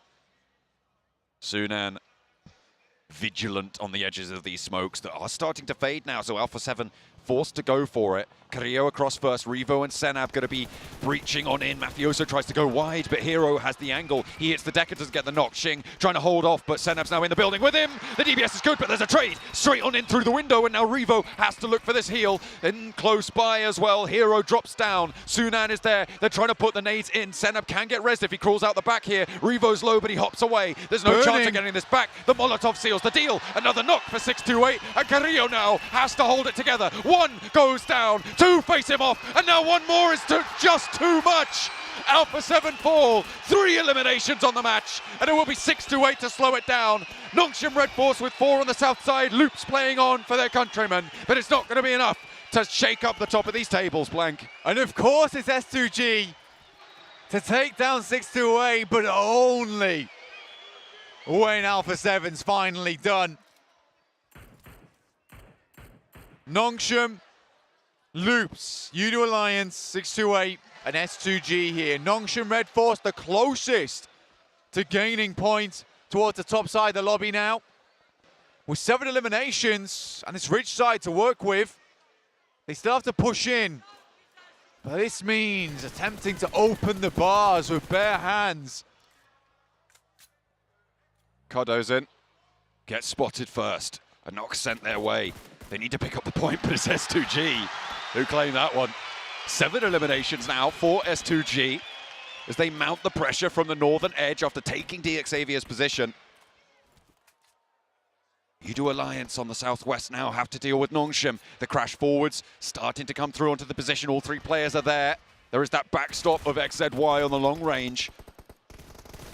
Trying to get comfortable with it. But Olio has taken a little bit too much damage to be confident in these peaks. XZY, if he goes down, he's isolated. He doesn't get back up. Flax is there with the DBS once more as well. Biting back at Nongshim Red Force, but Wings clips it. And that is going to be Udo Alliance falling in their face. However, XZY is down with the blue zone looking to push. They will not be able to get this through. And in the meantime, guess who's rolling open? It's S2G. Ray-Z moving in along with the rest of the squad. A great position to take on the south side here. Looking more and more likely this is going to be an S2G win unless the Chieftain has something to say about it. Nade pin pulled, S2G all grouped up. A nade over the top. Kelsey goes down first. Is there an answer? Molotov for Chief to cut off that rotation. He might have a little angle through the smoke, but Ray-Z laying it down forwards, looking for the nades onto Chief, but they're not quite finding damage. They're not tagging on. Nongshim behind him as well, providing a little bit of cover. Chief is there for the spray down. 628 still have the high ground on the roof as well, and S2G need to weather this storm, need to survive this one out, because they are down to 3. They've been cut to size. Losing Kelsey. They'll want to continue it. 10 eliminations for Nongshim Red Force. The only team that's left in it that could even, in anybody's imagination, have an impact here. I think they were about 20 points behind that 100-point barrier. And it's 120-something right at the top, about 130. So they would need a miraculous run, and it might be cut down here by Ray-Z. 33Z, though, pinches the point away. 33Z still going, got an excellent position on top of these buildings. Eventually we'll have to leave it. Wings and Sporter, but it's 33Z on his lonesome dealing with the majority of these players. A knock. Repositioned for a res here. Wings can get Sporter back up. I don't think they're quite in nade range of S2G. As 33Z drops down, he has got a couple of vehicles in the back pocket to try and reposition out into the open. S2G have got that cover on the open ground. 33Z into the car. Can he make a position work? He's got a lot of terrain cover, and Nongshim are under pressure from S2G. They're trying to sweep it out. They roll on in, and it's good news, but the vehicle goes up in flames. No way! Nongshim Red Force holding out. 2 versus 3 on the push. The vehicle explosion takes it down, and a chance for 628 to slip on in the gap. The boys from S2G acted so kingly from the top side of Yasnaya, but the solos, they're on for rebellion now. Unbelievably, Nongshim Red Force on an explosion from the vehicle.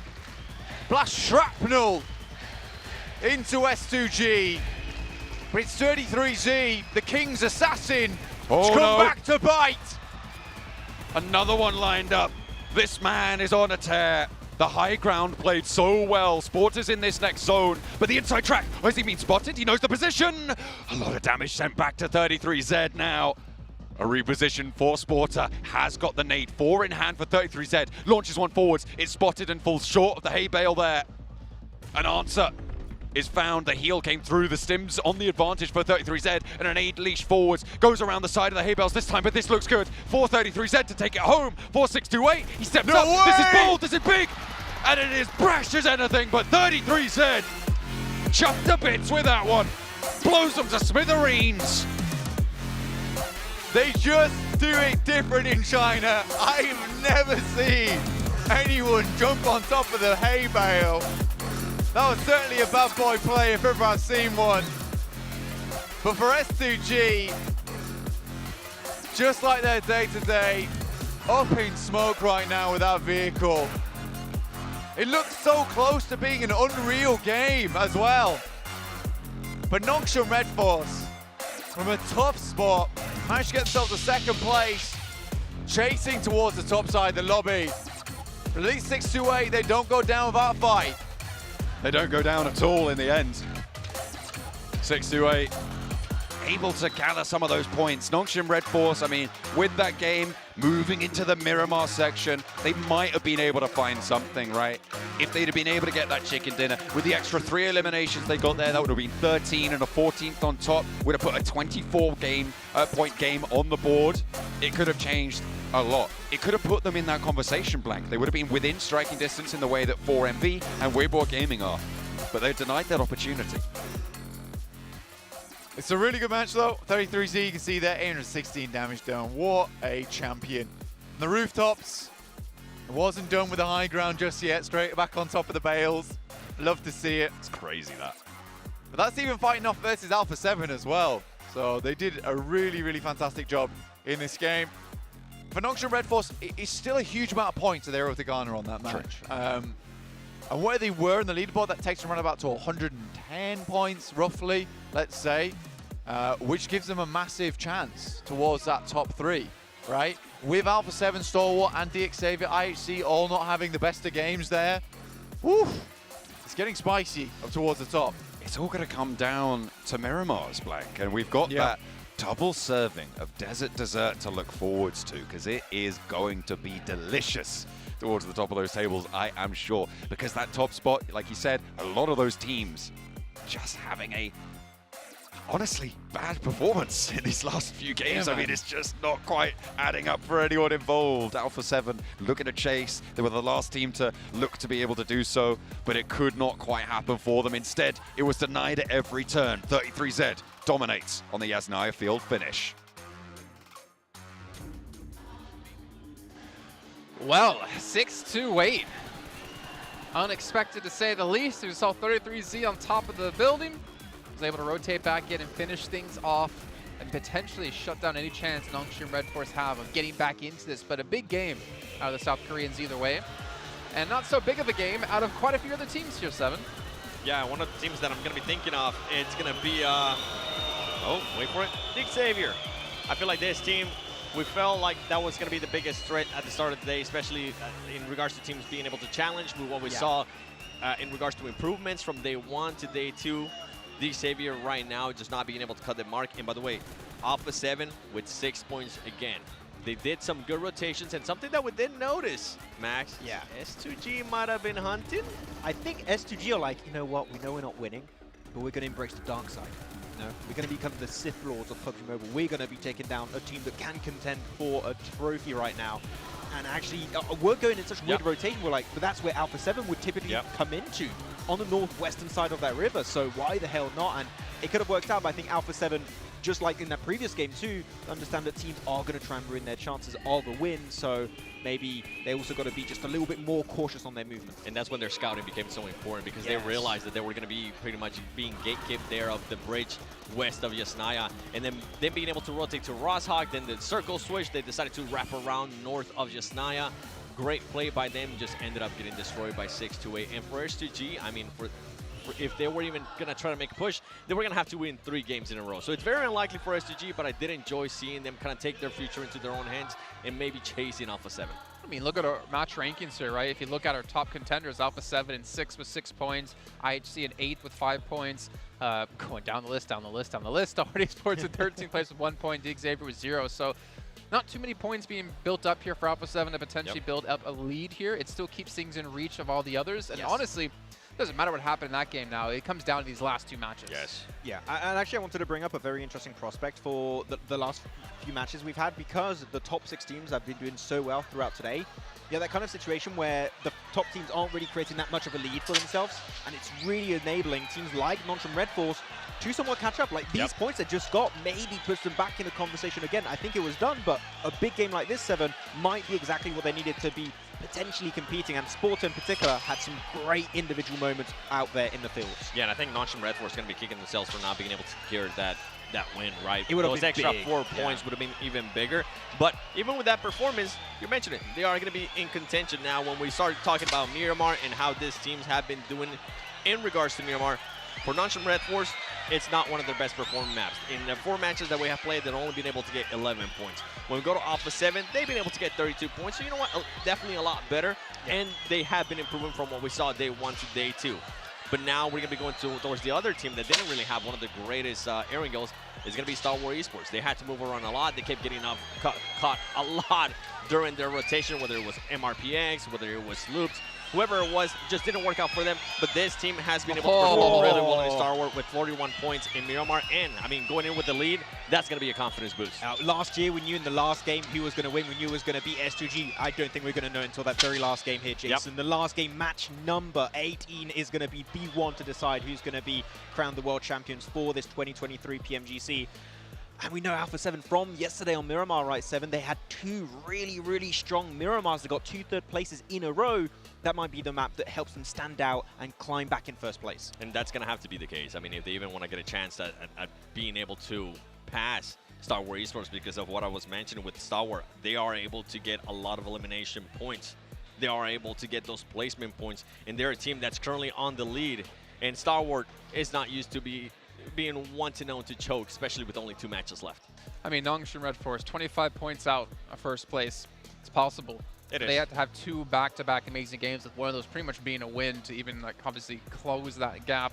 But from there down, I'm starting to lose faith in any of those teams. And obviously 3 points separating first to third place. It's really going to come down to the final match, and I'm really excited to see what's going to happen. I think it's really unpredictable right now. It could be any team. Whichever team gets that big pop-off could be the team to become the champions. Like, it's impossible to predict. While they are champions, they can use their all-new RP-A4 Victor Dance as well, supporting PMGC. You guys can support your favorite teams as well while you pull this one up. When you get a win, if you get a win, more in my case, probably never going to get a win. Unless I'm playing with these 2 to carry my butt through in this one. We got you. Which has happened quite a few times. Also, you guys have the Frost Festival currently going on. We had a great game of riding the reindeer to jump on top of a gas station yesterday. We got to use, well, we didn't get snowballed, luckily. We didn't get turned into snow. Oh, I didn't get turned into snowman. Did you get turned into snowman? No, I'm just using a snowball, like the blaster, to just create some nice little cover for us. Yeah, but we did get to the castle, and we did open the magic crate. Yeah. We won that fight. Yeah, we did. I mean, he won it. I was just there to assist him. We also have the annual gala happening for PUBG Mobile for 2023. You guys can win in your 1v1 matches, win some exclusive rewards you can show off to your friends, your enemies, your family. I was going to say all things starting with F, but enemies doesn't start with an F. Your frenemies. Yeah. And then it works that way. Also, you can pick up the new Pagani collaboration as well with the Zonda R and the Mola models. You can confirm those eliminations, Max, man. Oh, yeah. Oh, I'm going to confirm those eliminations in style, Jason. Oh, yeah. If I get it. If you get it. If I get it. It could happen. I'll try. Will you? Will you try it for me as well? On your account? No. You get your own UC, Jason. I thought you were a true friend. No.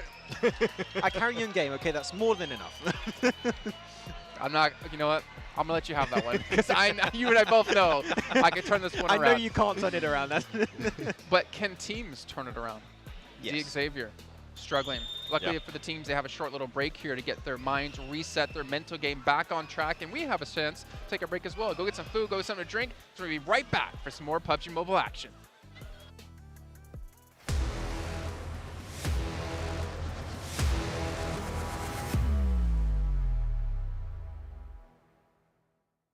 '23 Popularity Annual Gala event tutorial. Hey there, welcome to the 2023 Popularity Annual Gala. We've introduced a brand new competition and upgraded rewards. You will have to go through 10 rounds of 1v1 matches and compete to become the first ever PUBG Mobile Popularity Annual Gala champion. So let's get right to it. New competition, ladder competition. The Popularity Annual Gala event will be utilizing a new ladder promotion system. Players' initial ladder grade will be determined by their battle points at the end of the first round. Ladders are divided into 6 grades: Triple S, Double S, S, A, B, and C, with Triple S being the highest. Ladder promotion rules. Players are ranked based on the popularity they gain during the battle period. For rounds 1 to 9, the ladder results are settled at the end of every round's battle. Apart from ladder grade C, Each ladder has 100 spots, with the top 20 promoted, the middle 60 retained, and the bottom 20 demoted. If you're trying to move up the ranks, be sure to stay within your ladder's retained threshold or higher before each round is settled. Additionally, ladder grades can only be promoted or demoted by 1 grade at a time, so your performance in the assignment round is crucial. Be sure not to miss it. Final showdown.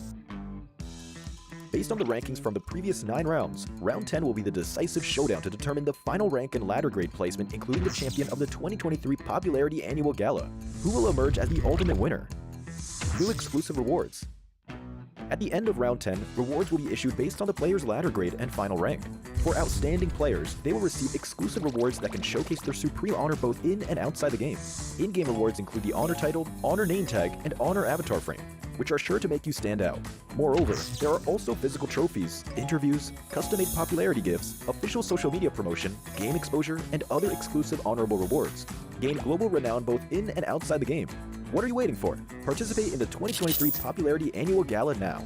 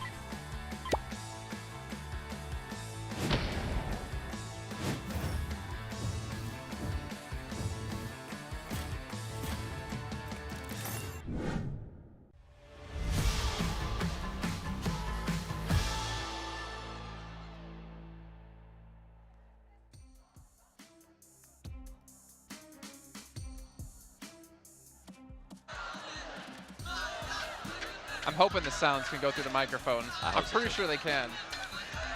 One thing you cannot knock Istanbul about is the dedication of their fans towards their team. S2G, no chance they're going to take home the title, but they've been with them every step of the way, cheering in their highs and their lows. And obviously S2G, you can see behind us, giving the love back to the fans. But it comes down to a new champion. We have 2 matches left, and honestly, there's quite a few teams in contention of getting it. Maxmem, you've got your stalwarts. 7, you've got your Alpha 7s. Me, I've got you 2. So it's a great finals for all of us. That's the That was nicest I didn't thing expect he's that. done in a PMGC. Wow. Wow. Okay. John's just jealous over there. That didn't say him. How dare he? Oh, my Miramar delight. Oh, no. That was such a good voice. That was spot on. Oh, look, he gave me the death stare. You wish he's about to hit you with the cane. All right, well, let's focus up here on the game because we don't have much time. Well, we don't have any time, actually. So let's get into Miramar. 2 matches left to go. Let's find out who our New Year champion's going to be.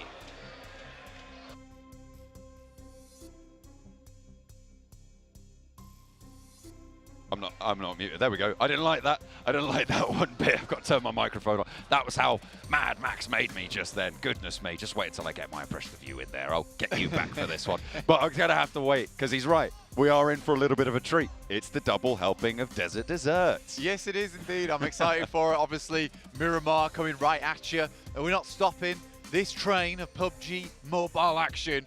We're going straight ahead, all the way to the end here, John. I'm ready for it. Obviously, not much change in terms of the leaderboards last time around. A lot of other teams were taking those points, taking those wins. IHC, Stalwart, as well as Alpha 7, all still in the running here, looking for that lead. A really large group of teams, I think it's safe to say. There are still those outside chances as well, coming through from as far down as Nongshim, as Weibo Gaming, right? You have got that outside chance with 2 matches left to play. It can change topsy-turvy. Obviously in that last match, Nongshim racking up a lot of eliminations, denied that full chicken dinner that could have really put the cat amongst the pigeons for them. But at the moment, I think we're up to 7 teams in the final 2 matches who could take it all home. And it is going to be all the way. I'm super excited for it, to see who's going to be able to find this one. A team that may not be winning the actual trophy, but certainly has won the hearts of everyone in this stadium. S2G, their uniform change didn't cut it, but they're still going to go home heads held high. Yeah, I think either way, what we can say is that the fans have been absolutely unbelievable here, supporting S2G all the way to the end, which is lovely to see. I mean, a really, really nice crowd in general. Had to give Max some evils there, sorry. That's all right. He was walking past us. But we still have further to go. 2 more matches ahead of us over on the dusty deserts of Miramar.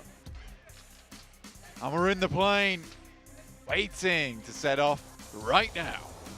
The burning heat of the desert will beat down on these teams, sweat on their brow as they try and lift it for the first of 2 on Miramar. The plane path right down the middle, diagonal, all the way from Trailer Park down to Puerto Paraíso. Everywhere very much available here. Teams looking to put the final shift in. Open up the gas tanks because the sprint is on. 64 players dropping in with us here for the penultimate time before we head to that final game on Miramar. A very kind playing path here, but we have seen some properly mean circles and alternatively some very kind circles to certain teams. Nongshan Red Force almost with their second chicken dinner on the day, with them winning the first match on Sandhawk. But I'm excited because a lot can change in a short amount of time, John. Especially with these teams, 7 of them have been in that contest, in that competition, towards the top of the tables. I was looking at who was top performing on Miramar as well. Weibo, top that table. Yeah. They are looking to try and keep these last 2 in the back pocket to bring it out when it matters most right now, because they are right towards the back of the pack when it comes to that chase. Yeah, I mean, for Weibo, still got it in them. I'll take it further. Nasty circle, though, heads down towards this south side. Minesta vai de mar, but still a lot of water involved, so down to those craggy, uncomfortable positions on the south side of the map. Major Pride already dropping down here alongside with Udo Alliance. Weibo Gaming a little bit further towards the north, but it is 4MV. It's also in this location. Might be able to get themselves some cheeky points. Take a quick look at the overall standing. Stalwart still in the lead by 1 point only. And only 2 points ahead of IHC as well on 128. It is so closely fought. I think the surprise entry for most coming into this tournament is IHC.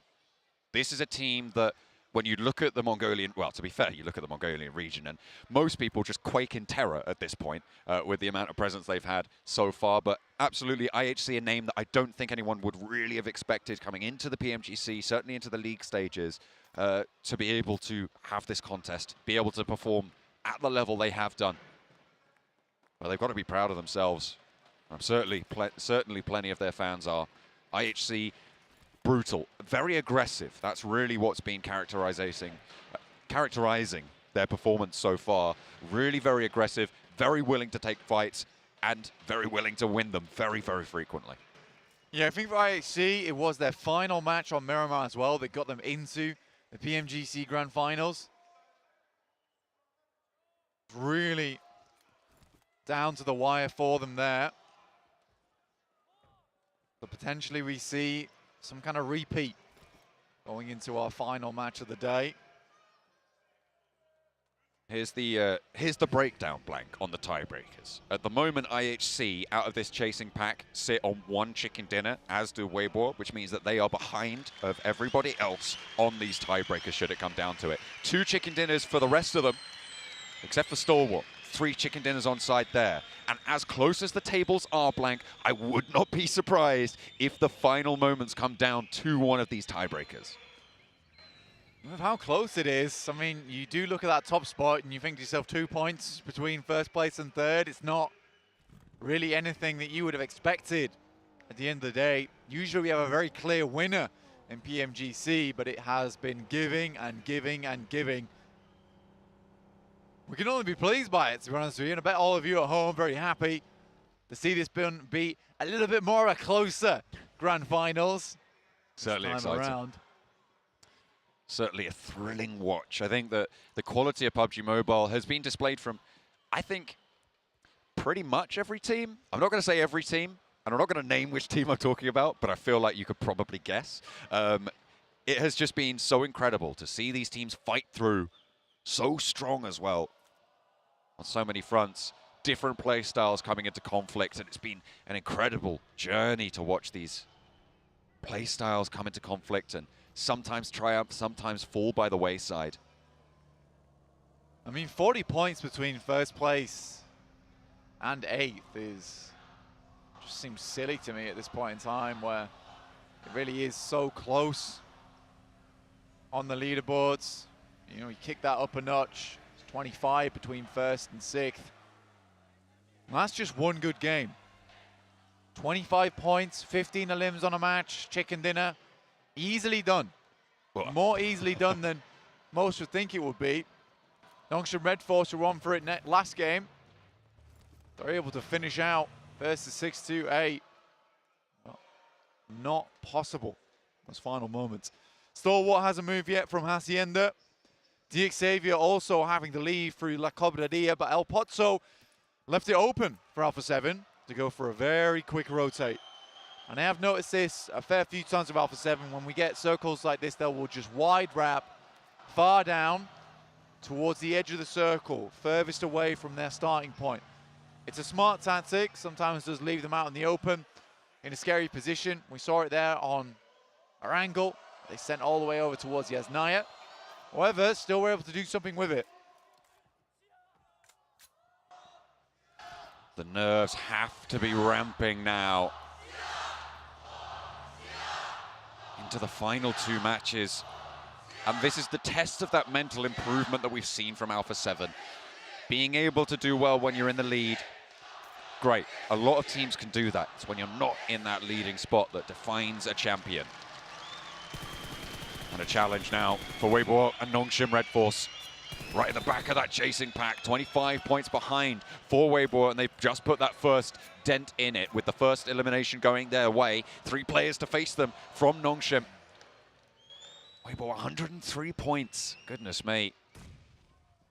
The top performing Chinese team here wanting to keep that train rolling. Gap close by to Wings inside the building. The nade starting to come on through as they breach through the door. The M249 up the stairs is one and beefy weapon, but is it going to be able to withstand the full force of Weibo Gaming turning the corner? The answer is no. Su goes half HP, but they get that trade, they get that knock and flush, and that's 2 points on the board. They've drawn level. CG Evos here, we're fighting off against versus Major Pride, but you're right. The Weibo Gaming fight versus Nongshim Red Forces.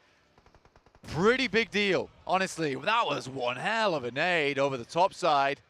Just catches him on the retreat. Fortunately, it's only Misery. Sorry, only Luxy left standing for Pasija Evos. Major Pride. They have 3 players alive, but Luxy gets the first. A buggy over the top doesn't go for the full roll down. And a second for Luxy as well on Miramar. The old school performance for the Twins. Let's see if Nomi can be able to stand the test here against Luxy, because the flush onto effect looks close. In hand, the nade. The Molotov starts burning off the cover there. And another to follow it up. Close by now for Nomi with the SK-12 in hand. Luxy can't find the final shot. Major Pride are able to slow things down, but at the cost of 3 of them. This might be drawing it to a close. Last player, Nomi, survives. Yep. For Major Pride, oh my days! What is wow. that circle? Oh my god. Los Higos finish. Second to final match here on PMGC. This is huge. Is unreal. Weibo Gaming in an excellent position to get across. If they go to the compound on the south side of this bridge crossing blank, they have a chance to have a magnificent game here. Everyone in vehicles. Everyone moving as fast as possible. Alpha 7 in the water. Stalwart losing action to 4MB. Top's at least able to send a shot back towards East, but action is flushed. And again, Stalwart start their game on the back foot. we have had an uncharacteristically large amount of case studies for circles like this in the last few months, Blank. There have been several times where we've gone all the way south. I think 2 have actually finished on this island so far in recent history. So teams will have had this freshly developed in terms of the strategic position. I'm looking at Weibo. They did make that rotation south of this bridge. They are in a priority compound. It is still possible that we go back north, of course, and not go to the South Island, but Alpha 7 making this crossing as fast as they have done is such a great move for them. They have made that champion play. Can they weather it out? Morph, though, flying through on their western side. Could clip their wings here. Not all the Alpha 7 players are across just yet. Carrillo takes shots, but Boboho's already up and personal. Nade in his hand as well. Boboho loses it towards Senab. Doesn't catch it. Not just yet. Revo through the window finds Boboho, but Revo's caught lacking there. Swept the leg there underneath him, and the nade goes through yet again. Senab could go down. Alpha 7 trying to get on through. They have got the top floor still under control. Senab dodges the nade once more. Boboho's low. The heal allowed to come through. Morph not quite fully coalesced now, but IHC across the bay looking to maybe have a chime in onto this fight. Senab caught yet again. Upstairs he goes. He's allowed through and could look for the flush. Alpha 7, they're down to just Senab now, and the knock is crucial to keep them alive. 2 players on the outside looking for this flush. It will go through to IHC, also looking for that chase. 3 players on the inside, and Yoru from Morph. The bottom of the tables could have an impact right all the way to the top. A resounding chance here for Morph, and all 3 of them are there. A nade from Cleon, blankets through the window, could spell disaster, and Alpha 7 have more to worry about. The nade in doesn't find it, but there's Yoru to shut it down, and Alpha 7 out for the first of 2 Miramars. They make a good crossing, but Morph are just too quick. 16th place reverberates through the tables, and almost certainly will crush the chance that Alpha 7 had here. Circle cleans up, but it's not confirmed. Over towards that south side. Further up towards the north, Stalwart still out in the blue. Technically still ahead. Xavier in the blue also. Down towards the south side of Los Egos. They prioritize space. They'll have to take down Morph on their pass through. Stage 3 doesn't hurt too much, but certainly tickles on that blue. Don't want to be locked in a fight in the blue zone at this stage, you're right.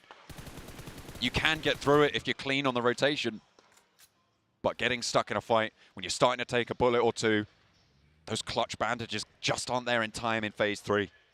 It's where it starts to get dangerous to play towards the edge. Loops in the meantime being caught out for MV as well, being spotted by S2G, but IHC are still on this warpath, Blank.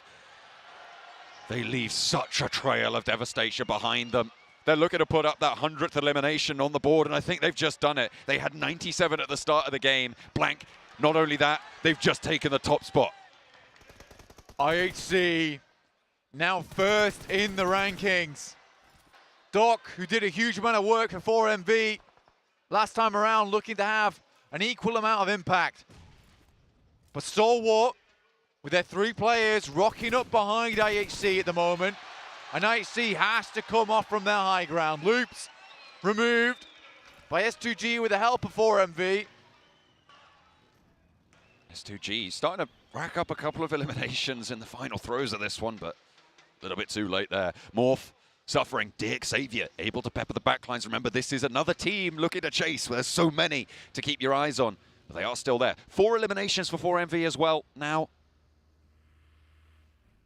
And they have kept up the pace at the start of this match. Xavier now have the bridge crossing under control. This South Island consists of 3 or 4 positions that you can really take control of. There's a hilltop to the west, a hilltop to the east, the compound on the bridge, and the compound that Rocky currently sits in for Morph. Those are the 4 major player positions, unless you get a super hard south shift, but that basically never happens. I'll say never. I won't say completely never, but it's very, very unexpected. You've got to be looking to those positions if it goes south. But at the moment, the majority of the landmass does sit back up north. So Weibo making that early rotation might come back to bite them. Yeah, I think you have to make that gamble, though. We talked about it with 4MV down towards the south side of Sosnovka. Sometimes you got to roll the dice and hope they come up sixes. For Weibo, perhaps it's not come to bear here on Miramar, but there's still chance. Stalwart desperately needed the wet eastern shift. Maybe Weibo gets the south. Ooh. But it's a cruel, cruel mistress, the circle. Not determined on either side. IHC floating down over towards Stalwart. Perhaps Icy gets a nasty surprise. In the meantime, though, there's plenty more surprises on the card. 628 taking a fight, a scrap with Titan. Shadow looks to try and keep Bamboo safe on the highland. 33Z is down on a trade. Hero is there. A nade over the top. This could be disastrous if it's cooked long enough, but it's not there. And the challenge 97 will fall down in the face of it. 628 doing well. The DBS lighting them up as well. And now it's just Shadow behind the vehicle to stay alive. Gets the heal off and a chance to take down 628 as well. Into the buggy. Rolls forwards. Might be able to get a rundown, but gets to the other side of the vehicle. Trading around the US. But there's the spray down with the DBS. And a 1 versus 1 for Shadow. Titan now have a chance to spoil it for 628 on the engagement. Around the bonnet, he goes, and Shadow puts them to sleep. It's darkness for 628. Envelops them there. And that is not an embracing hug at all. Shadow removes 628, who were looking to flow their way up towards the top side of the lobby. Now it's IHC, #1 spot versus 4MV, Docks down. Trying to keep themselves alive here. 4MV with that 4 position eliminated. They'd already lost another player. Everybody on IHC is now rezzed up.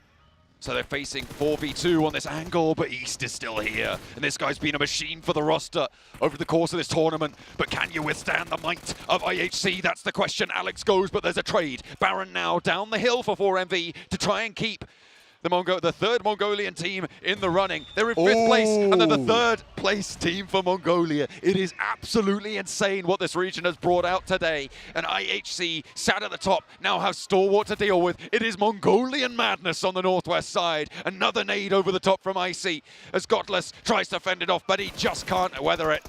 And another knock, another flush. IHC starting to fall apart. They're vying both for this top spot. 7 eliminations already found for IHC, and they are down to 3 with 1 knock on the forefront. Weibo taking shots over towards DXavier, able to at least find a couple of knocks towards him.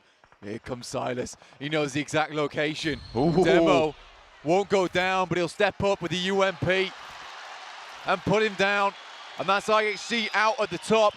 7 eliminations, and Stalwart can carry on further into this game. With the 7 eliminations they found, blank, they sit 5 points ahead of Stalwart. With the 1 point that Stalwart already have, that's bumped down to 4. It is still so close at the top. Alpha 7, they're going to be a little bit disappointed with this one because they also sit 5 points behind the top spot going into the final match. Unless Stalwart can take that from them, then it will start to push up a little bit higher.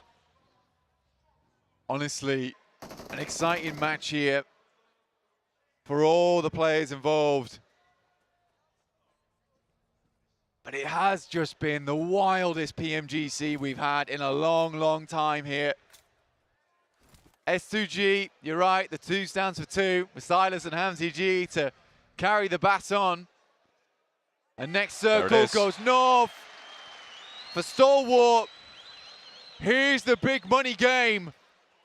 Unfortunate for the early rotation from WBG. I feel like it was heads up enough to make something of, but that's just how the circle goes sometimes. 2 hard shifts up back to the north after that south. It's just going to be disaster for WBG on their chase. They were right down towards the bottom end of this chasing pack. They've got 4 eliminations already. If they can make it across the bridge, maybe fight off against U2 Alliance, there's a chance, but it is slipping away moment by moment. Every tick of that second hand of the clock brings them closer to a sealed fate. For Weibo, though, 4 players. U2 Alliance and the last player from Titans Gaming. This is a really decent path for Weibo to get in. U2 Alliance, though, is not making it easy. And Weimau's driving so slowly that it is easy. I mean, somehow, the slower you go, the harder it is to hit, maybe. You're expecting them to go faster, and you jerking your aim ahead, but not second time around. So gets through and Flax not catching them. Still slowly making their way in. They're establishing that line of fire. They're making sure they're being methodical about this, but the blue zone's a little bit too close for comfort on this engagement, and Udo Alliance can start to flex out to that eastern side of their position. Left of them on the screen right now. You can see Weibo just slowing down. DXavier denied entry to that main island. They're going to have to swim. FaZe are there to receive. Where WBG making the cross, and it is being torn to shreds by Udo Alliance. This might have been made easier, but Udo Alliance's compound, famously RRQ Athena's roots back in the day. Such a strong position though to hold out the bridge side. And WBG just cannot make this crossing. Smokes are down, but vehicles are in flames. Ming takes another knock for WBG, but they've still got 3 players active. The blue zone now a major issue. You can see it creeping ever closer to WBG. Gap trying to reposition, but Olio just such dominant angles onto this area. He's going to have to move as well, but not before they do. DXavier are going to be spotted out in the water by FaZe. And this is really Stalwart's chance to keep this under control, but they're only playing as 3.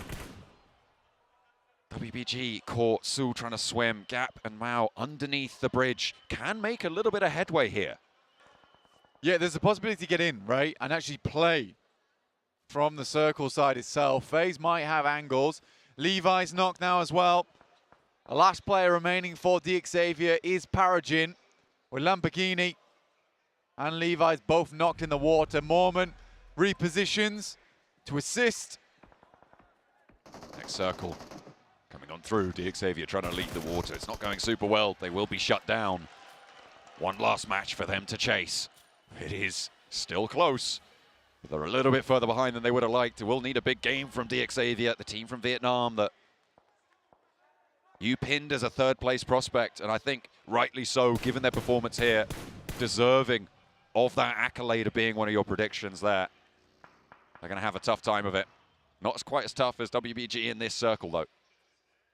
I think when we look at it, you're right, the big surprise has to be IHC. Full Miracle vibes, people expect them to do very well during this tournament, and they have. A 5th place is great. But Weibo Gaming want to go a little bit further here. I think a lot of hopes from the Chinese fans were in this team. 4 eliminations found, and they have lived it. But for Stalwart, this match matters so much because it's such a huge opportunity here. With only the 1 elimination, if they go down within the next couple of teams, it'll all be for naught. Right now, 1st, 2nd, 4th, 5th place teams are all out. This is a gateway for Stalwart to push back into that 1st place spot.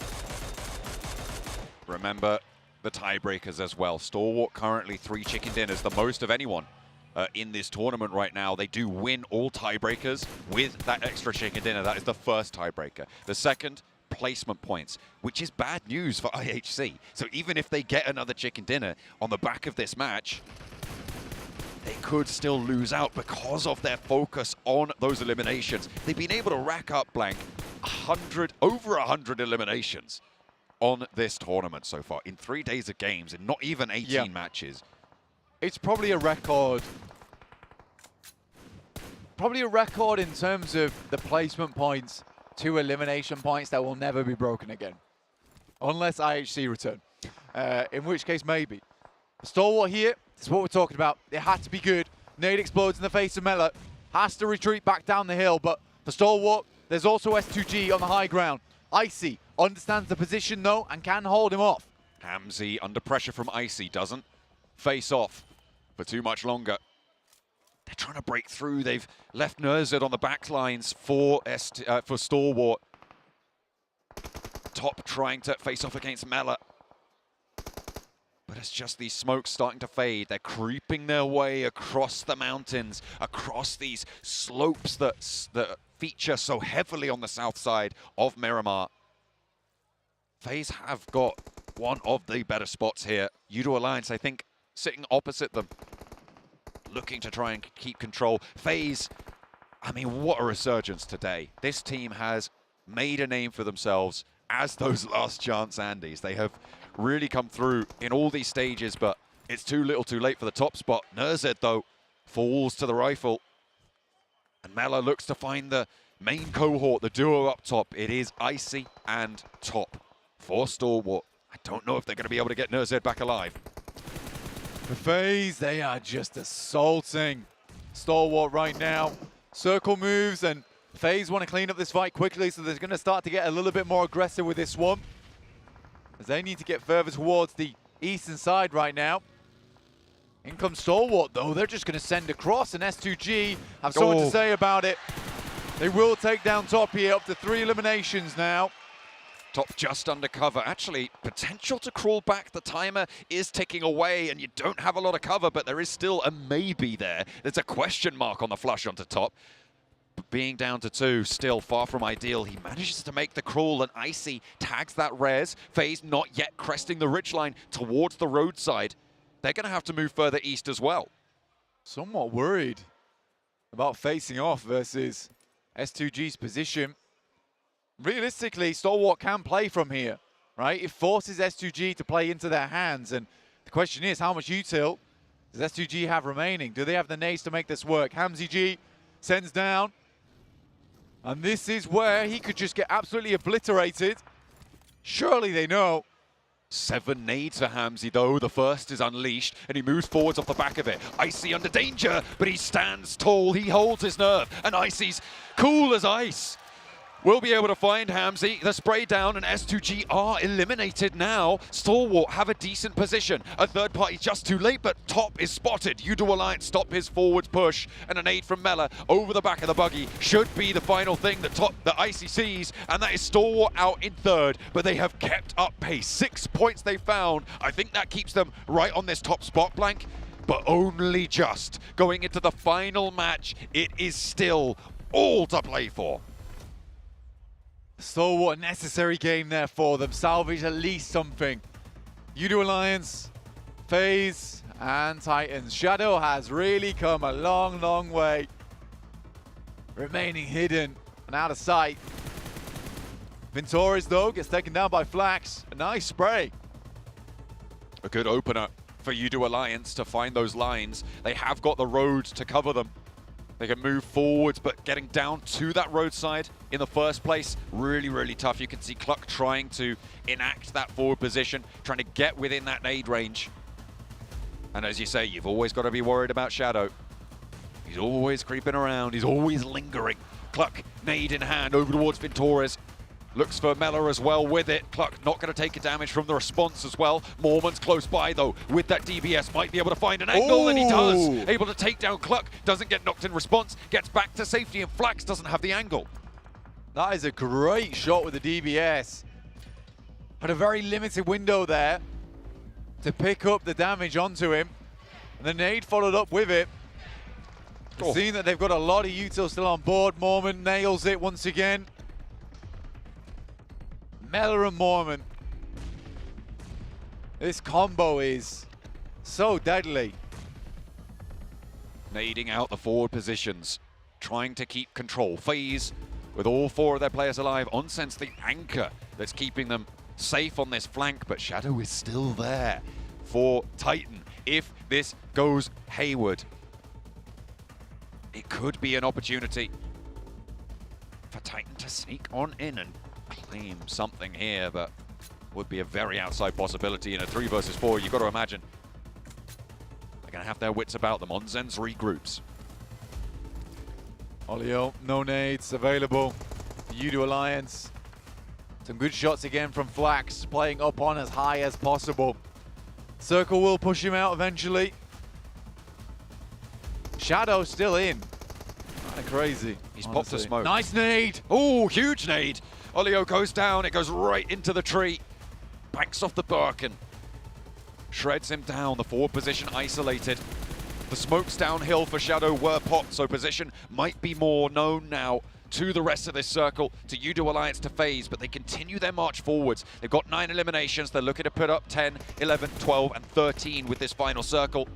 If they're able to find everything left, would be a great way to get towards the end of this day with a chicken dinner, a 13 elimination one at that.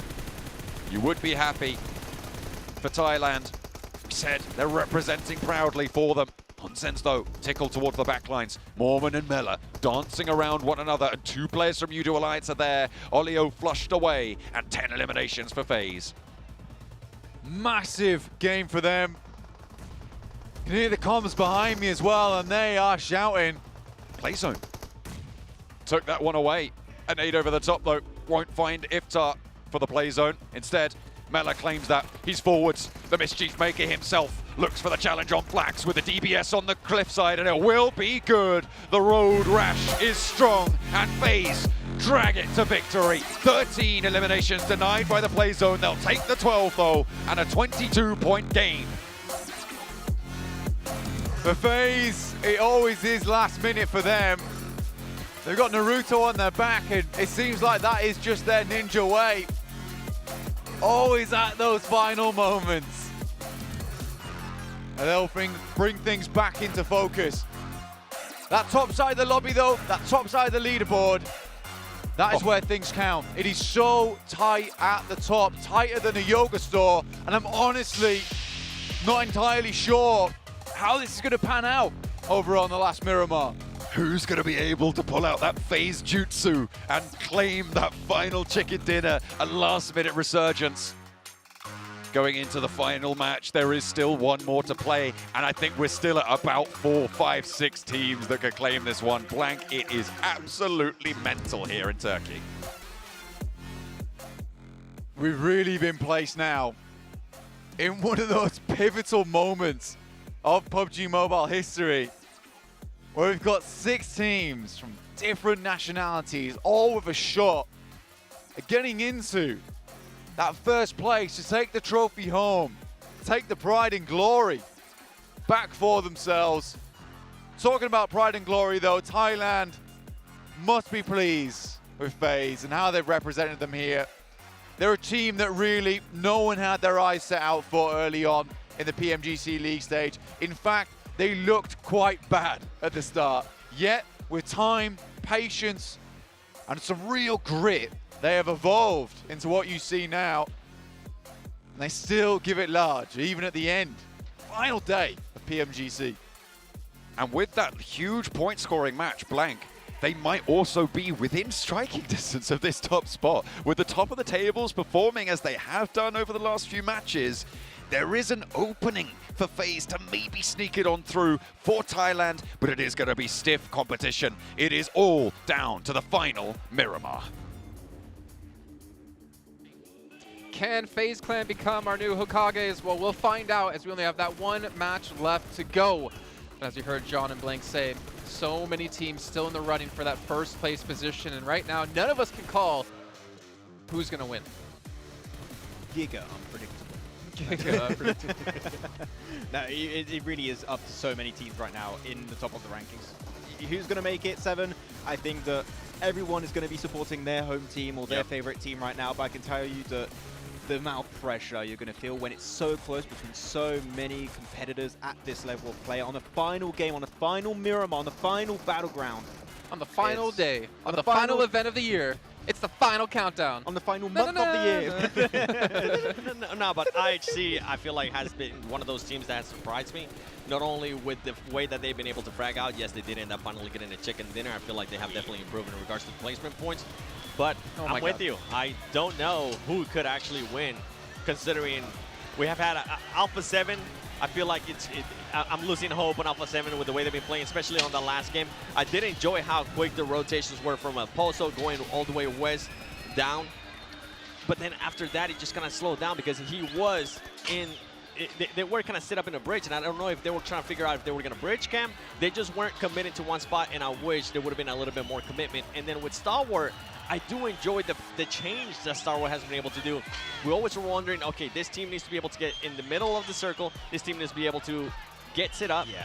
But they've been playing a lot of edge, and it's been working out for them. But man, Alpha 7, 1 point here. Like, that was such a big gamble to go for the Los Higos Island. I do not know why they went that early on. I think they could have gone actually for FaZe's compound instead. And just maybe swim across if it keeps going down on the island, but they just commit to it so early. fight more. For like a first place team taken down by currently the last place team, that is a really big upset here. And when you have Stalwart still getting points, IHC popping the hell off, especially.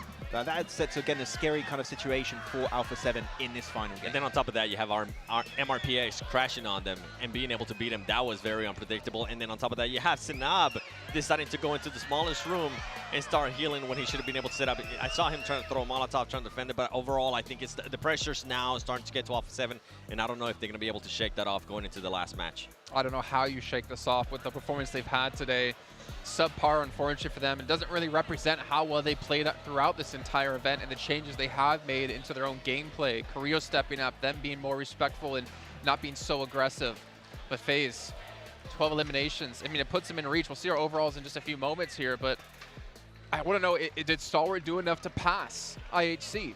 Are we going to see FaZe Clan within how many points of potentially being in first place? There's so many variables, there's so many unknowns right now. Actually, a really smart play from Stalwart in that game. They saw IHC fight for Miracle Vibe. No, IHC fighting, yeah, for Miracle Vibe at one point, and they just see this is a great opportunity to eliminate two teams competing for that first place and also maybe getting eliminations, which unfortunately did end up going the way of S2G. But that really good awareness from Stalwart that we are witnessing is going to be a big difference maker at the end of the day. But as we said, didn't quite get the elimination, so maybe it's going to be a bit different. Oh.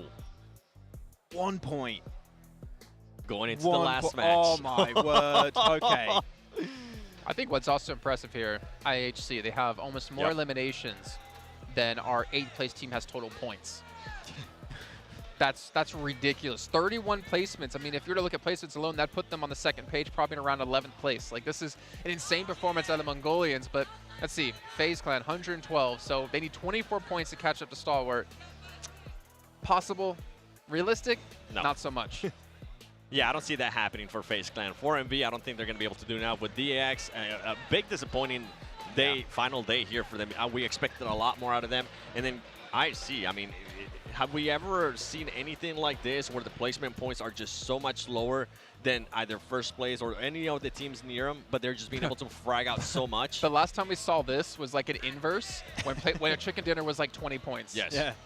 Oh, man, this would be one of the biggest comebacks for IHG, though. Like, in the history of PUBG Mobile Esport, where they qualify from the last game of last chance in the league stage with a double MG3 push onto Reject to qualify into the grand finals and maybe bringing the trophy over back into Mongolia. A double MG3 push to win PMGC as well. Yes. Oh. Give me the same circle. I would love that. Well, I mean, speaking of that, right, we've been harsh on Alpha 7 in the position they went to in those Hegos, but what about D Xavier? They went down towards the island as well. They tried to swim across, and they swam right into the open arms of FaZe.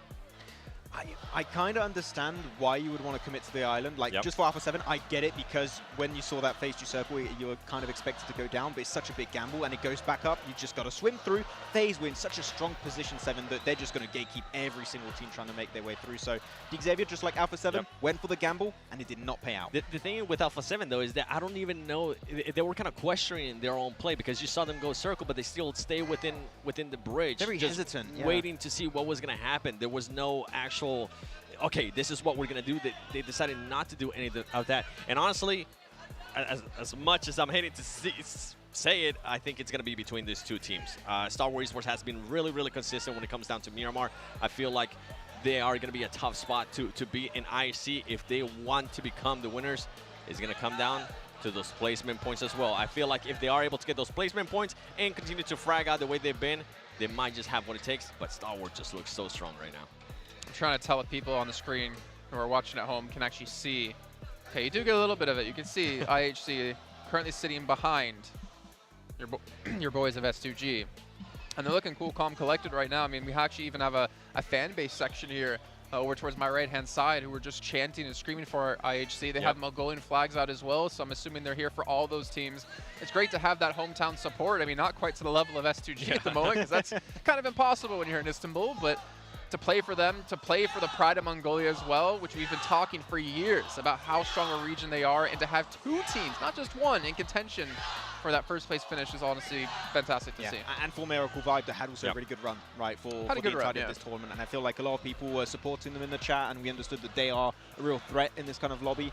But as you said, I think it's between IHC and Stalwart now. Alpha 7 could still be like a contending for that one, but it is going to be down to the last game. We keep saying it's unpredictable. We're trying to predict, but we just can't do it. It really is. It really is unpredictable. And also, the other unpredictable factor is going to be which one of the other teams, right, that are not fighting for the championship are going to try to be the dark horse. They're going to be the last game. Are we going to see teams maybe trying to BM a little bit on some of those teams that are currently going for that championship? It has happened in the past.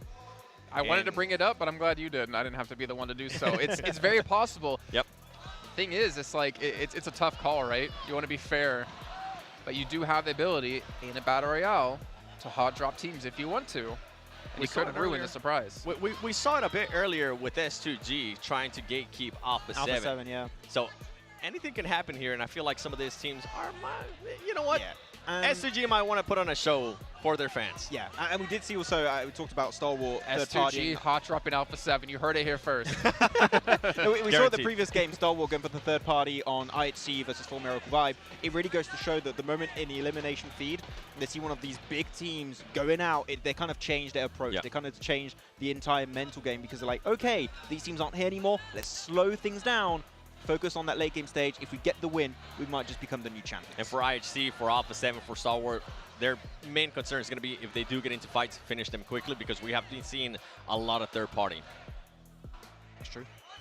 I'm taking a look at the timer. We got about 2 minutes left till we hop in the game. I mean, I'm looking around at the players as well.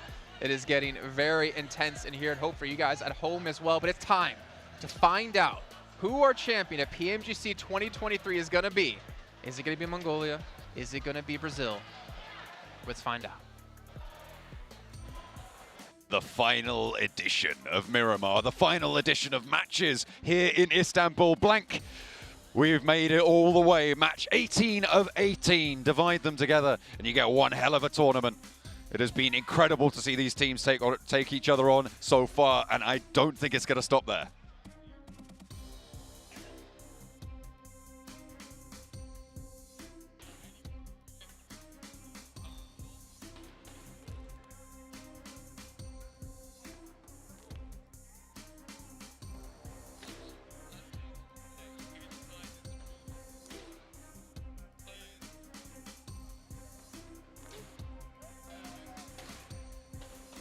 Waiting for this game to start. I think we've been missing you a little bit there, Blank, on some of the audio, but you're right. We are waiting for these players to start. They just can't get enough of Miramar. They'll need to hold their nerve now. More than ever, Stalwart 1 point ahead at the top of their countrymen, IHC. And Alpha 7, they've fallen off a little bit today, but they have kept up pace with the top tables. They are still only 6 points behind. It's so crazy. 6 teams really have a chance. FaZe, obviously, with that last performance, if they can run that engine and keep it hot, there may be a chance. I mean, it's 24 points difference, right? We've seen crazier things happen. Yeah, there's realistically still room for these teams to switch things up, to get towards that top 3. Realistically, it's sort of in that 5th place spot that have a chance at the trophy itself with 4MV, 116 points, 20 points behind Stalwart right now. Alpha 7 desperately looking for that win.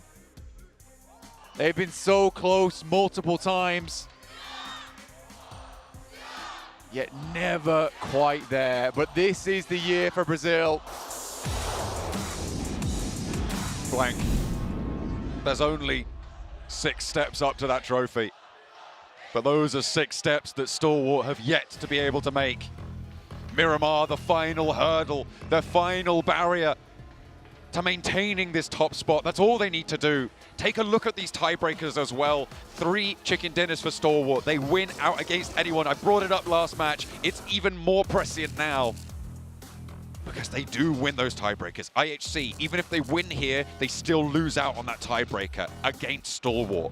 If they both have a big game, it could all come down to it. With this tight table at the top, I mean, it could be all important. Alpha 7, if they get a chicken dinner though, they win out on the tiebreaker. and guaranteed, no matter what, that they would beat Stalwart on the tiebreaker because they're only 1 point behind on that placement points. They would be even on chicken dinners, and they would get an extra at least 4 points on those placements. In the air right now, plane about to finish its path. Teams dropping out, Alpha 7, El Pozzo, Stalwart, central side of the map, near Hacienda, the Xavier and La Cobreria, and down towards the south we have 4MV. I'm getting flashbacks of the plane path to last map, Blank. Ooh, okay. Similarly cruel, diametrically opposed, other side of the map. Why not? We're going on a world tour for the global finals. Moving off towards our eastern side, El Azahar. Interesting place to finish this one off. A lot of high ground available. Teams will have to get a move on. Nongshim Red Force sending out that way. Chance for them to get towards that top 5 possibly during this game. And Alpha 7 looting up. It's going to be a nervous start to this game for a lot of players, for a lot of teams. But there's still happy smiles, and quite a few of them. S2G looking comfortable in their final game of the day. Yes, I didn't come too close towards the top, but I think 94 points is still a pretty damn good result for them, considering how close this tournament was and how packed we have. The amount of teams that are so unbelievably strong. I think 94 points, 10th place compared to 136 in first. It really is a ridiculously stacked tournament. The power being demonstrated from every single region represented here is, you're right, staggering to behold. And it makes me pretty happy to think that this is all coming to the United Kingdom next year, our home country, Blank. We're going to be in for a treat, I'm sure, but there's even more of a treat in this final match where it is so closely fought to lift that trophy. I knew it was heavy, but I didn't realize it was this heavy. FaZe blowing the doors down, just like they've kicked the doors open for themselves to get further into this tournament. Oh, Lamborghini drops back down on the concrete, will take down Bobo Hope. Last time I get to say his name in the tournament. Feels sort of bittersweet there, as DX find themselves a 1 point further towards that top side of the lobby. Only 13 points behind that top spot. You've got to start somewhere. Every single point will matter. Again, they're on 2 chicken dinners, meaning they still place behind Stalwart on that chicken dinner count, but they don't come behind anybody else on those tiebreakers. It could all come down to it. And I'll keep bringing it up as long as these teams maintain that proximity to one another and keep their strength going. Morph having an impact onto the tables last match, Blank, with taking down Alpha 7 on that crossing, on that swim. Senab kind of fumbling the bag as well as the rest of Alpha 7. Not all the blame lies at Senab's feet, but Alpha 7 definitely should have been able to take Morph on in a straight-up fight. Just didn't come through. Let's take a look at the teams moving early into this circle, though, because you've got Titan Esports Club and Nongshim, both in El Azahar now. Nongshim and Titans as... Oh, that's right. Yeah. Yeah. I've still been calling them Titans. Yeah. It's unfortunate. They feel like Titans, honestly. Certainly do. Shadow does, that's for sure. Both central now towards that high ground. Alpha 7, though, I think is the main worry for me, personally. Pretty much on the opposite side of the map right now to the circle. Have a long way to go, and it's not a case of being able to do any of those cheeky rotations where they wide wrap round. No matter where they go on this wide wrap, they will run into teams. IHC underneath them in Monte Nuevo. Probably not the fisticuffs that you want to walk into, honestly. I'm most likely sensing a northern rotate. Stalwart making their approach now. Nearby to Loops. Off in the distance, you see their nameplates pop up. They are being so careful. They just want to maintain their course here, because 1 point behind them, IHC. Goodness me. These last few games for most people towards this top side have just not been what they wanted. That is going to be one hell of a mental fortitude test. Stalwart here on their rotating. Like I said, just underneath the loops at the moment. Keeping a watchful eye on our current #1 spot team. Xavier rotating in alongside Morph right now. They've been fencing back and forth with them, already taking one of those Morph players down. Behind on the queue, it's Alpha 7. Their seeming rivalry from the fans between them and S2G might come through to a head in the final match, because they're going straight through the middle of this S2G line. Carrillo close to Hamzy in the building. Are they going to take shots? Are they going to look for it? Because right now there's a response from S2G. Hamzy's close by. Has got that M16 and SKS. Not ideal to hold off a push in close range. He wants to keep them at arm's distance. A7, big test for them. S2G's consistently been able to take down top teams from the outside edge. Nade sent directly through the middle. Carrillo down. The start of a nightmare here for Alpha 7. Potentially at the hands of the home ground heroes, but IHC are on the south side as well of this blank. They are a little bit close by, a little bit too close for comfort. However, now the rally through for Alpha 7 is here. The high ground is dealt with. Dispatch to Senab holds his nerve. Mafioso not so much. And now Silas has the chance onto Senab, and it is going to be backed up as well. Alpha 7's dreams could come crashing down here. Brazil were at the top, moving into the final day, but now it's disaster. Ray-Z with the nade. And Revo, the last to stand for them. What's the challenge? It's Ray-Z with it. And Alpha 7 fall. Mongolia with the top 2 spots in hand. And they're going to fight off against one another. Brazil, right at the post once again. Failed to make it to the end. Heads down, disappointment abound. A cruel finish for Alpha 7 before the game even really has begun. We always knew that Alpha 7's major opponents were themselves blank, and it seems like they were victorious in that pursuit. It has been so unfortunate for them to get to that top spot, to smell that winner chicken dinner and have it snatched away. No afters for them. It's an early bedtime, but now IHC on the chase on the west side. The circle with a hard south shift. We've still got some water in there. South shift on the circle. Stalwart happy about this one. Quick little regroup. Reassess the scenario. We'll move south towards where FaZe are currently playing. Major Pride taking shots over towards Udo Alliance. Finning the herd towards the center here right now. FaZe equally losing players. Another team with that shot to get towards the top side of the lobby, but losing players now. Not ideal, but again, a team that can leave this game with their heads held up high. Major Pride taking shots over towards Udo Alliance and not quite over towards Xavier as well. One of the outside chances of jumping up those tables sat at the start of the game 13 points behind, so they want to keep themselves nice and tight together, but they are embroiled on the northern edges right now with Loops, with Morph, with Titan as well on that edge. Gonna have to be careful. 4MV picking up a knock as well. Can't count them out. They are from Mongolia after all. Paragen removed for Xavier. 123 points total. More damage pouring in. Chua goes down, a 4th place team.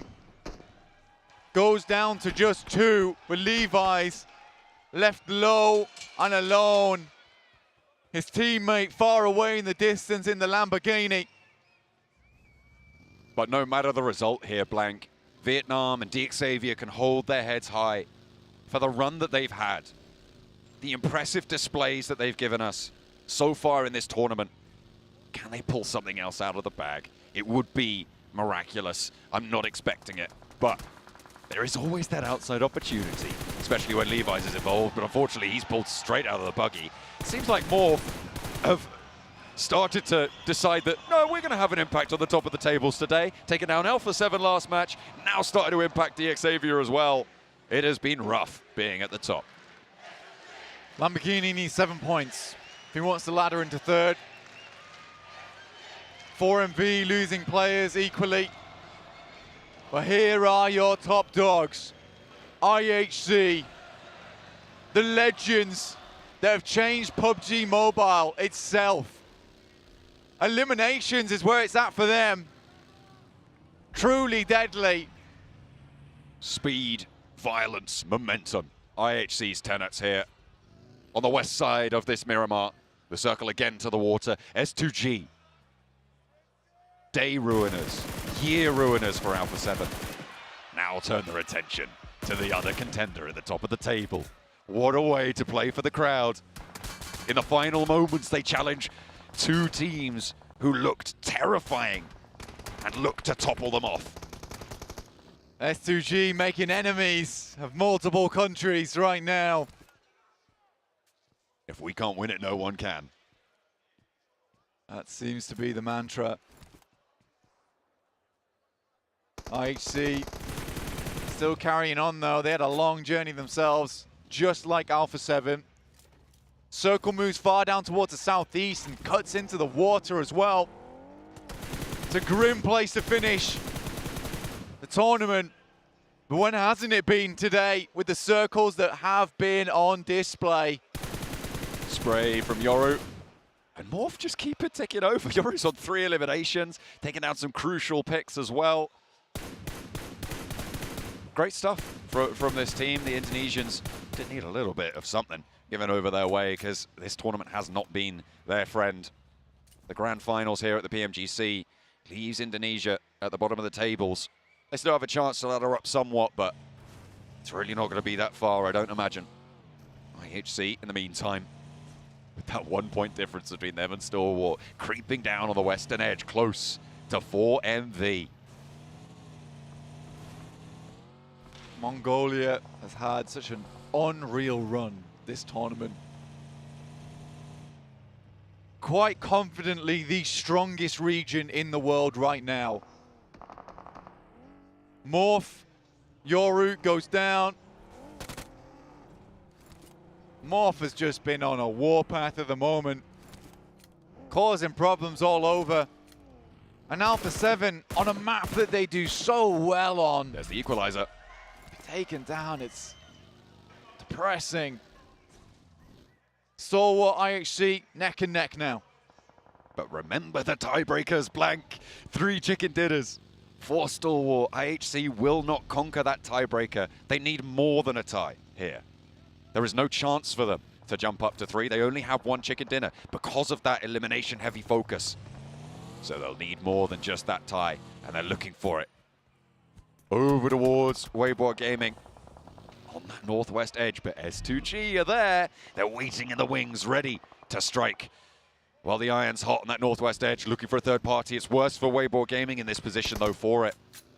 On that third party, IHC, the backstop to this south edge. S2G like a rocket arrive on the scene. But Waimau quickly dispatches the majority of them. Zhou looking to take them off. IHC instantly up to 3 elims. Now they can turn their attention over to Weibo Gaming as well, who only have 2 players alive. Mao and Su, the top spot claimed by them for the time being. And they are still as 4, but that's careful for Alex. Get away from that nade as fast as you can, sir. Over the top, Weibo Gaming looking to fight on, fight strong. The top performing Chinese representatives here in the grand finals. And IHC just looking to keep it together into the vehicles. They have to go further. They have to find some ground to make their way on in. Ming down, Su up to bat. Stun grenade popped. Zhou immediately looks away. Does not want to be blinded by the light and will instead look for the boogie out of there. Waimau though steps over the top side. Spots the retreating player, goes for the spray down, but Zhou on a swivel will hit him with a 180. Xavier out in the meantime as well. No chase for them, but we're back on board with IHC as well, as Yol has been leading on the damage, and he is leading IHC from the front as well. Ming, very, very low, but pops the heel on the off angle. Split in twain. Now, as IHC move north, they want to encircle Ming. In the meantime, Stalwart in a battle of their own against Besieger Evos. It is just Lynx, but he's already taken one of them down. Blank, 3 players remain for Stalwart. Feels like this every time, doesn't it, John? 3 players for Stalwart. Does not look good. And with Nurzek going down as well. Besieger Evos rattling Stalwart. Indonesia did not catch the memo, Blank, that they're at the bottom of the tables, because today they have been devilish to these teams looking for that chase. IHC already in the lead. Blank, they have a 3-point advantage right now against Stalwart. If they go down in a bad fight, it could go completely down the drain, but if they can hold their nerve, they could take it away and deny Stalwart another title here. Top is close by. Zjol, he's got the power. Can he bring it through? Top is crawling closer. He needs to be so careful. No nades in hand. He crests the ridge. Zjol, he stands up. He spots Top. And there's the knock. There's the flush as well. And Stalwart are looking to equalize. Looking for more. Turns his attention to Demo. Sees him dash for the shack. Gets behind the cover. But he's split from his teammate. Action is down in the meantime. And it is all up to Top. Can he keep things ticking on over? If he goes down now, it's all over. Demo up, running towards him. Shots are coming through. Top so low. There it is. Vehicle's over the top. And Alex takes him down with a vehicle. IHC, the annihilators of the lobby. How can you do this at PMGC in the grand finals? Over 100 eliminations. And with the rear axle, clothesline their opponents. Time and time again, they are into the battle. And they ride strong. They lose Zjol, but they prove that they have depth beyond measure. These fights just keep going their way. Mongolia at the top. The only team that could take them down from here comes from Mongolia as well. A Mongolian 1-2 guaranteed. But will we see that third? Besieger Evos looking to put to bed the nightmare that has been IHC. The demonic beast that was summoned to PMGC that has left teams ravaged. Spray over to Godless, the last player from what is very likely to be your champions here in the grand finals. IHC, a team that unexpectedly made it happen. All the way to the top with a 7-point match. They take down Stalwart themselves. What a way to close it down. It's all up to 4MV. Can they push Alpha 7 out of the top spot? You can see them on our screens. They look sad. They don't know if they've made it. Alex is unsure. But they'll be called up to the plate soon. 2 points on the cards for 4MV. Alpha 7 only getting the 1. Means that those 14 points that they were behind at the start has shrunk measurably. They were 15 with the extra elimination point that Alpha 7 were able to get. But they're down to just that 13-point gap right now between them and Alpha 7 in 3rd place. And they're into the fight now with Major Pride. They pick up another. That's 12 now. But he goes down to Dino. He's been on a tear a little bit today. He's been malevolent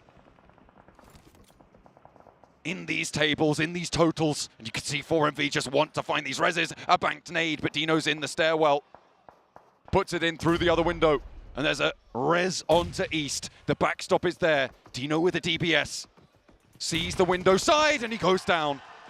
They're looking to put more through, and Apex adds to their tally. They are slowly dragging themselves tooth and nail for a Mongolian 1-2-3 here, Blank. But they still got a way to go as they lose Doc on the backlines. East has fallen as well. It could be Major Pride to ruin that dream.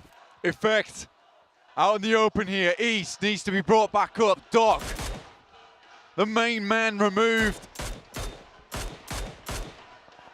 Besieger Evos Again, the Indonesian squad's ruining the chances of teams today. 4MV down on their knees, looking for that third place. 11 points away. And maybe then some. The tiebreaker blank will go Alpha 7's way, should it come down to that. So they need it clear and free. They'll need everything right now. All your support. The Mongolians already happy, chuffed to bits. But can they get even more? For the first time, it is possible for one country to do it all.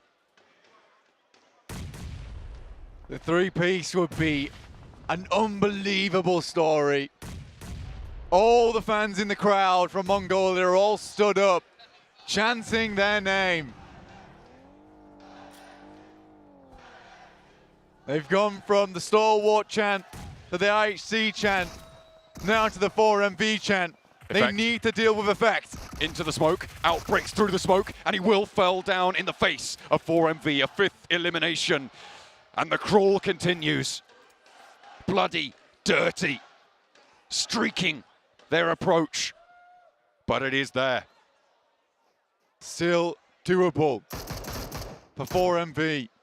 Redface taking shots, tagging away at the vehicles, making exit hard now for 4MV.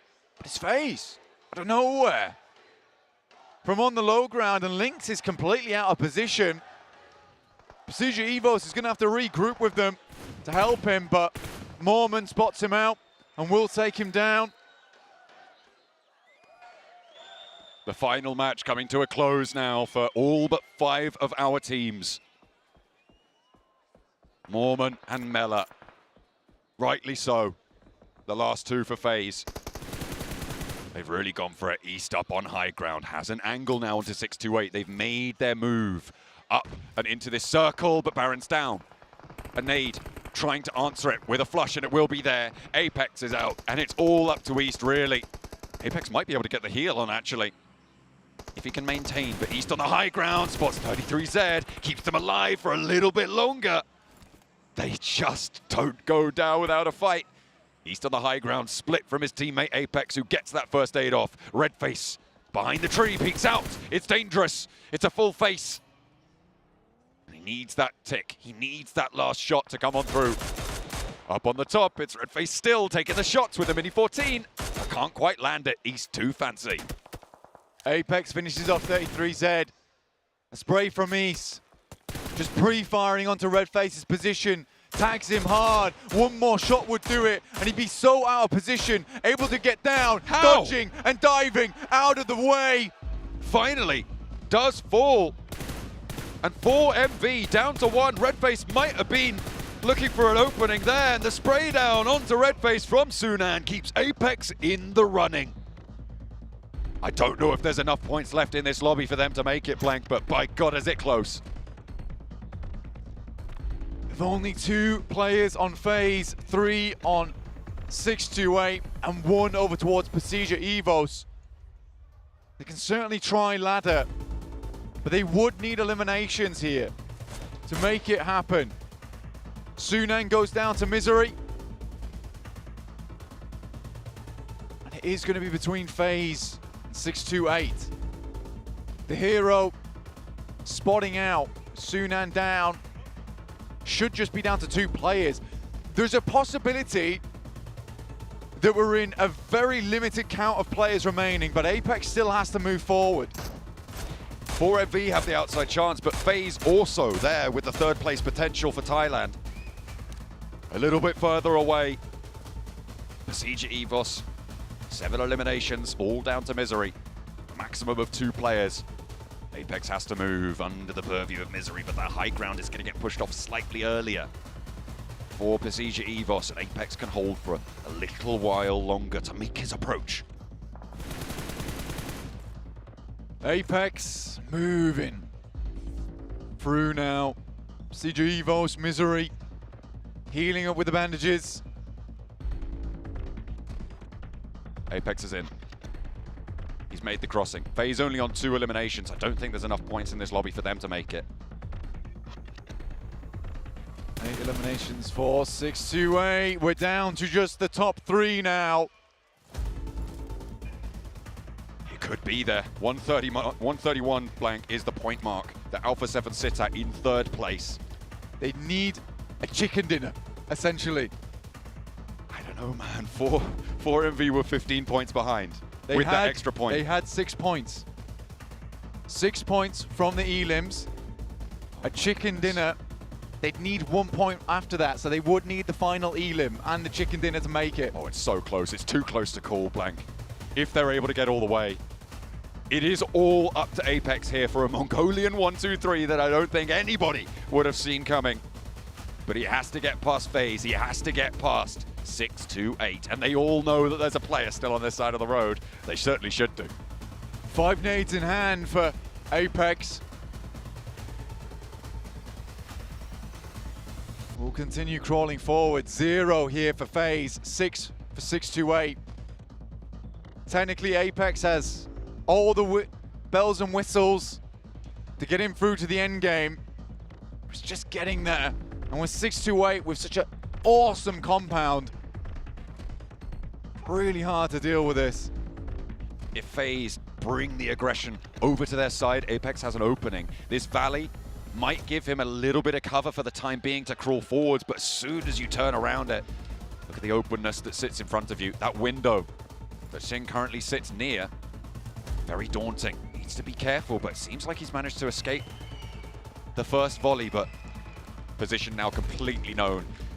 You see Xing is calling that out. Teammates readjust. 628 do not want the Mongolian teams to find those top 3.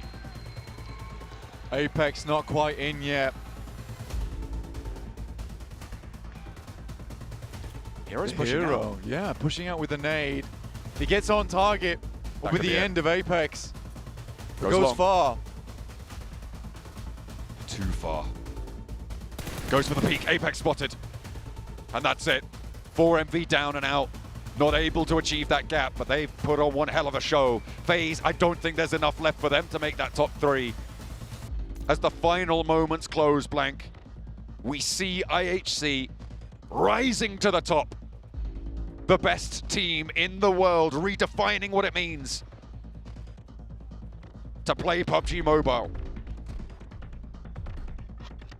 Miramar to close it out first between 628 and FaZe. A good chunk of change between them, and laddering up potential still there for both these teams. For FaZe, the last minute Andes at it again towards the final matches of the day. They did it in survival stage, last chance, and their league stage as well. For FaZe, been a tumultuous journey, but they are still here. Mormon, Mela, the double M combo, the mischief makers themselves, looking to finish out this game strong. The circle will push both of these teams together. With that high ground advantage, with the MG3 in the hands of Xing, the blue zone's the only thing that's going to take him down. Both standing in their own respective 1v1s now. In the final moments of the final Miramar, 10 eliminations for 628. It has been a resurgence from the bottom of the tables today, blank, but you've got to wonder where the top teams have gone. A lot of them falling down and allowing these openings. Except for IHC. They keep it going. Keep it on trucking. Mela forced to move a little bit. Start his shimmy. Drop out the smokes. And this is the thing we were talking about towards the start of the tournament. The fact they get eliminations game after game after game makes them so hard to stop, even when they go out early. Like this nice nade from the hero. For 628, Mormon crosses the road. He has looks a chance to spray him. Across the road he goes, but no further than that. From the top rope, it will be 628, but let's take a look at IHC. They know that they've done it. Obliterating their opponents. IHC are your champions for Mongolia, denying their countrymen yet another title, stomping on the face of Alpha 7. Brazilians denied as well. It is IHC to claim the top spot. Who will take them on next year? Because this is a statement blank. Zeus denied in the past. They just missed the net, but this time around it is a goal for Mongolia. Not quite a hat trick, but there's still the duo up there. An incredible performance from this team. IHC, your champions. Ladies and gentlemen, your 2023 PMGC Champions, IHC!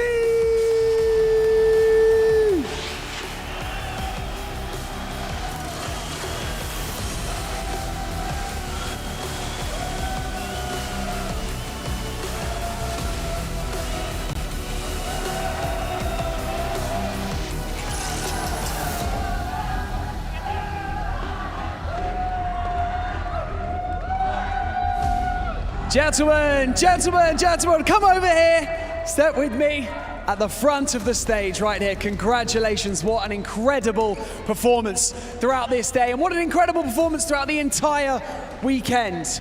Congratulations. We're gonna get some microphones over here for you so that you can chat with me. First and foremost, congratulations. Thank you. Now, I just want to talk to you right now how you guys, try and put into words how you're feeling right now and how proud you are of your team. I'm very good. За хамгийн ихний асуулт нь танай баг одоо ямар хөө мэдрэмж төрж байна? Одоо ингээд өөрхөн багаар хэрэг бахархаж байна. Багаар бол маш их бахархаж байна. Энэ үртэл бас амархан байгаагүй. Маш их юм туулсан. Багаараа амар их бахархаж байна. I am so proud of my team. We have gone through many things. So like we're like all proud of this moment. Takımımla gurur duyuyorum. Şu anki atmosferden çok mutluyum. Takımımın her bir birey üyesi için gururla bu anı yaşıyorum. I guess it's safe to say that you were fragging like absolute crazy this entire weekend. Was that always the plan, to go for the gunfights rather than the placement points? Танай багийн хувьд энэ 7 хоногийн турш ингээ бос багуудаас оноо түүсэн энэ хамгийн ингээ давуу талтай. Танай багийн хувьд ингээ зүгээр survival-аас оноо аваагүй, бос багаас оноо авсан. Энэ тухайг та нар ингээ анхнаасаа төлөвлөж орж ирж яасан уу? Эсвэл ингээ цаанаасаа ингээ тохиолдсон зүйл болчихоо? Яг сайн сонссонгууд гэхдээ байлдаг тоглоомыг байлдгаар нь байлдаж энэ дэлхийн аваргын гранд финалыг дуусглаа. I couldn't hear a lot, but the fighting game, we just finished it as fighters. Hafta sonu boyunca çok iyi bir maç çıkardınız. Öncelikle tebrikler. Silah noktalarına atlayarak savaşmayı, sıralama puanı almaya tercih ettiniz. Bütün planınız bu muydu? Takım olarak bütün planımız aslında bu değildi. Fakat silah noktalarını atlayıp agresif bir savaş yürüterek oyunu kazanmayı hedefliyorduk ve kazandık. Now, finally, before I let you go, you know, you have so much support out there. You can hear it from the crowd as well. Is there anything that you would like to say to your fans who have supported you throughout this entire journey? За зөвхөн энэч хэлэхгүй одоо ингээд дэлхийд даяар та бүхнийг ингээд дэмжтэйгээ үзэгч нар чинь байна. Одоо ингээд энэ бүтэн жилийн турш танай багийг дэмжсэн үнэч фэнүүдтэй хандаж хэлэх үг байна уу? Унсан ч болсон ч үргэлж дэмждэг фэнүүдтэй баярлалаа. Through everything, when we're down, when we're up, thank you all for supporting us, and we all appreciate that you guys supporting us. Thank you very much. Bütün yıl boyunca, bütün turnuvalarda çok iyi iş çıkardınız. Yıl boyunca sizi destekleyen taraftarlarınıza, fanlarınıza söylemek istediğiniz bir şey var mı? Bütün taraftarlarımıza, fanlarımıza çok teşekkür ediyoruz. Bu galibiyeti hepimiz için aldık. Hepinize tekrar çok teşekkürler.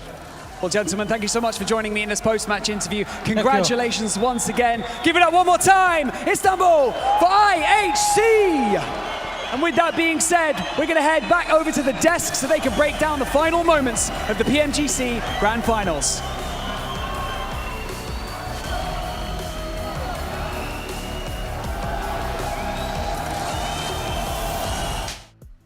Making history here, live from Istanbul, putting Mongolia on the map when it comes to a grand finals. And Max, I know it wasn't the team you necessarily had out. There you go. but you have to be damn proud of them. It's the right country, so I'll take it. But what a story from IHC, going from qualifying in that last game of the last chance with one of the most insane finishes against Reject to now becoming your PMGC 2023 Grand Champions. And what an insane story individually for Zyol, playing back in the 2020 Grand Finals of PMGC, barely missing out on that championship, securing 3rd place, and now able to finally lift that trophy. What an insane story for Mongolia, for IHG, and for Zyol. For IHG as well. I mean, they were here last year. They were able to get 5th place, and for them to come back to the Grand Finals and get that chicken dinner, a lot of people doubted them because of those placement points. It didn't matter. It came down to their fragging power. They were able to showcase it there at the end. It was a bit poetic, too, them being able to defeat Star Wars Esports at the end and being able to eliminate them, that pretty much crowned them the champions. I mean, you look at our top 5 here, gentlemen. 3 representatives from Mongolia. Hands down, has to be the strongest region now in PUBG Mobile Esports by far. You got Alpha 7 coming in 3rd place. A little bit of an unfortunate day for them. And of course, Xavier, have to give a shout out to them from Vietnam. But it's all Mongolia today. Yeah. And S2G won an absolute warpath. They were like, if we can ruin it for Alpha 7, we're going to do it. Didn't we call Game in it? and game out, yeah. I felt like we called it. I felt like we saw it too earlier in Erangel as well. S2G seemed like they were trying to stop some people from becoming champions, especially Alpha 7. The crowd went absolutely wild whenever they were able to beat Alpha 7. And there we go. We have the MVP, Max. From being MVP too. I mean, you couldn't write a better storyline for this individual player, becoming the best player at the biggest stage PUBG Mobile Esports has to offer right now. I'm really, really happy to see it for Mongolia. You heard it here first. 2025 PMGC live from Mongolia. Okay. That'd be kind of cool.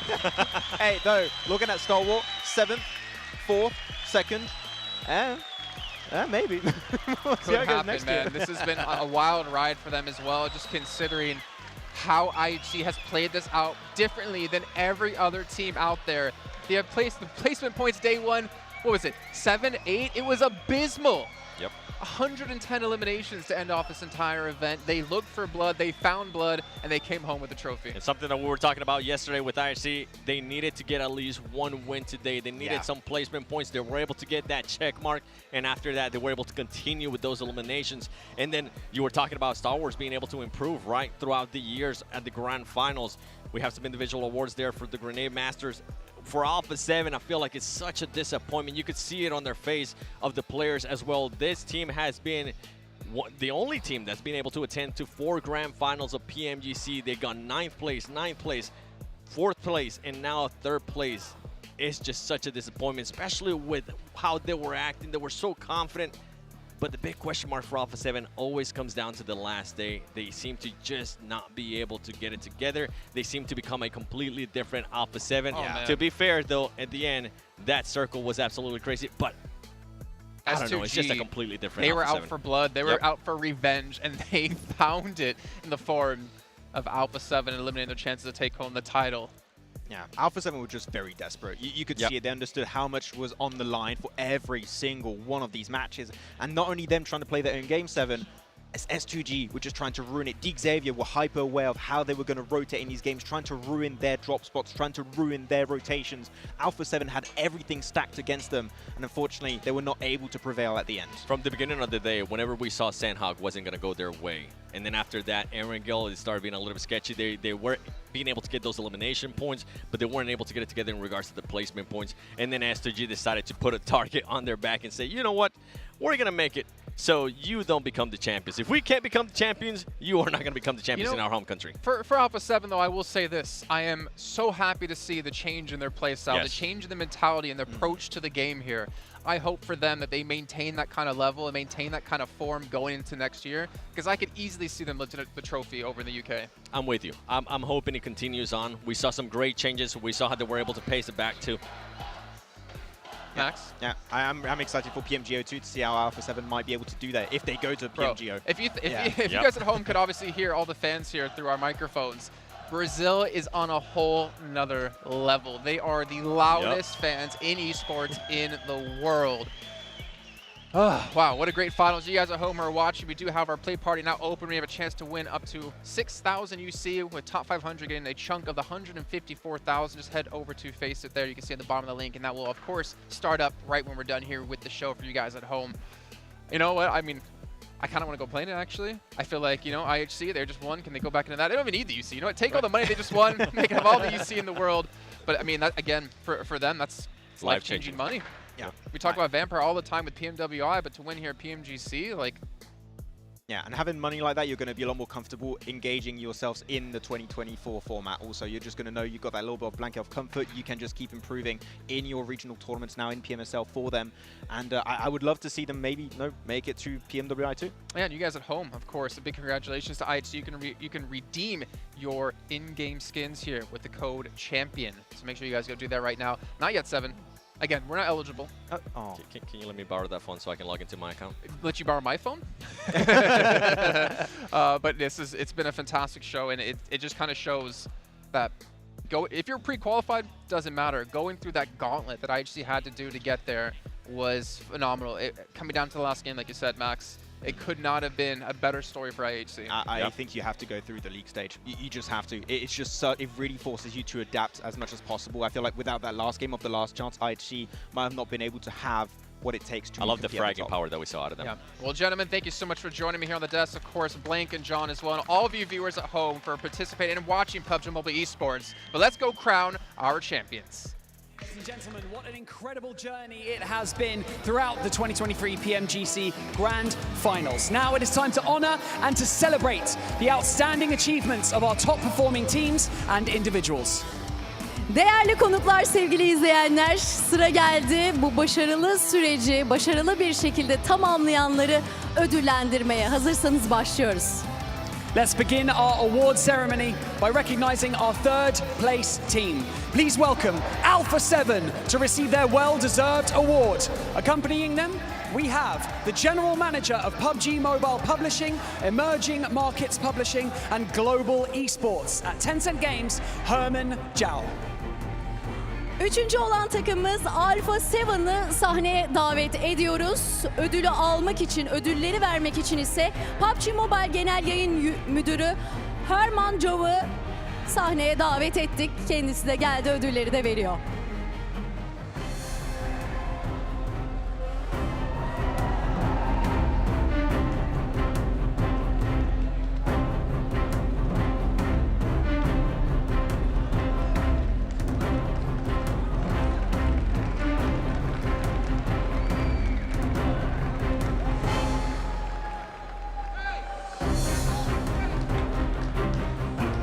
Congratulations to Alpha 7 for their remarkable achievement, a truly well-deserved third place finish. You may now exit the stage.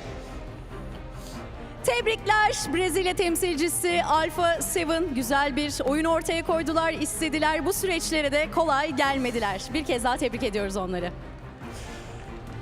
Next up, let's extend our appreciation to our second place team.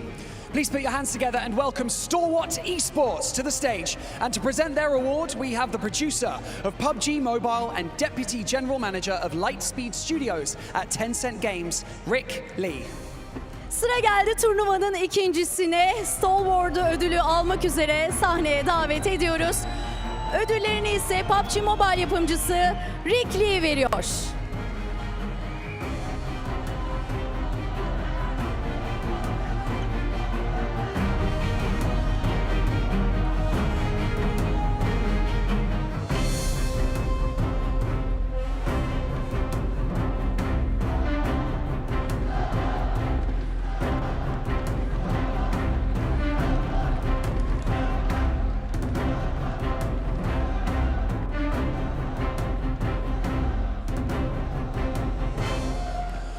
Congratulations, Stalwart Esports. Hold your heads high as you performed so incredibly well throughout this competition. Congratulations. Stalwart'u tebrik ediyoruz. Dileriz ki İstanbul uğurlu gelmiştir. Evet, kendilerine salonun dışına, badge'in dışına alıyoruz. Evet, devam ediyoruz. And now it is time to invite our first place winners, your 2023 PMGC Champions, IHC. Please step forward and accept your well-earned award. And to present this award, please welcome back to the stage Rick Lee and the Senior Head of Publishing, Business Division at Crafton, Raphael Lim. Kocaman bir alkış alalım IHC için. 2023 İstanbul şampiyonu IHC oldu. Moğolistan ekibi IHC'nin ödülünü vermek için PUBG Mobile yardımcısı Rick Lee ve Crafton yayın bölümü başkanı Raphael'im ödüllerini takdim ediyor oyunculara.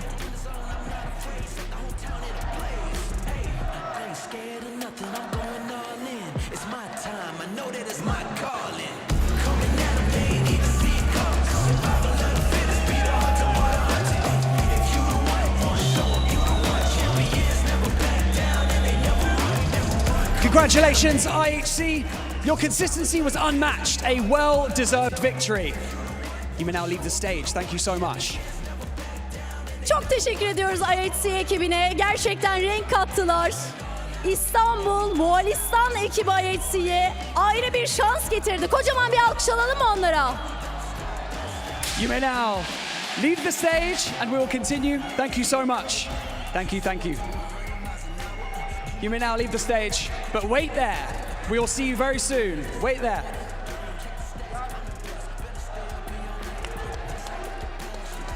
Finally, we come to our FMVP award, recognizing an individual's exceptional performance and impact throughout the grand finals. This prestigious award goes to Zyol from IHC. Congratulations.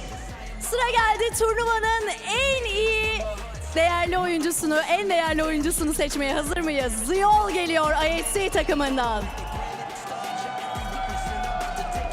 Ödülünü vermek üzere PUBG Mobile Genel Yayın Müdürü Herman Cav'ı sahneye davet ediyoruz. And welcoming back to the stage, we have Herman Zhao to present the check and the trophy.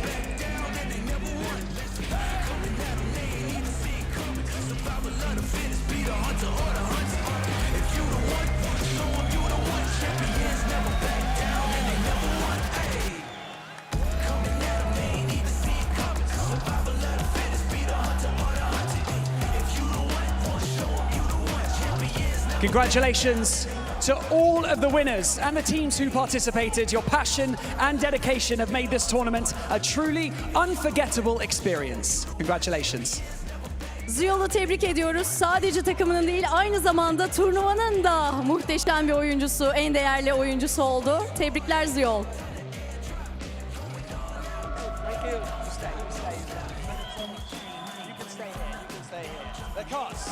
And now, for the final time, please welcome back to the stage your 2023 PMGC Champions. Take your rightful place in the PUBG Mobile Esports Hall of Fame. Embrace this moment. This is your year. Make some noise, Istanbul, one more time. IHC, lift that trophy. 16 takım arasında şampiyon olan IHC kupayı kaldırıyor.